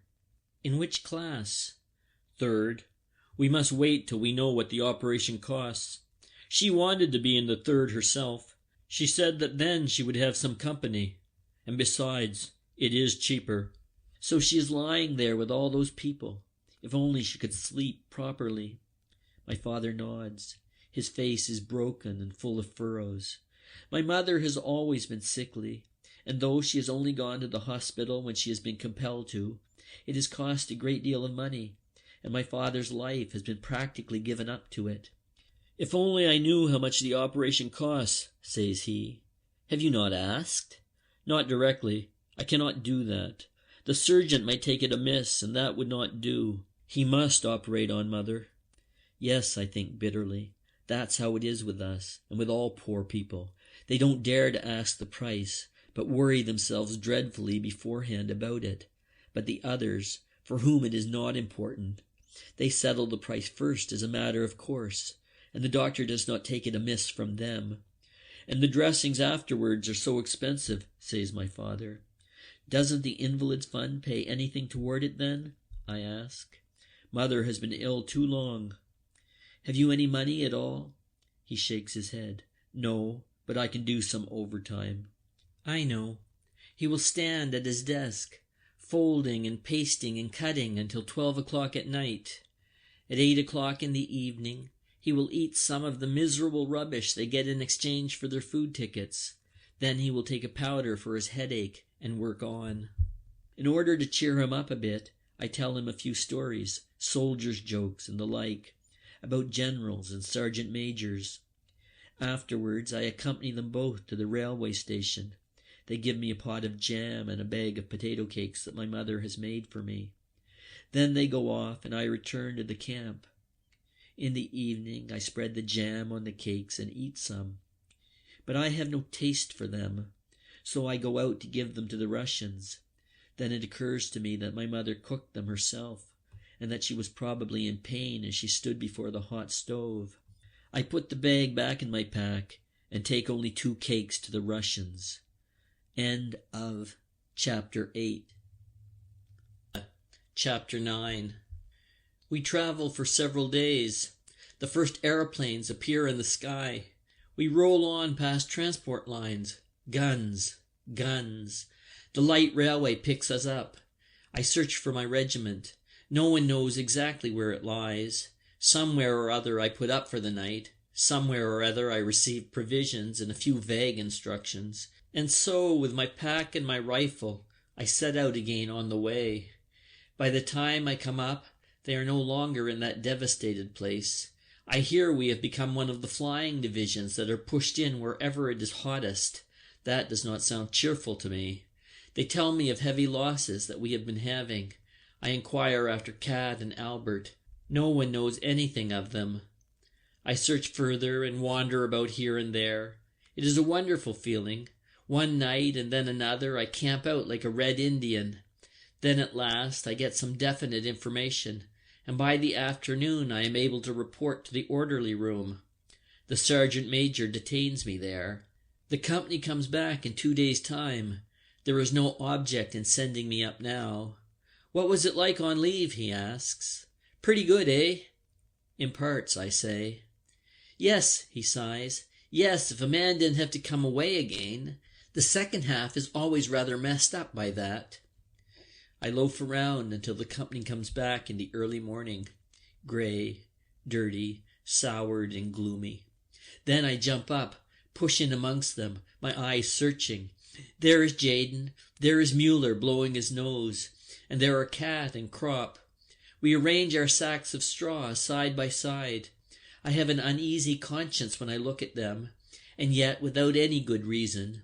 Before we turn in, I bring out the rest of the potato cakes and jam, so that they can have some too. The 2 outer cakes are mouldy. Still, it is possible to eat them. I keep those for myself and give the fresh ones to Kat and Crop. Kat chews and says, "These are from your mother?" I nod. "Good," says he. "I can tell by the taste." I could almost weep. I can hardly control myself any longer. But it will soon be all right again, back here with Kat and Albert. This is where I belong. "You've been lucky," whispers Crop to me before we drop off to sleep. "They say we are going to Russia." To Russia. It's not much of a war over there. In the distance the front thunders. The walls of the hut rattle. There is a great deal of polishing being done. We are inspected at every turn. Everything that is torn is exchanged for new. I score a spotless new tunic out of it, and Kat, of course, an entire outfit. A rumor is going round that there may be peace, but the other story is more likely, that we are bound for Russia. Still, what do we need new things for in Russia? At last it leaks out. The Kaiser is coming to review us, hence all the inspections. For 8 whole days, one would suppose we were in a base camp. There is so much drill and fuss. Everyone is peevish and touchy. We do not take kindly to all this polishing, much less to parades. Such things exasperate a soldier more than the front line. At last, the moment arrives. We stand up stiff and the Kaiser appears. We are curious to see what he looks like. He stalks along the line, and I am rather disappointed. Judging from his pictures, I imagined him to be bigger and more powerfully built, and above all to have a thundering voice. He distributes iron crosses and speaks to this man and to that. Then we march off. Afterwards, we discuss it. Jaden says with astonishment, "So that is the all-highest, and everyone, bar nobody, has to stand up stiff in front of him." He meditates. "Hindenburg, too. He has to stand up stiff to him, eh?" "Sure," says Kat. Jaden hasn't finished yet. He thinks for a while and then asks, "And would a king have to stand up stiff to an emperor?" None of us is quite sure about it, but we don't suppose so. They are both so exalted that standing strictly to attention is probably not insisted on. "What rot you do hatch out," says Kat. "The main point is that you have to stand stiff yourself." But Jaden is quite fascinated. His otherwise prosy fancy is blowing bubbles. "But look," he announces, "I simply can't believe that an emperor has to go to the latrine the same as I have." "You can bet your boots on it." 4.5 wit makes 7, says Kat. "You've got a maggot in your brain, Jaden. Just you run along to the latrine quick, and get your head clear so that you don't talk like a 2-year-old. Jayden disappears. But what I would like to know, says Albert, is whether there would not have been a war if the Kaiser had said no. I'm sure of this much, I interject. He was against it from the first. Well, if not him alone, then perhaps if 20 or 30 people in the world had said no. That's probable, I agree, but they damned well said yes. It's queer when one thinks about it, goes on Crop. We are here to protect our fatherland, and the French are over there to protect their fatherland. Now who's in the right? Perhaps both, say I, without believing it. Yes. Well now, pursues Albert, and I see that he means to drive me into a corner, but our professors and parsons and newspapers say that we are the only ones that are right, and let's hope so. But the French professors and parsons and newspapers say that the right is on their side. Now what about that? That I don't know, I say, but whichever way it is, there's war all the same, and every month more countries coming in. Jayden reappears. He is still quite excited and again joins the conversation, wondering just how a war gets started. Mostly by one country badly offending another, answers Albert with a slight air of superiority. But Jayden pretends to be obtuse. A country? I don't follow. A mountain in Germany cannot offend a mountain in France, or a river, or a wood, or a field of wheat. Are you really as stupid as that? Or are you just pulling my leg? Growls Crop. I don't mean that at all. One people offends the other. Then I haven't any business here at all, replies Jayden. I don't feel myself offended. Well, let me tell you, says Albert sourly, it doesn't apply to tramps like you. Then I can be going home right away, retorts Jayden, and we all laugh. Ach, man, he means the people as a whole, the state, exclaims Mueller. State, state, Jayden snaps his fingers contemptuously. Gendarmes, police, taxes, that's your state. If that's what you are talking about, no thank you. That's right, says Cat. You've said something for once, Jayden. State and home country, there's a big difference. But they go together, insists Crop. Without the state, there wouldn't be any home country. True, but just you consider. Almost all of us are simple folk, and in France, too. The majority of men are labourers, workmen, or poor clerks. Now just why would a French blacksmith or a French shoemaker want to attack us? No, it is merely the rulers. I had never seen a Frenchman before I came here, and it will be just the same with the majority of Frenchmen as regards us.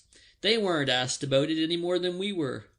Then what exactly is the war for? asked Jayden. Cat shrugs his shoulders. There must be some people to whom the war is useful.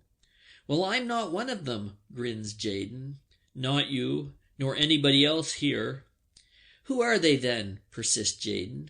It isn't any use to the Kaiser either. He has everything he can want already. I'm not so sure about that, contradicts Cat. He has not had a war up till now, and every full-grown emperor requires at least one war. Otherwise he wouldn't become famous. You look in your school books. And generals too, adds Dietering. They become famous through war. Even more famous than emperors, adds Cat. There are other people back behind there who profit by the war, that's certain, growls Dietering. I think it is more a kind of fever, says Albert. No one in particular wants it. And then all at once there it is. We didn't want the war. The others say the same thing, and yet half the world is in it all the same. But there are more lies told by the other side than by us, say I. Just think of those pamphlets the prisoners have on them, where it says that we eat Belgian children. The fellows who write that ought to go and hang themselves. They are the real culprits. Mueller gets up. Anyway, it is better that the war is here instead of in Germany. Just you take a look at the shell holes. True, assents Jayden, but no war at all would be better still.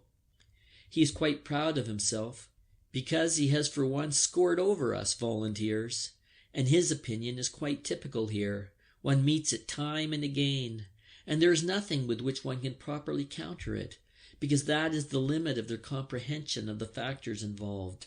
The national feeling of the Tommy resolves itself into this: Here he is. But that is the end of it. Everything else, from joining up onwards, he criticizes from a practical point of view. Albert lies down on the grass and growls angrily. The best thing is not to talk about the rotten business. It won't make any difference, that's sure, agrees Cat. As for the windfall, we have to return almost all the new things and take back our old rags again. The good ones were merely for the inspection. Instead of going to Russia, we go up the line again. On the way, we pass through devastated woods with the tree trunks shattered and the ground plowed up.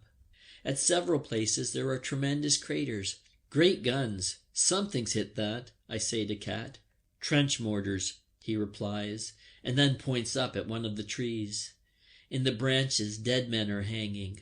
A naked soldier is squatting in the fork of a tree. He still has his helmet on. Otherwise, he is entirely unclad. There is only half of him sitting up there. The top half. The legs are missing. What can that mean? I ask. He's been blown out of his clothes, mutters Jaden. It's funny, says Cat. We have seen that a couple of times now. If a mortar gets you, it blows you almost clean out of your clothes. It's the concussion that does it. I search around, and so it is. Here hang bits of uniform, and somewhere else is plastered a bloody mess that was once a human limb. Over there lies a body with nothing but a piece of the underpants on one leg, and the collar of the tunic around its neck.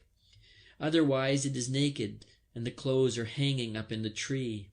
Both arms are missing, as though they had been pulled out. I discover one of them, 20 yards off in a shrub. The dead man lies on his face. There, where the arm wounds are, the earth is black with blood. Underfoot, the leaves are scratched up as though the man had been kicking. That's no joke, Cat, say I. No more is a shell splinter in the belly, he replies, shrugging his shoulders. But don't get tender-hearted, says Jaden. All this can only have happened a little while ago. The blood is still fresh. As everybody we see there is dead, we do not waste any more time, but report the affair at the next stretcher-bearer's post. After all, it is not our business to take these stretcher-bearers' jobs away from them. A patrol has to be sent out to discover just how far the enemy position is advanced. Since my leave, I feel a certain strange attachment to the other fellows, and so I volunteer to go with them. We agree on a plan, slip out through the wire, and then divide and creep forward separately. After a while, I find a shallow shell hole and crawl into it. From here, I peer forward. There is moderate machine gun fire. It sweeps across from all directions, not very heavy, but always sufficient to make one keep down. A parachute star shell opens out. The ground lies stark in the pale light, and then the darkness shuts down again, blacker than ever. In the trenches, we were told there were black troops in front of us. That is nasty. It is hard to see them. They are very good at patrolling, too. And oddly enough, they are often quite stupid. For instance, both Cat and Crop were once able to shoot down a black enemy patrol because the fellows in their enthusiasm for cigarettes smoked while they were creeping about. Cat and Albert had simply to aim at the glowing ends of the cigarettes. A bomb or something lands close beside me. I have not heard it coming, and am terrified. At the same moment, a senseless fear takes hold on me. Here I am alone, and almost helpless in the dark. Perhaps 2 other eyes have been watching me for a long while, from another shell hole in front of me, and a bomb lies ready to blow me to pieces. I try to pull myself together. It is not my first patrol, and not a particularly risky one, but it is the first since my leave, and besides, the lie of the land is still rather strange to me. I tell myself that my alarm is absurd, that there is probably nothing at all there in the darkness watching me, because otherwise the missile would not have landed so flat. It is in vain. In whirling confusion my thoughts hum in my brain. I hear the warning voice of my mother. I see the Russians with the flowing beards leaning against the wire fence. I have a bright picture of a canteen with stools, of a cinema in Valenciennes. Tormented, terrified, In my imagination I see the gray, impalpable muzzle of a rifle which moves noiselessly before me, whichever way I try to turn my head. The sweat breaks out from every pore. I still continue to lie in my shallow bowl. I look at the time. Only a few minutes have passed. My forehead is wet. The sockets of my eyes are damp. My hands tremble, and I am panting softly. It is nothing but an awful spasm of fear, a simple animal fear of poking out my head and crawling on further. All my efforts subside like froth into the one desire to be able just to stay lying there. My limbs are glued to the earth. I make a vain attempt. They refuse to come away. I press myself down on the earth. I cannot go forward. I make up my mind to stay lying there. But immediately the wave floods over me anew, a mingled sense of shame, of remorse, and yet at the same time of security. I raise myself up a little to take a look around. My eyes burn with staring into the dark. A star shell goes up. I duck down again. I wage a wild and senseless fight. I want to get out of the hollow, and yet slide back into it again. I say, "You must. It is your comrades. It is not any idiotic command." And again, "What does it matter to me? I have only one life to lose." That is the result of all this leave. I reproach myself bitterly. But I cannot convince myself. I become terribly faint. I raise myself slowly and reach forward with my arms, dragging my body after me, and then lie on the edge of the shell hole, half in and half out. There I hear sounds and drop back. Suspicious sounds can be detected clearly despite the noise of the artillery fire. I listen. The sound is behind me. They are our people moving along the trench. Now I hear muffled voices. To judge by the tone, that might be Cat talking. At once, a new warmth flows through me. These voices, these few quiet words, these footsteps in the trench behind me, recall me at a bound from the terrible loneliness and fear of death, by which I had been almost destroyed. They are more to me than life, these voices. They are more than motherliness, and more than fear. They are the strongest, most comforting thing there is anywhere. They are the voices of my comrades. I am no longer a shuddering speck of existence, alone in the darkness. I belong to them, and they to me. We all share the same fear and the same life. We are nearer than lovers, in a simpler, a harder way. I could bury my face in them, in these voices, these words that have saved me, and will stand by me. Cautiously, I glide out over the edge and snake my way forward. I shuffle along on all fours a bit further. I keep track of my bearings, look around me and observe the distribution of the gunfire, so as to be able to find my way back. Then I try to get in touch with the others.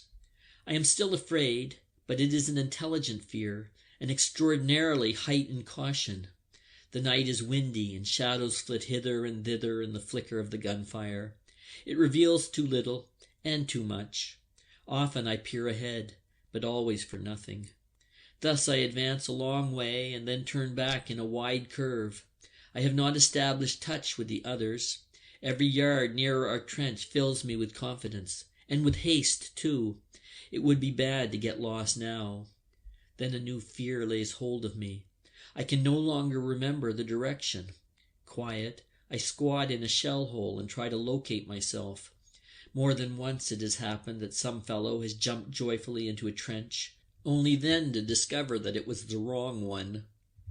After a little time I listen again, but still I am not sure.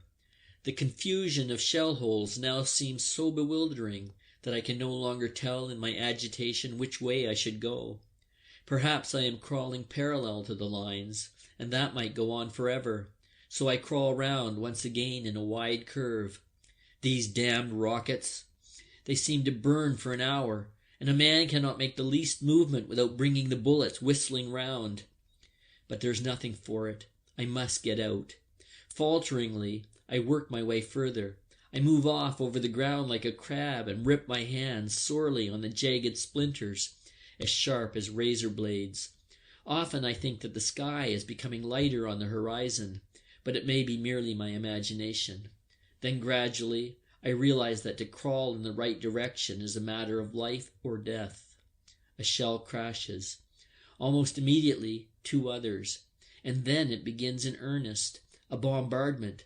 Machine guns rattle. Now there is nothing for it but to stay lying low. Apparently, an attack is coming. Everywhere the rockets shoot up, unceasing.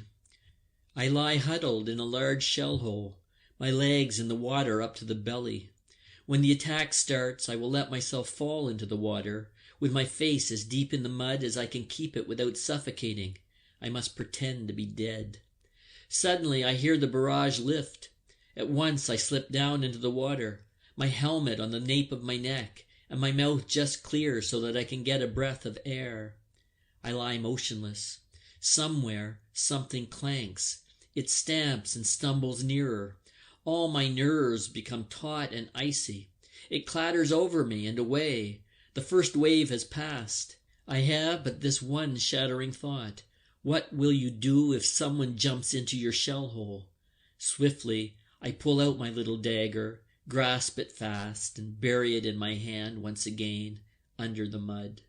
If anyone jumps in here, I will go for him. It hammers in my forehead. At once stab him clean through the throat so that he cannot call out. That's the only way. He will be just as frightened as I am when in terror we fall upon one another. Then I must be first. Now our batteries are firing. A shell lands near me. That makes me savage with fury. All it needs now is to be killed by our own shells. I curse and grind my teeth in the mud. It is a raving frenzy. In the end, all I can do is groan and pray. The crash of the shells bursts in my ears. If our fellows make a counter-raid, I will be saved. I press my head against the earth and listen to the muffled thunder, like the explosions of quarrying, and raise it again to listen for the sounds on top. The machine guns rattle. I know our barbed wire entanglements are strong and almost undamaged. Parts of them are charged with a powerful electric current. The rifle fire increases. They have not broken through. They have to retreat. I sink down again, huddled, strained to the uttermost. The banging, the creeping, the clanging becomes audible. One single cry yelling amongst it all. They are raked with fire. The attack is repulsed. Already it has become somewhat lighter. Steps hasten over me. The first, gone. Again another. The rattle of machine guns becomes an unbroken chain. Just as I am about to turn round a little, something heavy stumbles, and with a crash, a body falls over me into the shell hole, slips down, and lies across me. I do not think at all. I make no decision. I strike madly home and feel only how the body suddenly convulses, then becomes limp and collapses. When I recover myself, my hand is sticky and wet. The man gurgles. It sounds to me as though he bellows. Every gasping breath is like a cry, a thunder. But it is only my heart pounding. I want to stop his mouth, stuff it with earth, stab him again. He must be quiet. He is betraying me. Now at last I regain control of myself, but have suddenly become so feeble that I cannot any more lift my hand against him. So I crawl away to the furthest corner and stay there, my eyes glued on him, my hand grasping the knife, ready, if he stirs, to spring at him again. But he won't do so any more. I can hear that already in his gurgling. I can see him indistinctly. I have but one desire, to get away. If it is not soon, it will be too late. It will be difficult enough now.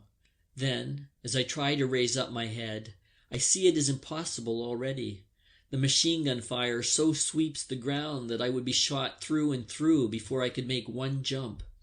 I test it once with my helmet, which I take off and hold up to find out the level of the shots. The next moment it is knocked out of my hand by a bullet. The fire is sweeping very low over the ground. I am not far enough from the enemy line to escape being picked off by one of the snipers if I attempt to get away. The light increases. Burning, I wait for our attack. My hands are white at the knuckles. I clench them so tightly in my longing for the fire to cease. so that my comrades may come. Minute after minute trickles away. I dare not look again at the dark figure in the shell hole. With an effort, I look past it and wait. The bullets hiss. They make a steel net, never ceasing, never ceasing. Then I notice my bloody hand and suddenly feel nauseated. I take some earth and rub the skin with it. Now my hand is muddy and the blood cannot be seen any more. The fire does not diminish. It is equally heavy from both sides. Our fellows have probably given me up for lost long ago. In the early morning, clear and gray, the gurgling continues. I stop my ears, but soon take my fingers away again, because then I cannot hear the other sound. The figure opposite me moves. I shrink together and involuntarily look at it. Then my eyes remain glued to it. A man with a small pointed beard lies there. His head has fallen to one side. One arm is half bent. His head rests helplessly upon it. The other hand lies on his chest. It is bloody. He is dead, I say to myself. He must be dead. He doesn't feel anything anymore. It is only the body that is gurgling there. Then the head tries to raise itself. For a moment the groaning becomes louder. His forehead sinks back upon his arm. The man is not dead. He is dying, but he is not dead. I drag myself toward him, hesitate, support myself on my hands, creep a bit further, wait. Again a terrible journey of 3 yards. A terrible journey. At last I am beside him. Then he opens his eyes. He must have heard me, and gazes at me with a look of utter terror. The body lies still, but in the eyes there is such an extraordinary expression of flight that for a moment I think they have power enough to carry the body off with them, hundreds of miles away with one bound. The body is still, perfectly still, without sound. The gurgle has ceased, but the eyes cry out, yell. All the life is gathered together in them for one tremendous effort to flee, gathered together there in a dreadful terror of death, of me. My legs give way and I drop on my elbows. No, no, I whisper. The eyes follow me. I am powerless to move so long as they are there. Then his hand slips slowly from his breast. Only a little bit. It sinks just a few inches. But this movement breaks the power of the eyes. I bend forward, shake my head and whisper, no, no, no. I raise one hand. I must show him that I want to help him. I stroke his forehead. The eyes shrink back as the hand comes. Then they lose their stare. The eyelids droop lower. The tension is past. I open his collar and place his head more comfortably upright. His mouth stands half open. It tries to form words. The lips are dry. My water bottle is not there. I have not brought it with me. But there is water in the mud, down at the bottom of the crater. I climb down, take out my handkerchief, spread it out, push it under and scoop up the yellow water that strains through into the hollow of my hand. He gulps it down. I fetch some more. Then I unbutton his tunic in order to bandage him if it is possible. In any case, I must do it, so that if the fellows over there capture me, they will see that I wanted to help him, and so will not shoot me. He tries to resist, but his hand is too feeble. The shirt is stuck and will not come away. It is buttoned at the back, so there is nothing for it but to cut it off. I look for the knife and find it again. But when I begin to cut the shirt, the eyes open once more, and the cry is in them again, and the demented expression, so that I must close them, press them shut, and whisper, I want to help you, comrade, comrade, comrade, comrade, eagerly repeating the word to make him understand. There are 3 stabs. My field dressing covers them. The blood runs out under it. I press it tighter. There. He groans. That is all I can do. Now we must wait. Wait. These hours. The gurgling starts again. But how slowly a man dies. For this I know, he cannot be saved. Indeed, I have tried to tell myself that he will be, but at noon this pretense breaks down and melts before his groans. If only I had not lost my revolver crawling about, I would shoot him. Stab him I cannot. By noon I am groping on the outer limits of reason. Hunger devours me. I could almost weep for something to eat. I cannot struggle against it. Again and again I fetch water for the dying man, and drink some myself. This is the first man I have killed with my hands, whom I can see close at hand, whose death is my doing. Cad and Kropp and Mueller have experienced it already, when they have hit someone. It happens to many, in hand-to-hand fighting especially. But every gasp lays my heart bare. This dying man has time with him. He has an invisible dagger with which he stabs me. Time and my thoughts. I would give much if he would but stay alive. It is hard to lie here and have to see and hear him. In the afternoon, about 3, he is dead. I breathe freely again, but only for a short time. Soon the silence is more unbearable than the groans. I wish the gurgling were there again, gasping, hoarse, now whistling softly, and again hoarse and loud. It is mad, what I do, but I must do something. I prop the dead man up again so that he lies comfortably, although he feels nothing any more. I close his eyes. They are brown, his hair is black and a bit curly at the sides. The mouth is full and soft beneath his mustache. The nose is slightly arched, the skin brownish. It is now not so pale as it was before when he was still alive. For a moment the face seems almost healthy. Then it collapses suddenly into the strange face of the dead that I have so often seen. Strange faces, all alike. No doubt his wife still thinks of him. She does not know what has happened. He looks as if he would have often written to her. She will still be getting mail from him, tomorrow, in a week's time, perhaps even a stray letter a month hence. She will read it, and in it he will be speaking to her. My state is getting worse. I can no longer control my thoughts. What would his wife look like? Like the little brunette on the other side of the canal? Does she belong to me now? Perhaps by this act she becomes mine. I wish Cantorek were sitting here beside me. If my mother could see me. The dead man might have had 30 more years of life, if only I had impressed the way back to our trenches more sharply on my memory.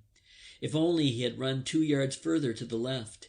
He might now be sitting in the trench over there and writing a fresh letter to his wife.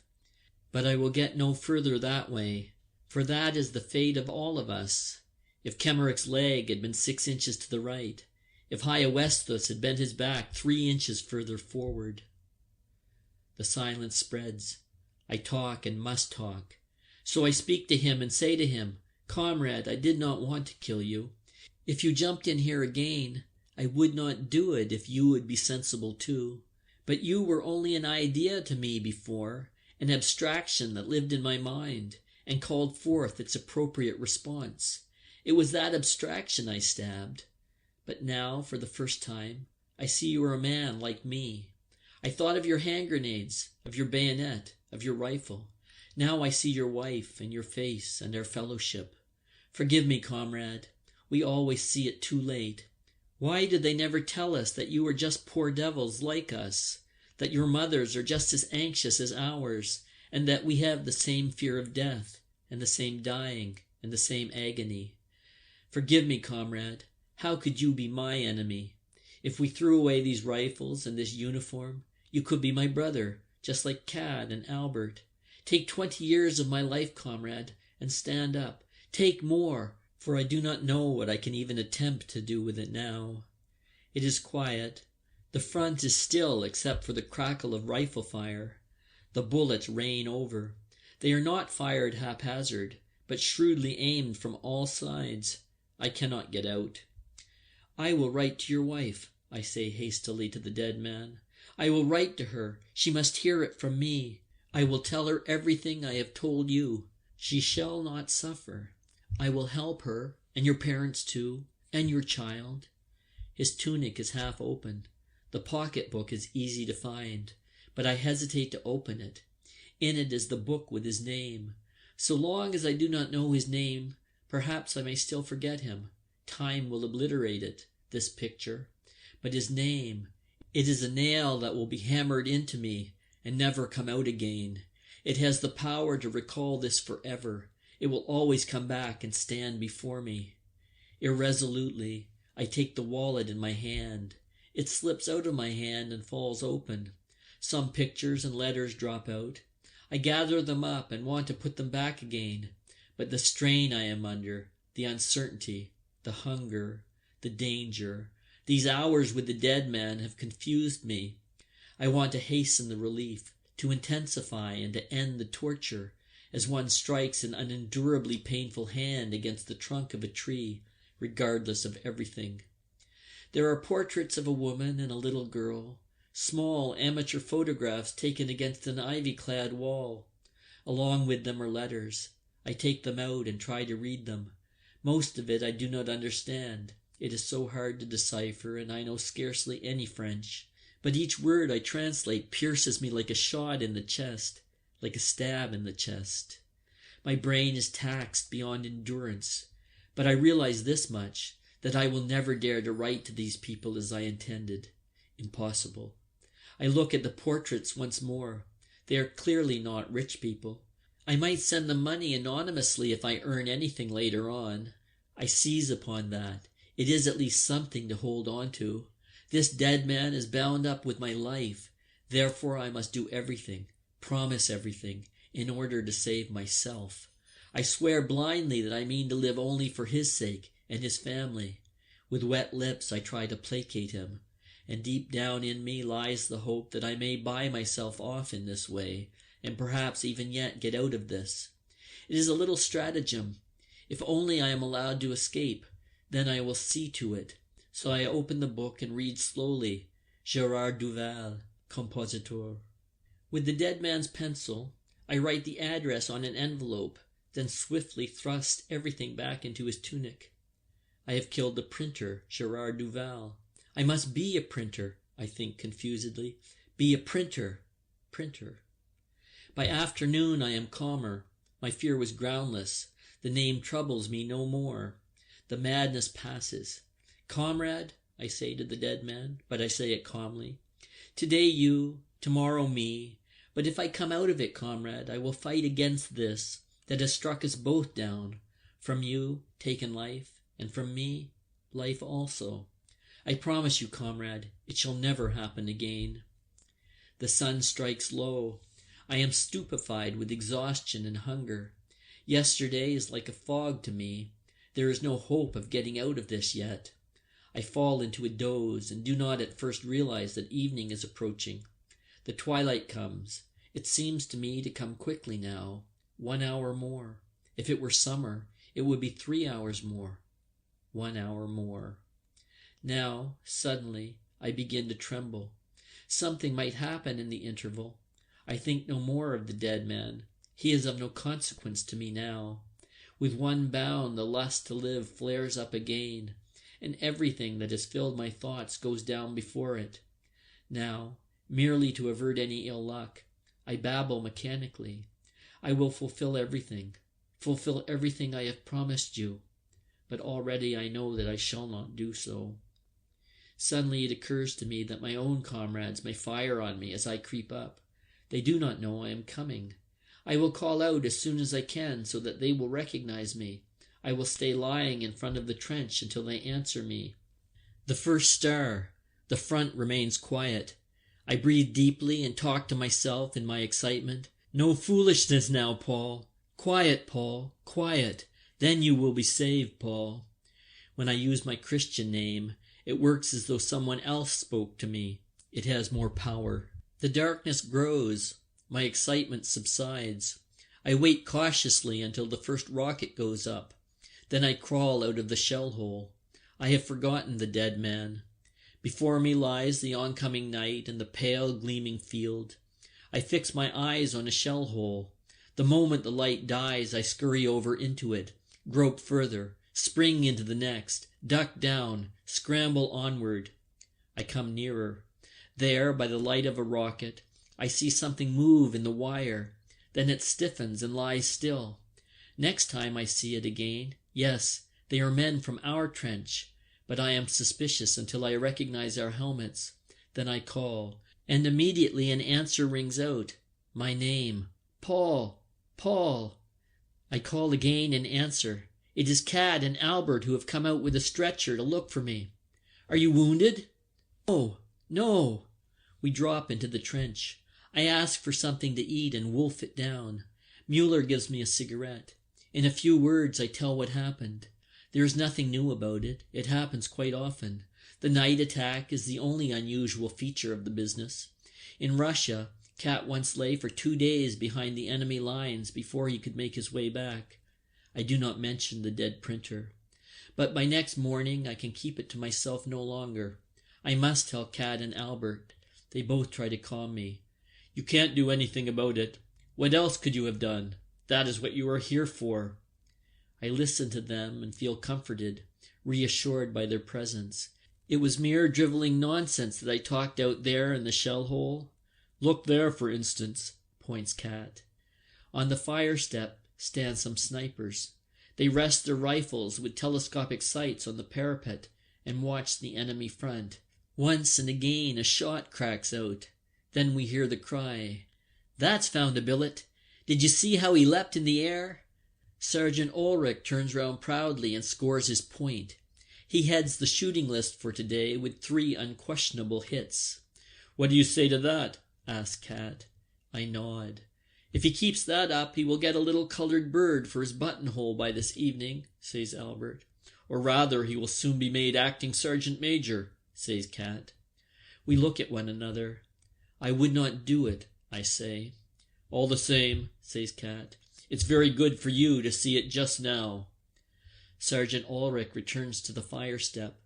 The muzzle of his rifle searches to and fro. "You don't need to lose any more sleep over your affair," nods Albert. And now I hardly understand it myself any more. "It was only because I had to lie there with him for so long," I say. "After all, war is war." Ulrich's rifle cracks out, sharp and dry. End of Chapter 9. Chapter 10. We have dropped in for a good job. 8 of us have to guard a village that has been abandoned because it is being shelled too heavily. In particular, we have to watch the supply dump, as that is not yet empty. We are supposed to provision ourselves from the same store. We are just the right people for that. Cat, Albert, Mueller, Jaden, Dietering, our whole gang is there. Haya is dead, though. But we are mighty lucky all the same. All the other squads have had more casualties than we have. We select as a dugout a reinforced concrete cellar into which steps lead down from above. The entrance is protected by a separate concrete wall. Now we develop an immense industry. This is an opportunity not only to stretch one's legs, but to stretch one's soul also. We make the best use of such opportunities. The war is too desperate to allow us to be sentimental for long. That is only possible so long as things are not going too badly. After all, we cannot afford to be anything but matter-of-fact. So matter-of-fact, indeed, that I often shudder when a thought from the days before the war comes momentarily into my head. But it does not stay long. We have to take things as lightly as we can. So we make the most of every opportunity, and nonsense stands stark and immediate beside horror. It cannot be otherwise. That is how we hearten ourselves. So we zealously set to work to create an idyll of eating and sleeping, of course. The floor is first covered with mattresses, which we haul in from the houses. Even a soldier's behind likes to sit soft. Only in the middle of the floor is there any clear space. Then we furnish ourselves with blankets and eiderdowns, luxurious, soft affairs. There is plenty of everything to be had in the town. Albert and I find a mahogany bed, which can be taken to pieces, with a sky of blue silk and a lace coverlet. We sweat like monkeys moving it in, but a man cannot let a thing like that slip, and it would certainly be shot to pieces in a day or two. Cat and I do a little patrolling through the houses. In very short time, We have collected a dozen eggs and 2 pounds of fairly fresh butter. Suddenly, there's a crash in the drawing room, and an iron stove hurtles through the wall past us and on. A yard from us, out through the wall behind. 2 holes. It comes from the house opposite, where a shell has just landed. "The swine," grimaces Cat, and we continue our search. All at once we prick up our ears, hurry across, and suddenly stand petrified. There, running up and down in a little sty, are 2 live sucking pigs. We rub our eyes and look once again to make certain. Yes, they are still there. We seize hold of them, no doubt about it, 2 real young pigs. This will make a grand feed. About 20 yards from our dugout there is a small house that was used as an officer's billet. In the kitchen is an immense fireplace with 2 ranges, pots, pans and kettles. Everything, even to a stack of small chopped wood in an outhouse, a regular cook's paradise. 2 of our fellows have been out in the fields all the morning hunting for potatoes, carrots and green peas. We are quite uppish and sniff at the tin stuff in the supply dump. We want fresh vegetables. In the dining room there are already 2 heads of cauliflower. The sucking pigs are slaughtered. Cat sees to them. We want to make potato cakes to go with the roast, but we cannot find a grater for the potatoes. However, that difficulty is soon got over. With a nail we punch a lot of holes in a pot lid, and there we have a grater. 3 fellows put on thick gloves to protect their fingers against the grater. 2 others peel the potatoes, and the business gets going. Cat samples the sucking pigs, the carrots, the peas, and the cauliflower. He even mixes a white sauce for the cauliflower. I fry the pancakes, 4 at a time. After 10 minutes, I get the knack of tossing the pan so that the pancakes, which are done on the one side, sail up, turn in the air, and are caught again as they come down. The sucking pigs are baked whole. We all stand round them as before an altar. In the meantime, we receive visitors, a couple of wireless men, who are generously invited to the feed. They sit in the living room where there is a piano. One of them plays. The other sings "Ander Wieser." He sings feelingly, but with a rather Saxon accent. All the same, it moves us as we stand at the fireplace, preparing the good things. Then we begin to realize that we are in for trouble. The observation balloons have spotted the smoke from our chimney, and the shells start to drop on us. They are those damned spraying little daisy cutters that make only a small hole and scatter widely close to the ground. They keep dropping closer and closer all round us. Still, we cannot leave the grub in the lurch. A couple of splinters whiz through the top of the kitchen window. The roast is already cooked, but frying the pancakes is getting difficult. The explosions come so fast that the splinters strike often, and oftener against the wall of the house, and sweep in through the window. Whenever I hear a shell coming, I drop down on one knee with the pan and the pancakes, and duck behind the wall of the window. Immediately afterwards, I am up again and going on with the frying. The Saxons stop singing. A fragment has smashed into the piano. At last, everything is ready, and we organize the transport of it back to the dugout. After the next explosion, 2 men dash across the 50 yards to the dugout with the pots of vegetables. We see them disappear. The next shot, everyone ducks, and then 2 more trot off, each with a big can of finest grade coffee, and reach the dugout before the next explosion. Then Cat and Crop seize the masterpiece, the big dish with the brown, roasted sucking pigs. A screech, a knee bend, and away they race over the 50 yards of open country.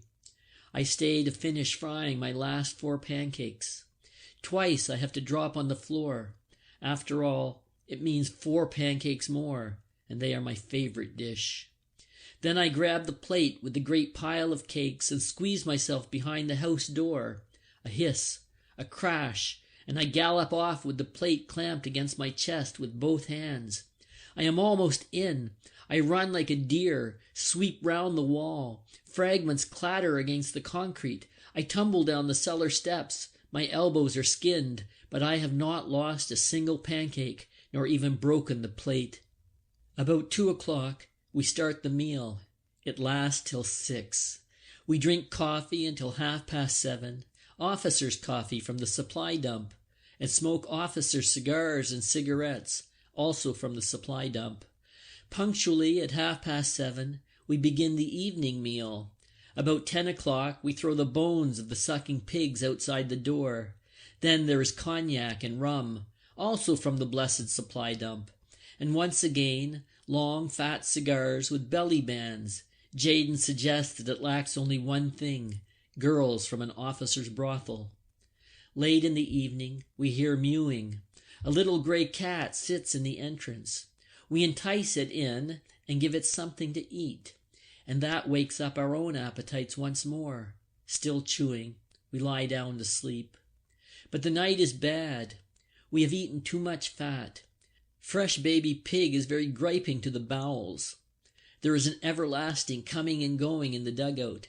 2, 3 men with their pants down are always sitting about outside and cursing. I have been out 9 times myself. About 4 o'clock in the morning, we reach a record. All 11 men, guards and visitors, are squatting outside. Burning houses stand out like torches against the night. Shells lumber across and crash down. Munition columns tear along the street. On one side, the supply dump has been ripped open. In spite of all the flying fragments, the drivers of the munition columns pour in like a swarm of bees and pounce on the bread. We let them have their own way. If we said anything, it would only mean a good hiding for us. So we go differently about it. We explain that we are the guard, and so know our way about, and we get hold of the tin stuff and exchange it for things we are short of. What does it matter anyhow? In a while it will all be blown to pieces. For ourselves, we take some chocolate from the depot and eat it in slabs. Cat says it is good for loose bowels. Almost a fortnight passes thus, in eating, drinking, and roaming about. No one disturbs us. The town gradually vanishes under the shells, and we lead a charmed life. So long as any part of the supply dump still stands, we don't worry. We desire nothing better than to stay here till the end of the war. Jaden has become so fastidious that he only half smokes his cigars. With his nose in the air, he explains to us that he was brought up that way, and Cat is most cheerful. In the morning, his first call is, "Emile, bring in the caviar and coffee." We put on extraordinary airs. Every man treats the other as his valet, bounces him, and gives him orders. "There is something itching under my foot. Crop, my man, catch that louse at once," says Lear, poking out his leg at him like a ballet girl. And Albert drags him up the stairs by the foot. "Jaden, what? Stand at ease, Jaden, and what's more, don't say what. Say yes, sir. Now, Jaden." Jaden retorts in the well-known phrase from Goethe's Gotts von Berlichingen, with which he was always very free. After 8 more days, we receive orders to go back. The palmy days are over. 2 big motor lorries take us away. They are stacked high with planks. Nevertheless, Albert and I erect on top our 4-poster bed, complete with blue silk canopy, mattress, and 2 lace coverlets. And behind it, at the head, is stowed a bag full of choice edibles. We often dip into it, and the tough ham sausages, the tins of liver sausages, the conserves, the boxes of cigarettes, rejoice our hearts. Each man has a bag to himself. Crop and I have rescued 2 big red armchairs as well. They stand inside the bed, and we sprawl back in them as in a theater box. Above us swells the silken cover like a baldaquin. Each man has a long cigar in his mouth, and thus from aloft we survey the scene. Between us stands a parrot cage that we found for the cat. She is coming with us, and lies in the cage before her saucer of meat, and purrs. Slowly the lorries roll down the road. We sing. Behind us, the shells are sending up fountains from the now utterly abandoned town. A few days later, we are sent out to evacuate a village. On the way, we meet the fleeing inhabitants, trundling their goods and chattels along with them in wheelbarrows, perambulators, and on their backs. Their figures are bent, their faces full of grief, despair, haste, and resignation. The children hold on to their mother's hands, and often an older girl leads the little ones who stumble onward and are forever looking back. A few carry miserable-looking dolls. All are silent as they pass us by. We are marching in column. The French do not fire on a town in which there are still inhabitants. But a few minutes later the air screams, the earth heaves, cries ring out. A shell has landed among the rear squad. We scatter and fling ourselves down on the ground, but at that moment I feel the instinctive alertness leave me, which hitherto has always made me do unconsciously the right thing under fire. The thought leaps up with a terrible, throttling fear. You are lost! And the next moment a blow sweeps like a whip over my left leg. I hear Albert cry out. He is beside me. "Quick up, Albert!" I yell, for we are lying unsheltered in the open field. He staggers up and runs. I keep beside him.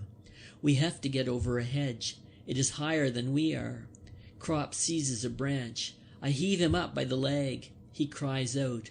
I give him a swing and he flies over. With one leap I follow him and fall into a ditch that lies behind the hedge.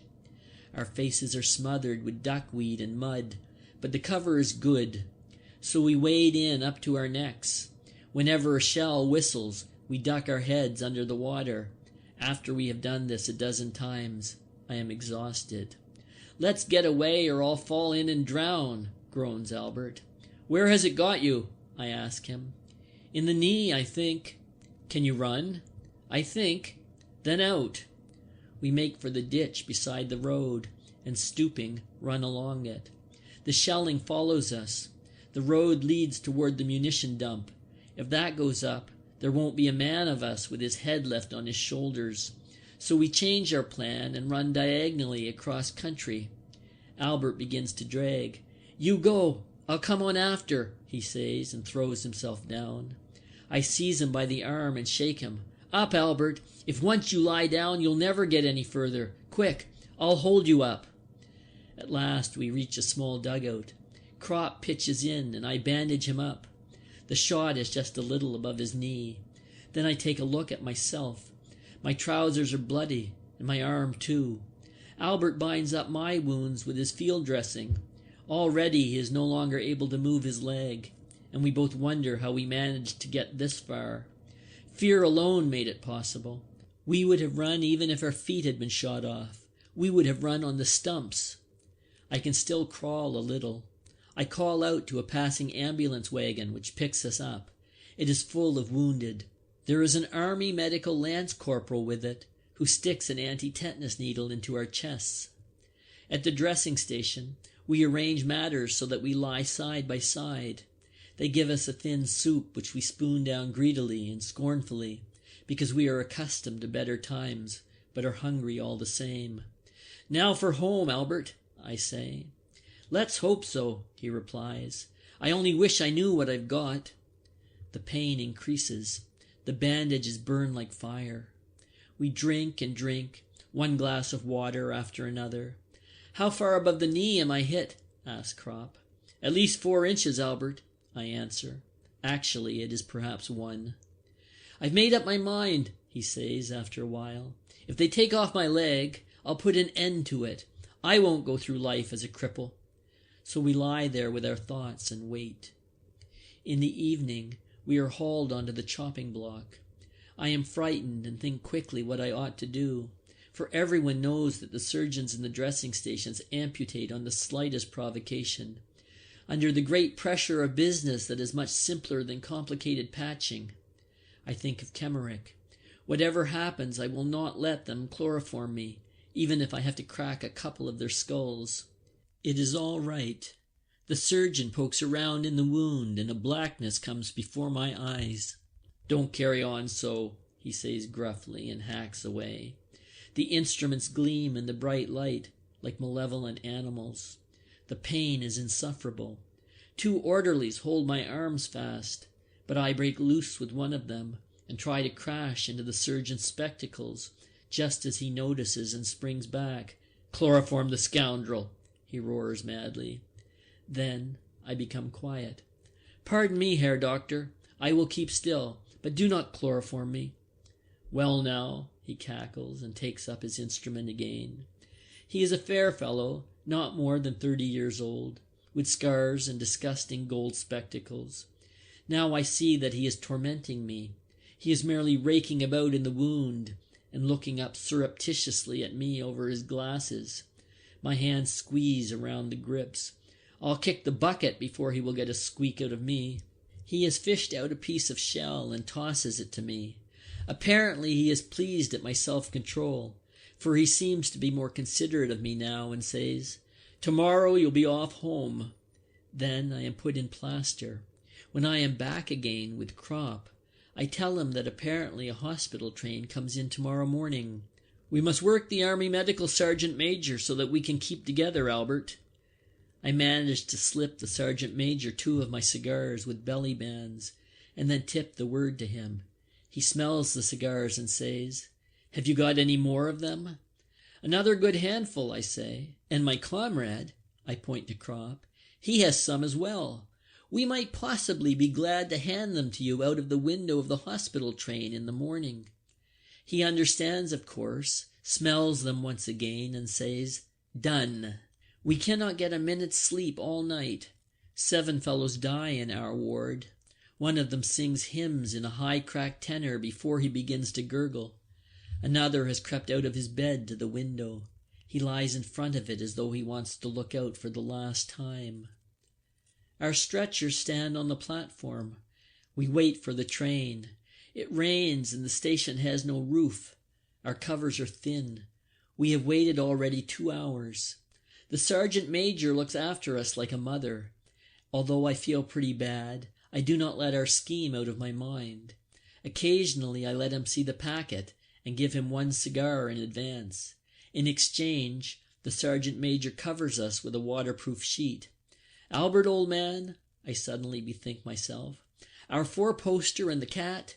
"And the club chairs," he adds. Yes, the club chairs with red plush. In the evening we used to sit in them like lords, and intended later on to let them out by the hour. 1 cigarette per hour. It might have turned into a regular business, a real good living. "And our bags of grub too, Albert." We grow melancholy. We might have made some use of the things. If only the train left 1 day later, Cat would be sure to find us and bring us the stuff. What damned hard luck. In our bellies there is gruel, mean hospital stuff, and in our bags roast pork. But we are so weak that we cannot work up any more excitement about it. The stretchers are sopping wet by the time the train arrives in the morning. The Sergeant Major sees to it that we are put in the same car. There is a crowd of Red Cross nurses. Crop is stowed in below. I am lifted up and put into the bed above him. "Good God!" I exclaim suddenly. "What is it?" asks the sister. I cast a glance at the bed. It is covered with clean, snow-white linen that even has the marks of the iron still on it, and my shirt has gone 6 weeks without being washed and is terribly muddy. "Can't you get in by yourself?" asks the sister gently. "Why, yes," I say in a sweat, "but take off the bed cover first." "What for?" I feel like a pig. Must I get in there? It will get... I hesitate. "A little bit dirty?" she suggests helpfully. "That doesn't matter. We will wash it again afterwards." No, not that," I say excitedly. I am not equal to such overwhelming refinement. "When you have been lying out there in the trenches, surely we can wash a sheet," she goes on. I look at her. She's young and crisp, spotless and neat. Like everything here, a man cannot realize that it isn't for officers only, and feels himself strange and in some way even alarmed. All the same, the woman is a tormentor. She is going to force me to say it. "It is only..." I try again. Surely she must know what I mean. "What is it then?" "Because of the lice," I bawl out at last. She laughs. "Well, they must have a good day for once too." Now I don't care any more. I scramble into bed and pull up the covers. A hand gropes over the bed cover. The sergeant major. He goes off with the cigars. An hour later we notice that we are moving. At night I cannot sleep. Crop is restless too. The train rides easily over the rails. I cannot realize it at all yet. A bed, a train, home. "Albert," I whisper. "Yes?" "Do you know where the latrine is?" "Over to the right of the door, I think." I'm going to have a look. It is dark. I grope for the edge of the bed and cautiously try to slide down, but my foot finds no support. I begin to slip. The plaster leg is no help, and with a crash I lie on the floor. "Damn," I say. "Have you bumped yourself?" asks Crop. "You could hear that well enough for yourself," I growl. "My head." A door opens in the rear of the car. The sister comes with a light and looks at me. "He has fallen out of bed." She feels my pulse and smooths my forehead. "You haven't any fever, though." "No," I agree. "Have you been dreaming, then?" she asks. "Perhaps," I evade. The interrogation starts again. She looks at me with her clear eyes, and the more wonderful and sweet she is, the less am I able to tell her what I want. I am lifted up into bed again. That will be all right. As soon as she goes, I must try to climb down again. If she were an old woman, it might be easier to say what a man wants, but she is so very young, at the most 25. It can't be done. I cannot possibly tell her. Then Albert comes to my rescue. He is not bashful. It makes no difference to him who is upset. He calls to the sister. She turns round. "Sister, he wants—" But no more does Albert know how to express it modestly and decently. Out there we must say it in a single word, but here, to such a lady. All at once he remembers his school days and finishes hastily. "He wants to leave the room, sister." "Ah," says the sister, "but he shouldn't climb out of his bed with his plaster bandage. What do you want, then?" she says, turning to me. I am in mortal terror at this new turn, for I haven't any idea what the things are called professionally. She comes to my help. "Little or big?" This shocking business. I sweat like a pig and say shyly, "Well, only quite a little one." At any rate, it produces the effect. I get a bottle. After a few hours, I am no longer the only one, and by morning we are quite accustomed to it and ask for what we want without any false modesty. The train travels slowly. Sometimes it halts and the dead are unloaded. It halts often. Albert is feverish. I feel miserable and have a good deal of pain. But the worst of it is that apparently there are still lice under the plaster bandage.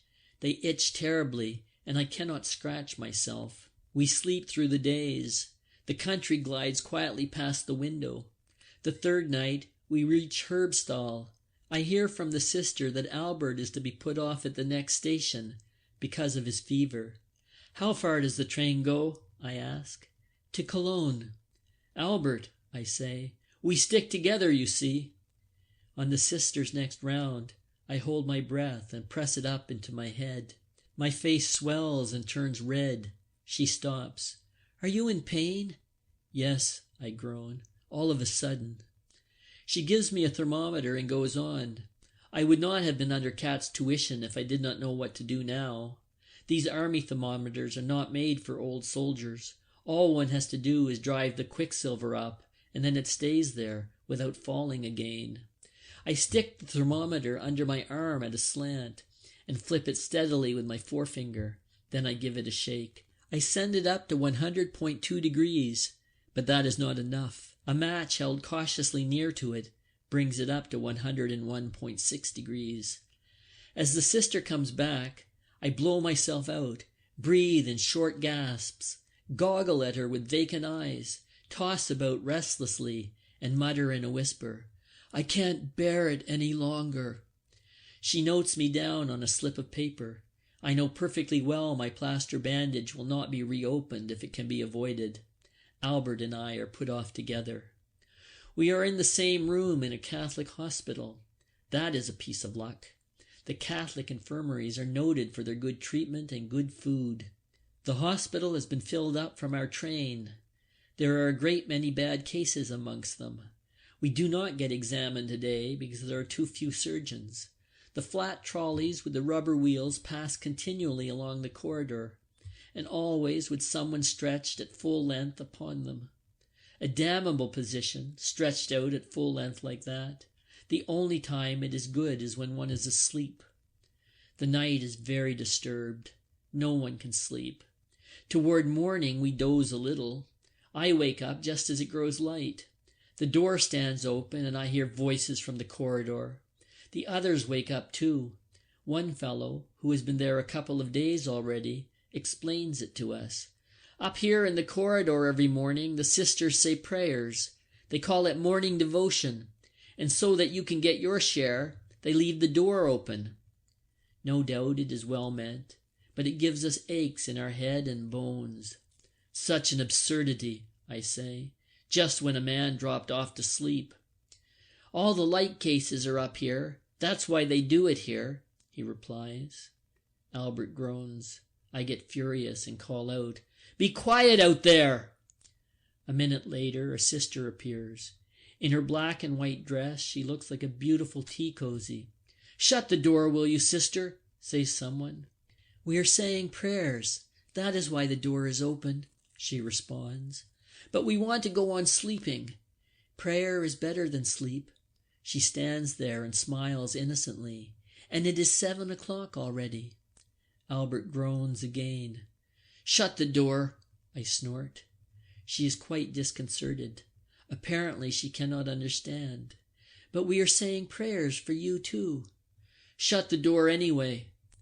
She disappears, leaving the door open. The intoning of the litany proceeds. I feel savage and say, "I'm going to count up to 3. If it doesn't stop before then, I'll let something fly." "Me too," says another. I count up to 5. Then I take hold of a bottle, aim, and heave it through the door into the corridor. It smashes into 1,000 pieces. The praying stops. A swarm of sisters appear and reproach us in concert. "Shut the door," we yell. They withdraw. The little one who came first is the last to go. "Heathen," she chirps, but shuts the door all the same. We have won. At noon, the hospital inspector arrives and abuses us. He threatens us with clink and all the rest of it. But a hospital inspector is just the same as a commissariat inspector, or anyone else who wears a long dagger and shoulder straps, but is really a clerk, and is never considered even by a recruit as a real officer. So we let him talk. What can they do to us, anyway? "Who threw the bottle?" he asks. Before I can think whether I should report myself, someone says, "I did." A man with a bristling beard sits up. Everyone is excited. Why should he report himself? "You?" "Yes. I was annoyed because we were waked up unnecessarily and lost my senses, so that I did not know what I was doing." He talks like a book. "What is your name?" "Reinforcement Reservist Joseph Hamaker." The inspector departs. We are all curious. "But why did you say you did it? It wasn't you at all." He grins. "That doesn't matter. I have a shooting license." Then, of course, we all understand. Whoever has a shooting license can do just whatever he pleases. "Yes," he explains, "I got a crack in the head, and they presented me with a certificate to say that I was periodically not responsible for my actions. Ever since then, I've had a grand time. No one dares to annoy me, and nobody does anything to me. I reported myself because the shot amused me. If they open the door again tomorrow, we will pitch another." We are overjoyed. With Joseph Hamaker in our midst, we can now risk anything. Then come the soundless, flat trolleys to take us away. The bandages are stuck fast. We bellow like steers. There are 8 men in our room. Peter, a curly, black-haired fellow, has the worst injury, a severe lung wound. Franz Wachter, alongside him, has a shot in the arm which doesn't look too bad at first. But the third night he calls out to us, telling us to ring. He thinks he has a hemorrhage.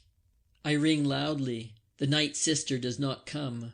We have been making rather heavy demands on her during the night, because we have all been freshly bandaged, and so have a good deal of pain. One wants his leg placed so, another so, a third wants water, a fourth wants her to shake up his pillow. In the end, the buxom old body grumbled bad-temperedly, and slammed the doors. Now, no doubt she thinks it is something of the same sort, and so she is not coming. We wait. Then Franz says, "Ring again." I do so. Still, she does not put in an appearance. In our wing there is only one night sister. Perhaps she has something to do in one of the other rooms. "Franz, are you quite sure you are bleeding?" I ask. "Otherwise we shall be getting cursed again." "The bandage is wet. Can't anybody make a light?" That cannot be done either. The switch is by the door, and none of us can stand up. I hold my thumb against the button of the bell till it becomes numb. Perhaps the sister has fallen asleep. They certainly have a great deal to do, and are all overworked, day after day. And added to that is the everlasting praying. "Should we smash a bottle?" asked Joseph Hammacher of the shooting license. "She wouldn't hear that any more than the bell." At last the door opens. The old lady appears, mumbling. When she perceives Franz's trouble, she begins to bustle and says, "Why did not someone say I was wanted?" "We did ring, and none of us here can walk." He has been bleeding badly, and she binds him up. In the morning we look at his face. It has become sharp and yellow, whereas the evening before he looked almost healthy. Now a sister comes oftener.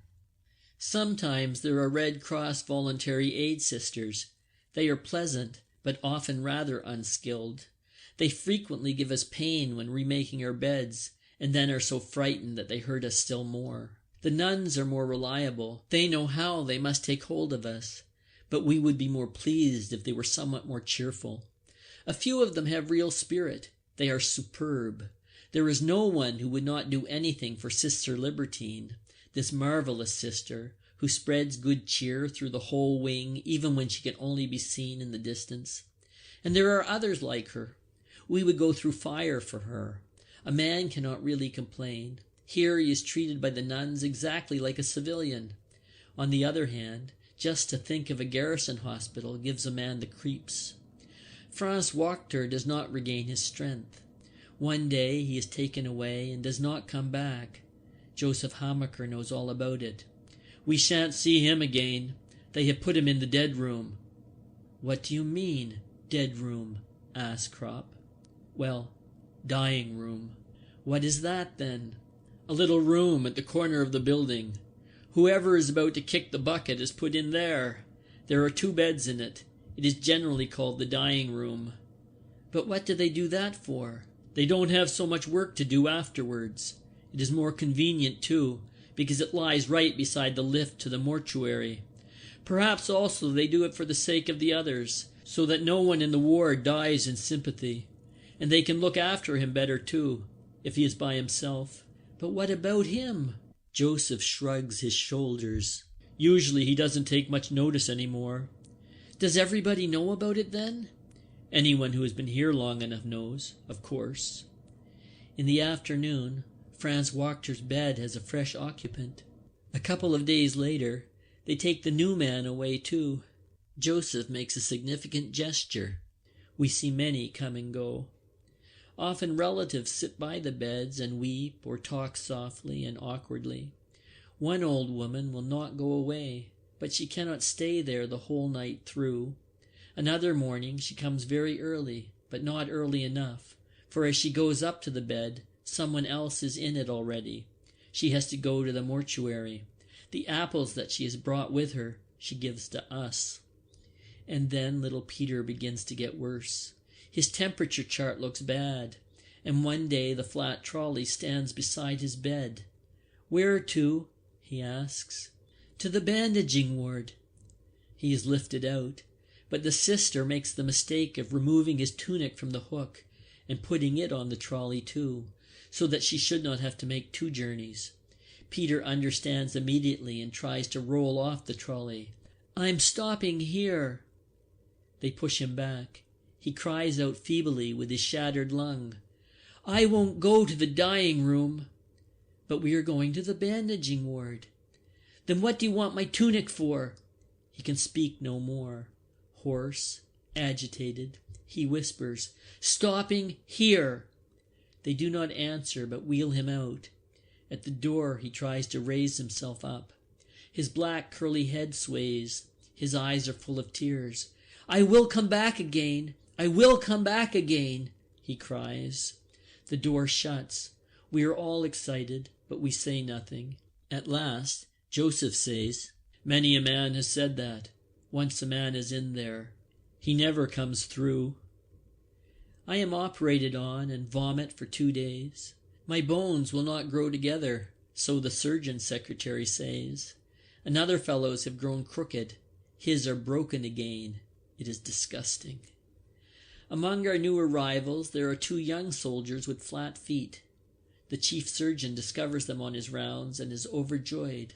"We'll soon put that right," he tells them. "We will just do a small operation and then you will have perfectly sound feet. Enter them down, sister." As soon as he is gone, Joseph, who knows everything, warns them. "Don't you let him operate on you. That is a special scientific stunt of the old boy's. He goes absolutely crazy whenever he can get hold of anyone to do it on. He operates on you for flat feet, and there's no mistake. You don't have them anymore. You have club feet instead, and have to walk all the rest of your life on sticks." "What should a man do then?" asks one of them. "Say no. You are here to be cured of your wound, not your flat feet. Did you have any trouble with them in the field? No? Well, there you are. At present you can still walk, but if once the old boy gets you under the knife, you'll be cripples. What he wants is little dogs to experiment with, so the war is a glorious time for him, as it is for all the surgeons. You take a look down below at the staff. There are a dozen fellows hobbling around that he has operated on. A lot of them have been here all the time since 14 and 15. Not a single one of them can walk better than he could before. Almost all of them worse, and most only with plaster legs. Every 6 months he catches them again and breaks their bones afresh. And every time is going to be the successful one. You take my word, he won't dare to do it if you say no." "Ach, man," says one of the 2 unfortunates, "better your feet than your brain box. There's no telling what you'll get if you go back out there again. They can do with me just as they please, so long as I get back home. Better to have a clubfoot than be dead." The other, a young fellow like ourselves, won't have it done. One morning the old man has the 2 hauled up and lectures and jaws at them so long that in the end they consent. What else could they do? They are mere privates, and he is a big bug. They are brought back, chloroformed and plastered. It is going badly with Albert. They have taken him and amputated his leg. The whole leg has been taken off from the thigh. Now he hardly speaks any more.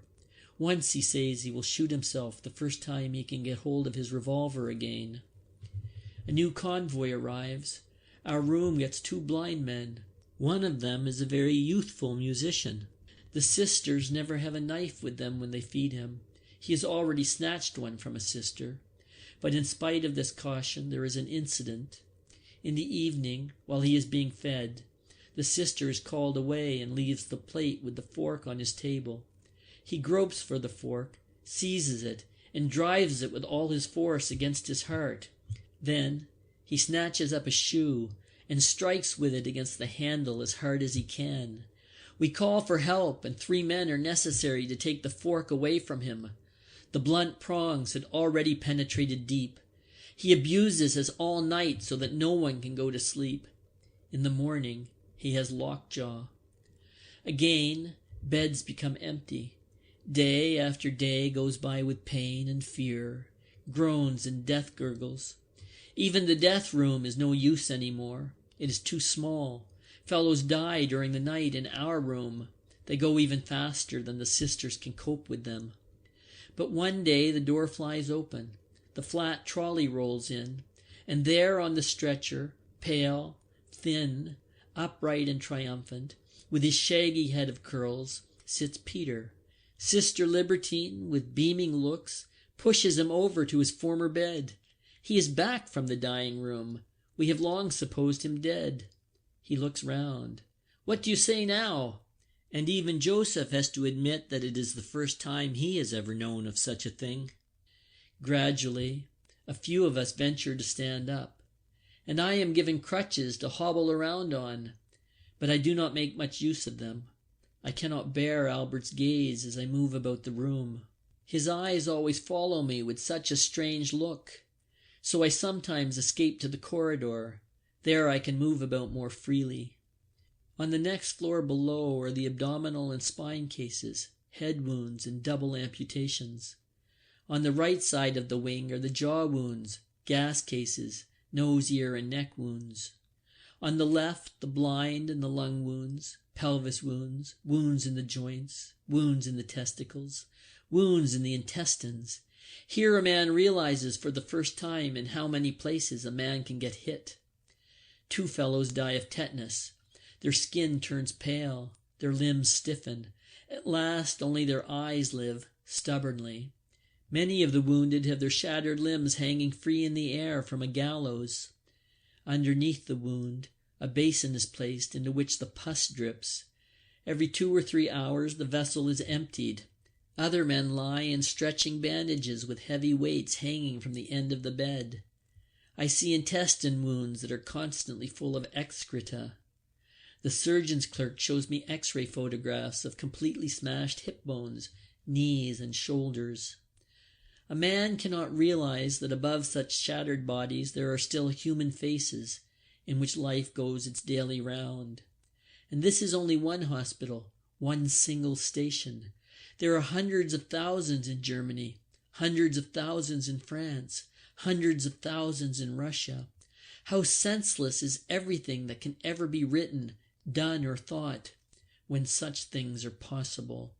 It must all be lies and of no account when the culture of 1,000 years could not prevent this stream of blood being poured out. These torture chambers in their hundreds of thousands.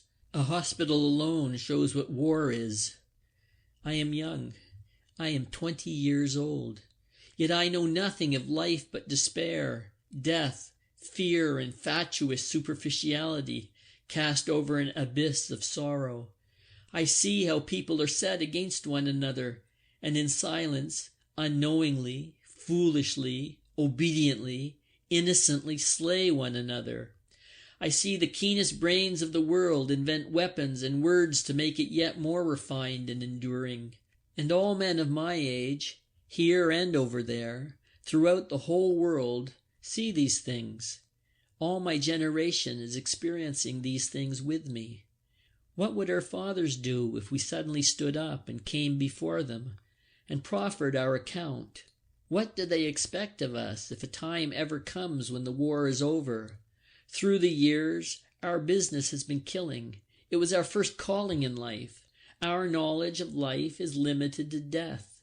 What will happen afterwards, and what shall come out of us? The oldest man in our room is Lewandowski. He is 40 and has already lain 10 months in the hospital with a severe abdominal wound.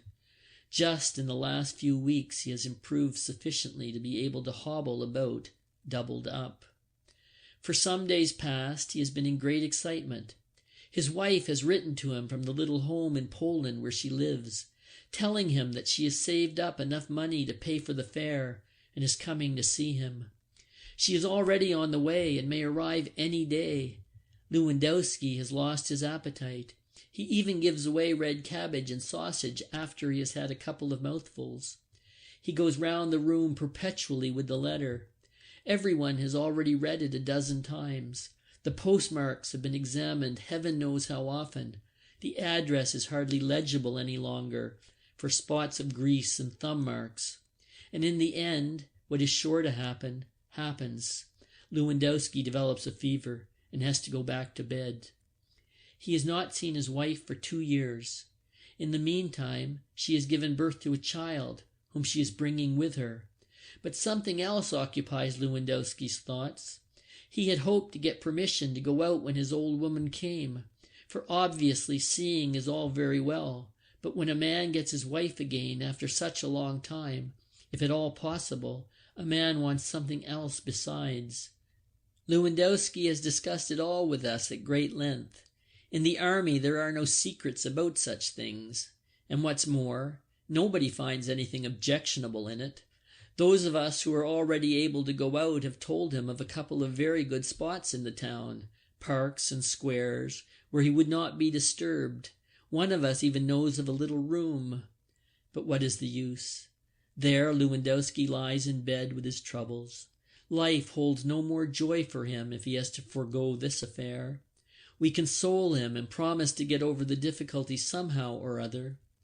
One afternoon his wife appears, a tousled little thing with anxious, quick eyes like a bird, in a sort of black, crinkly mantilla with ribbons. Heaven knows where she inherited the thing. She murmurs something softly and stands shyly in the doorway. It terrifies her that there are 6 of us men present. "Well, Marha," says Lewandowski, and gulps dangerously with his Adam's apple. "You can come in all right. They won't hurt you." She goes the round and proffers each of us her hand. Then she produces the child, which in the interval has done something in its napkin. From a large handbag, embroidered with pearls, she takes out a clean one and makes the child fresh and presentable. This dispels her first embarrassment, and the two begin to talk. Lewandowski is very fidgety. Every now and then he squints across at us most unhappily with his round goggle eyes. The time is favorable. The doctor's visit is over. At the most there couldn't be more than 1 sister left in the ward. So one of us goes out to prospect. He comes back and nods. "Not a soul to be seen. Now's your chance, Johann. Set to." The two speak together in an undertone. The woman turns a little red and looks embarrassed. We grin good-naturedly and make pooh-poohing gestures. What does it matter? The devil take all the conventions. They were made for other times. Here lies the carpenter Johann Lewandowski, a soldier shot to a cripple, and there is his wife. Who knows when he will see her again? He wants to have her, and he should have her. Good. 2 men stand at the door to forestall the sisters and keep them occupied if they chance to come along. They agree to stand guard for a quarter of an hour or thereabouts. Lewandowski can only lie on his side, so one of us props a couple of pillows against his back. Albert gets the child to hold. We all turn round a bit. The black mantilla disappears under the bedclothes. We make a great clatter and play scat noisily. All goes well. I hold a club solo with 4 jacks, which nearly goes the round. In the process, we almost forget Lewandowski. After a while, the child begins to squall, although Albert, in desperation, rocks it to and fro. Then there is a bit of creaking and rustling, and as we look up casually, we see that the child has the bottle in its mouth and is back again with its mother. The business is over. We now feel ourselves like one big family. The woman is rather quieter, and Lewandowski lies there, sweating and beaming. He unpacks the embroidered handbag, and a couple of good sausages come to light. Lewandowski takes up the knife with a flourish and saws the meat into slices. With a handsome gesture he waves toward us, and the little woman goes from one to the other and smiles at us and hands round the sausage. She now looks quite handsome. We call her Mother. She is pleased and shakes up our pillows for us.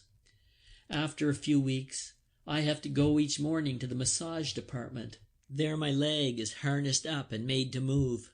The arm has healed long since. New convoys arrive from the line.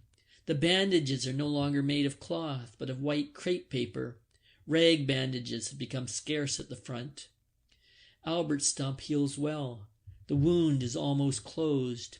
In a few weeks he should go off to an institute for artificial limbs. He continues not to talk much, and is much more solemn than formerly. He often breaks off in his speech and stares in front of him. If he were not here with us, he would have shot himself long ago. But now he is over the worst of it, and he often looks on while we play scat. I get convalescent leave. My mother does not want to let me go away. She is so feeble. It is all much worse than it was last time. Then I am sent on from the base and return once more to the line. Parting from my friend Albert Kropp was very hard, but a man gets used to that sort of thing in the army. End of Chapter 10. Chapter 11. We count the weeks no more. It was winter when I came up, and when the shells exploded, the frozen clods of earth were just as dangerous as the fragments. Now the trees are green again. Our life alternates between billets and the front. We have almost grown accustomed to it. War is a cause of death like cancer and tuberculosis, like influenza and dysentery. The deaths are merely more frequent, more varied and terrible. Our thoughts are clay. They are molded with the changes of the days. When we are resting, they are good. Under fire, they are dead. Fields of craters within and without. Everyone is so, not only ourselves here. The things that existed before are no longer valid, and one practically knows them no more. Distinctions, breeding, education are changed, are almost blotted out and hardly recognizable any longer. Sometimes they give an advantage for profiting by a situation, but they also bring consequences along with them, in that they arouse prejudices which have to be overcome. It is as though formerly we were coins of different provinces, and now we are melted down, and all bear the same stamp. To rediscover the old distinctions, the metal itself must be tested. First we are soldiers, and afterwards, in a strange and shamefaced fashion, individual men as well. It is a great brotherhood, which to a condition of life arising out of the midst of danger, out of the tension and forlornness of death, adds something of the good fellowship of the folk song, of the feeling of solidarity of convicts, and of the desperate loyalty to one another of men condemned to death, seeking in a wholly unpathetic way a fleeting enjoyment of the hours as they come. If one wants to appraise it, it is at once heroic and banal, but who wants to do that? It is this, for example, that makes Jaden spoon down his ham and pea soup in such tearing haste when an enemy attack is reported, simply because he cannot be sure that in an hour's time he will still be alive. We have discussed at length whether it is right or not to do so. Cat condemns it, because, he says, a man has to reckon with the possibility of an abdominal wound, and that is more dangerous on a full stomach than on an empty one. Such things are real problems. They are serious matters to us. They cannot be otherwise. Here, on the borders of death, life follows an amazingly simple course. It is limited to what is most necessary. All else lies buried in gloomy sleep. In that lies our primitiveness and our survival. Were we more subtly differentiated, we must long since have gone mad, have deserted, or have fallen. As in a polar expedition, every expression of life must serve only the preservation of existence, and is absolutely focused on that. All else is banished, because it would consume energies unnecessarily. That is the only way to save ourselves. In the quiet hours, when the puzzling reflection of former days, like a blurred mirror, projects beyond me the figure of my present existence, I often sit over against myself, as before a stranger, and wonder how the unnameable active principle that calls itself life has adapted itself even to this form. All other expressions lie in a winter sleep. Life is simply one continual watch against the menace of death. It has transformed us into unthinking animals in order to give us the weapon of instinct. It has reinforced us with dullness so that we do not go to pieces before the horror which would overwhelm us if we had clear, conscious thought. It has awakened in us the sense of comradeship, so that we escape the abyss of solitude. It has lent us the indifference of wild creatures, so that in spite of all, we perceive the positive in every moment, and store it up as a reserve against the onslaught of nothingness. Thus we live a closed, hard existence of the utmost superficiality, and rarely does an incident strike out a spark. But then, unexpectedly, a flame of grievous and terrible yearning flares up. Those are the dangerous moments. They show us that the adjustment is only artificial, that it is not simple rest, but sharpest struggle for rest. In the outward form of our life, we are hardly distinguishable from bushmen, but whereas the latter can be so always, because they are so truly, and at best may develop further by exertion of their spiritual forces, with us it is the reverse. Our inner forces are not exerted toward regeneration, but toward degeneration.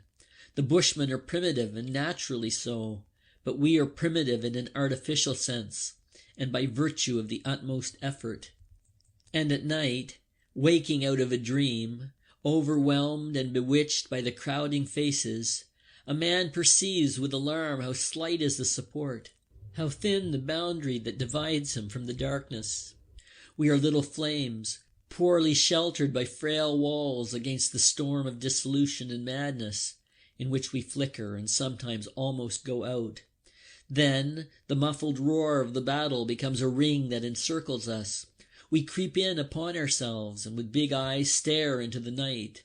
Our only comfort is the steady breathing of our comrades asleep, and thus we wait for the morning. Every day and every hour, every shell and every death cuts into this thin support, and the years waste it rapidly. I see how it is already gradually breaking down around me. There is the mad story of Dietering. He was one of those who kept himself to himself. His misfortune was that he saw a cherry tree in a garden. We were just coming back from the front line, and at a turning of the road, near our new billets, marvelous in the morning twilight, stood this cherry tree before us. It had no leaves, but was one white mass of blossom. In the evening, Dietering was not to be seen. Then at last he came back and had a couple of branches of cherry blossom in his hand. We made fun of him and asked whether he was going to a wedding. He made no answer, but laid them on his bed. During the night I heard him making a noise. He seemed to be packing. I sensed something amiss and went over to him. He made out it was nothing, and I said to him, "Don't do anything silly, Dietering." "Ach, why? It's merely that I can't sleep." "What did you pick the cherry branches for?" "I might have been going to get some more cherry branches," he replied evasively, and after a while, "I have a big orchard with cherry trees at home. When they are in blossom, from the hayloft they look like one single sheet, so white. It is just the time." "Perhaps you will get leave soon. You may even be sent back as a farmer." He nodded, but he was far away. When these peasants are excited, they have a curious expression, a mixture of cow and yearning God, half stupid and half rapt. In order to turn him away from his thoughts, I asked him for a piece of bread. He gave it to me without a murmur. That was suspicious, for he is usually tight-fisted. So I stayed awake. Nothing happened. In the morning he was as usual. Apparently he had noticed that I had been watching him. But the second morning after, he was gone. I noticed it, but said nothing, in order to give him time. He might perhaps get through. Various fellows have already got into Holland.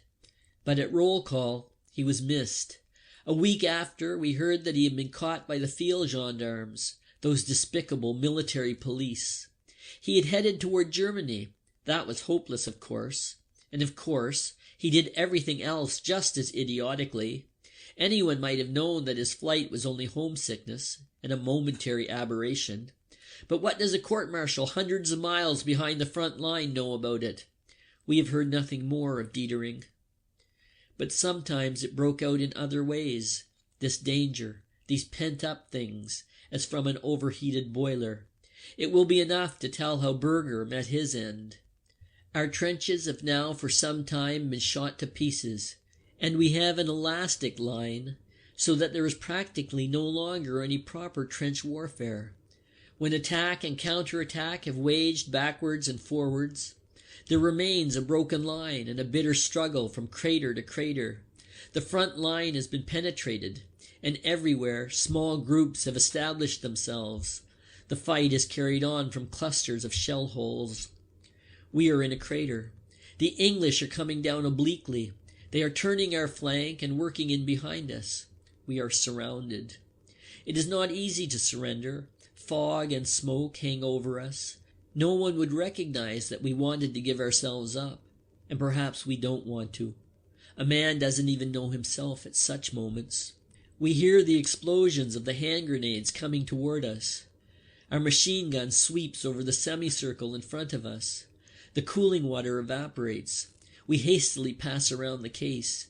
Every man pisses in it, and thus we again have water, and are able to continue firing. But behind us, the attack crashes ever nearer. A few minutes and we are lost. Then, at closest range, a second machine gun bursts out. It is set up in a crater alongside us. Berger has fetched it, and now the counter-attack comes over from behind. We are set free and make contact with the rear. Afterwards, as we lie in comparatively good cover, one of the food carriers reports that a couple of 100 yards distant there lies a wounded messenger dog. "Where?" asks Berger. The other describes the place to him. Berger goes off either to fetch the beast in or to shoot it. 6 months ago, he would not have cared. He would have been reasonable. We try to prevent him.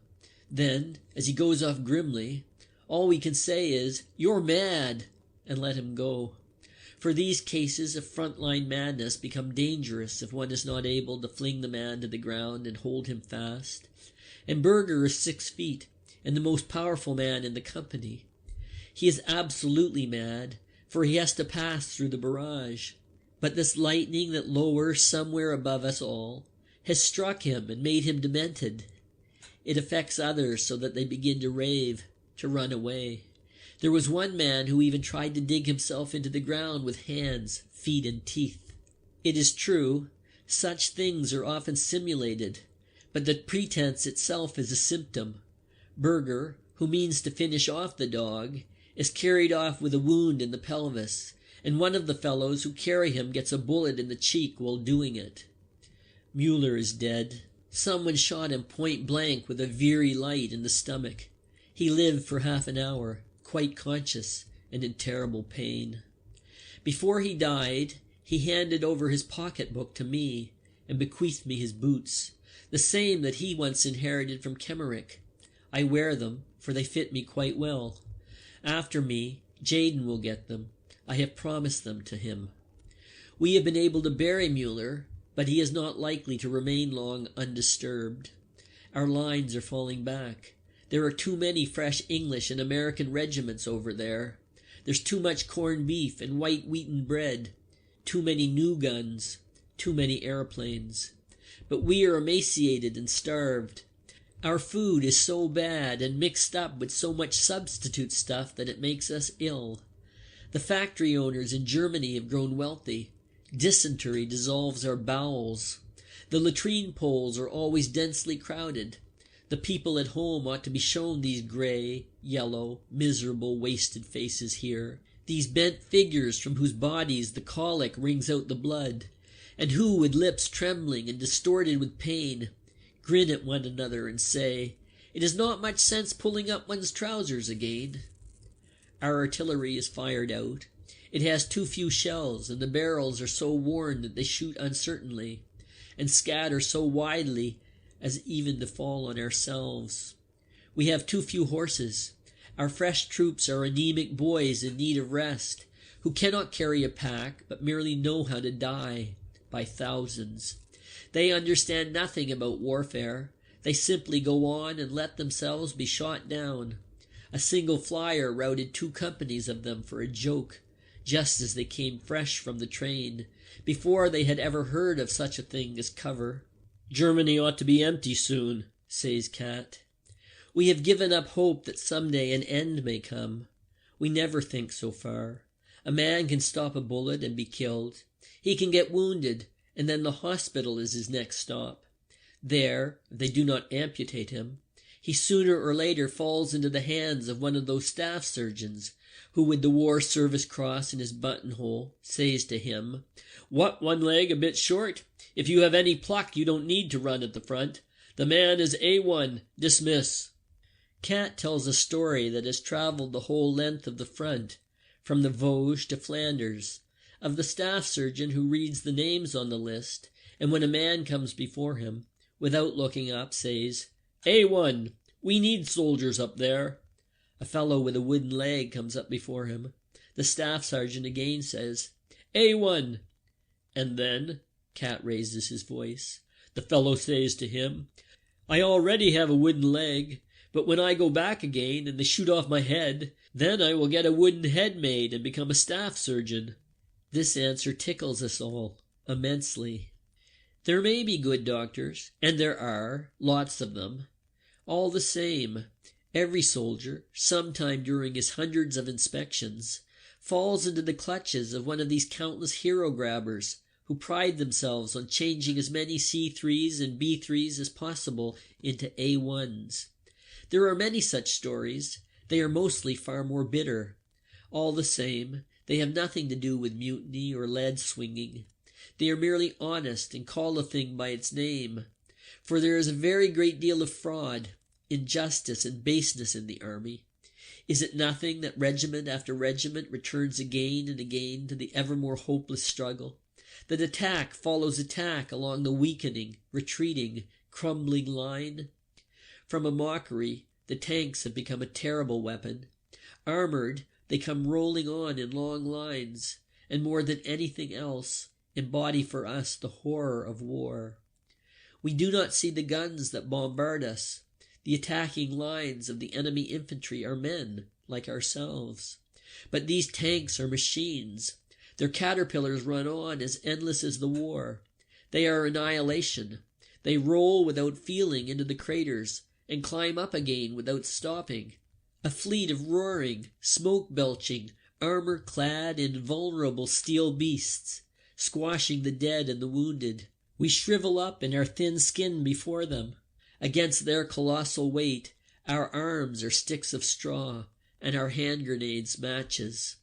Shells, gas clouds, and flotillas of tanks, shattering, starvation, death, dysentery, influenza, typhus, murder, burning, death, trenches, hospitals, the common grave.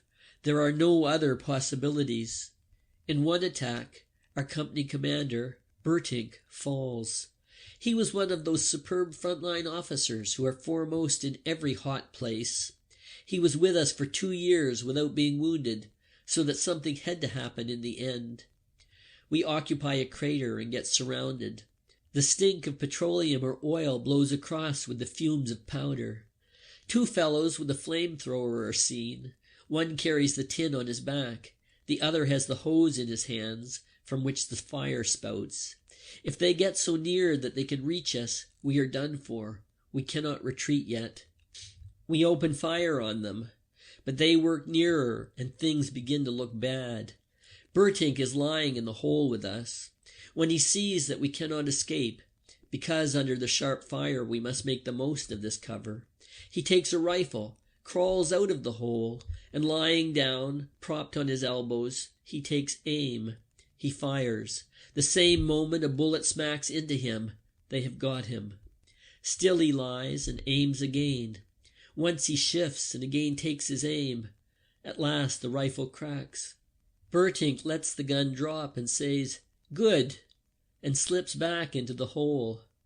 The hindermost of the 2 flamethrowers is hit. He falls. The hose slips away from the other fellow. The fire squirts about on all sides, and the man burns. Bertink has a chest wound.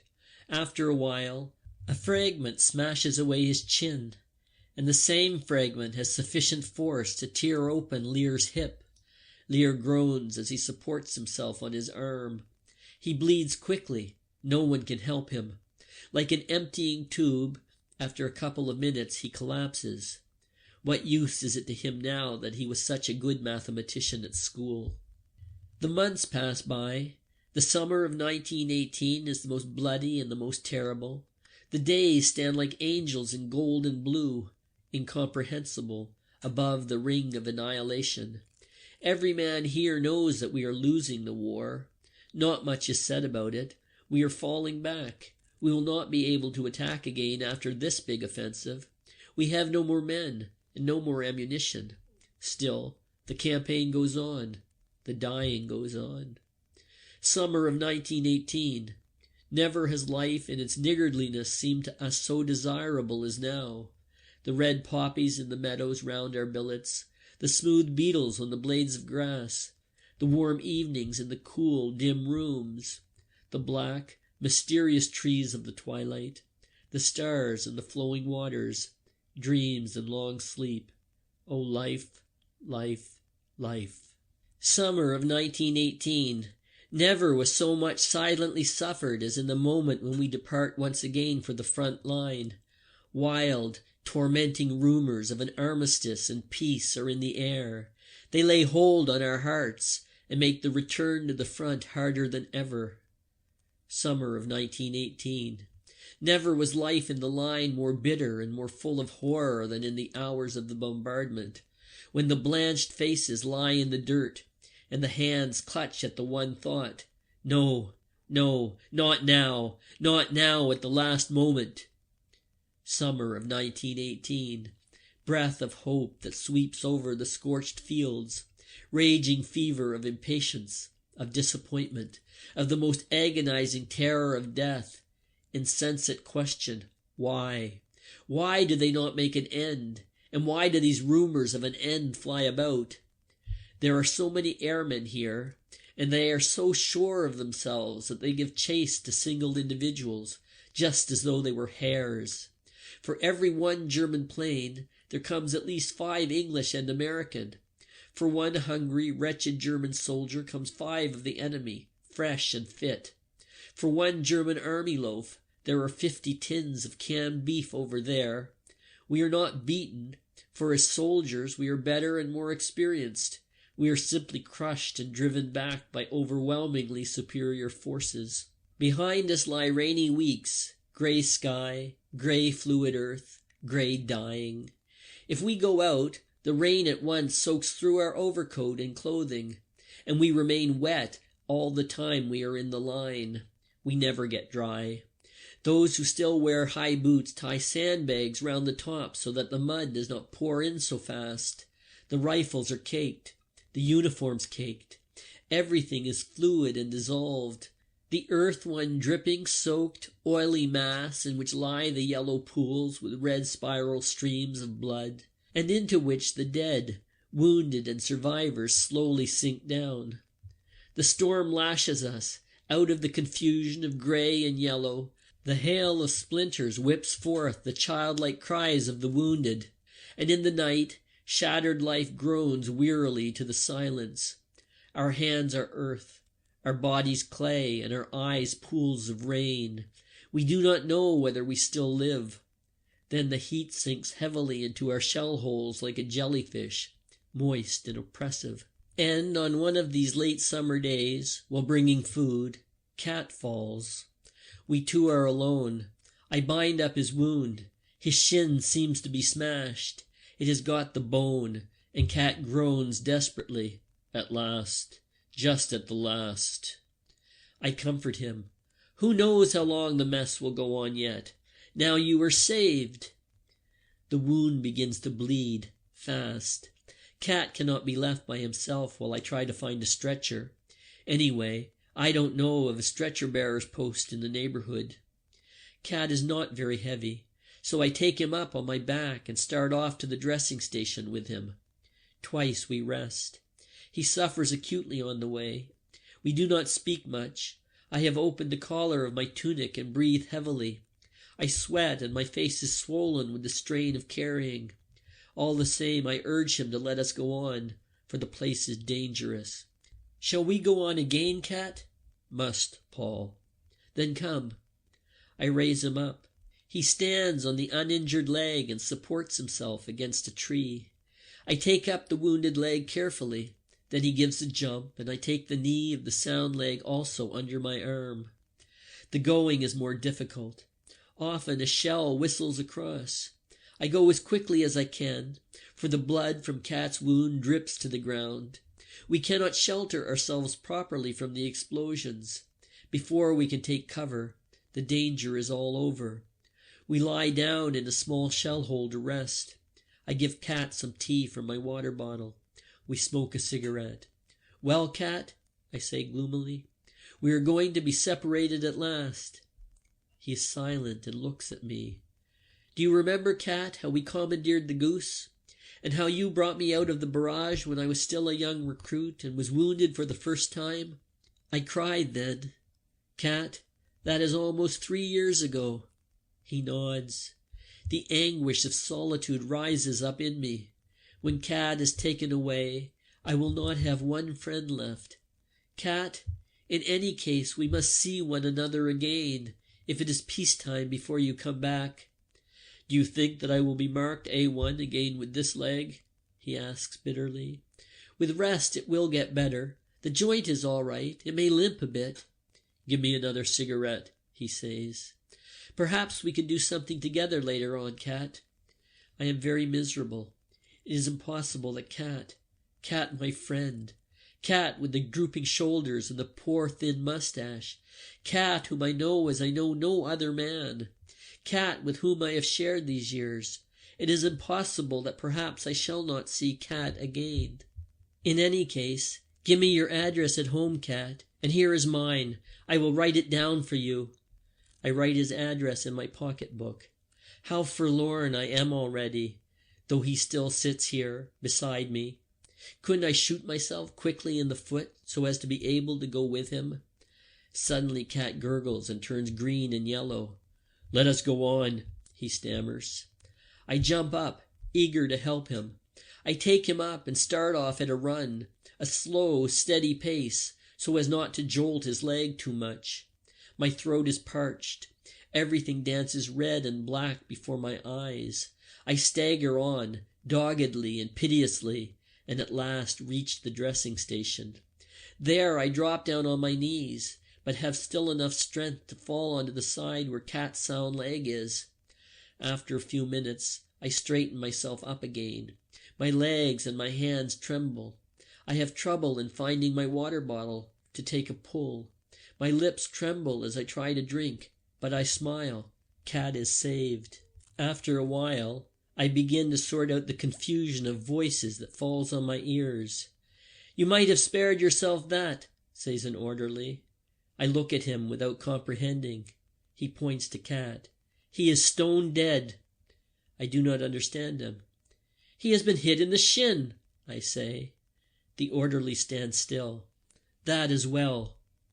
I turn round. My eyes are still dulled. The sweat breaks out on me again. It runs over my eyelids.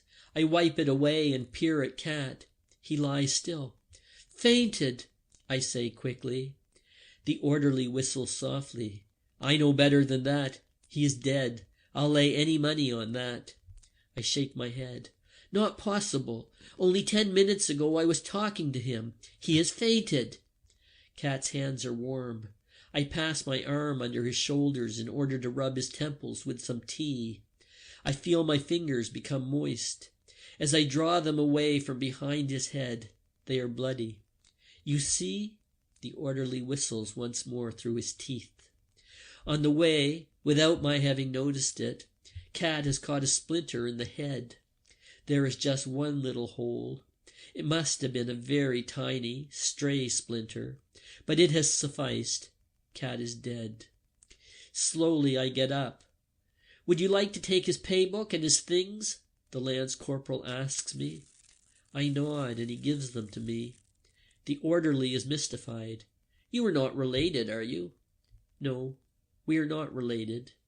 "No, we are not related." Do I walk? Have I feet still? I raise my eyes. I let them move round and turn myself with them.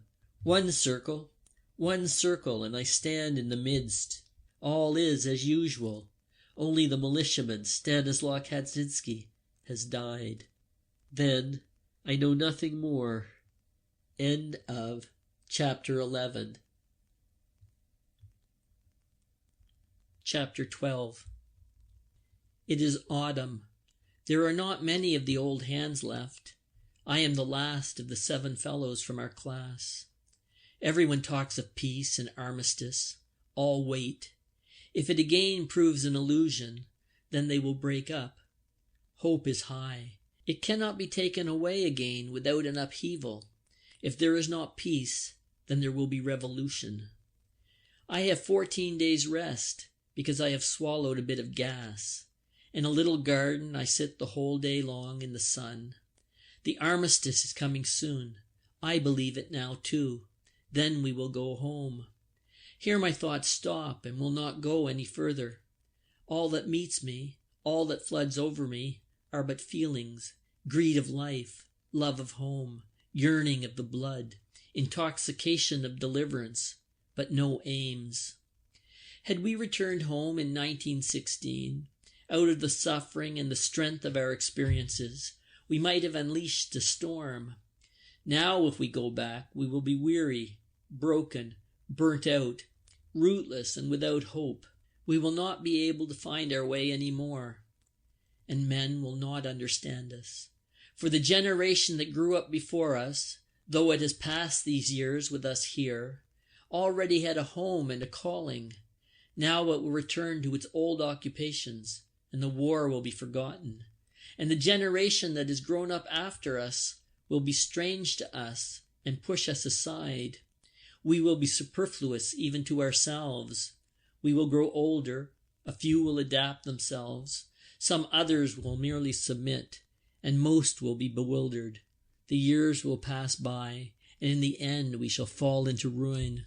But perhaps all this that I think is mere melancholy and dismay, which will fly away as the dust, when I stand once again beneath the poplars and listen to the rustling of their leaves. It cannot be that it is gone, the yearning that made our blood unquiet, the unknown, the perplexing, the oncoming things, the thousand faces of the future, the melodies from dreams and from books, the whispers and divinations of women. It cannot be that this has vanished in bombardment, in despair, in brothels. Here the trees show gay and golden. The berries of the rowan stand red among the leaves. Country roads run white out to the skyline, and the canteens hum like beehives with rumors of peace. I stand up. I am very quiet. Let the months and years come. They bring me nothing more. They can bring me nothing more. I am so alone, and so without hope that I can confront them without fear. The life that has borne me through these years is still in my hands and my eyes. Whether I have subdued it, I know not, but so long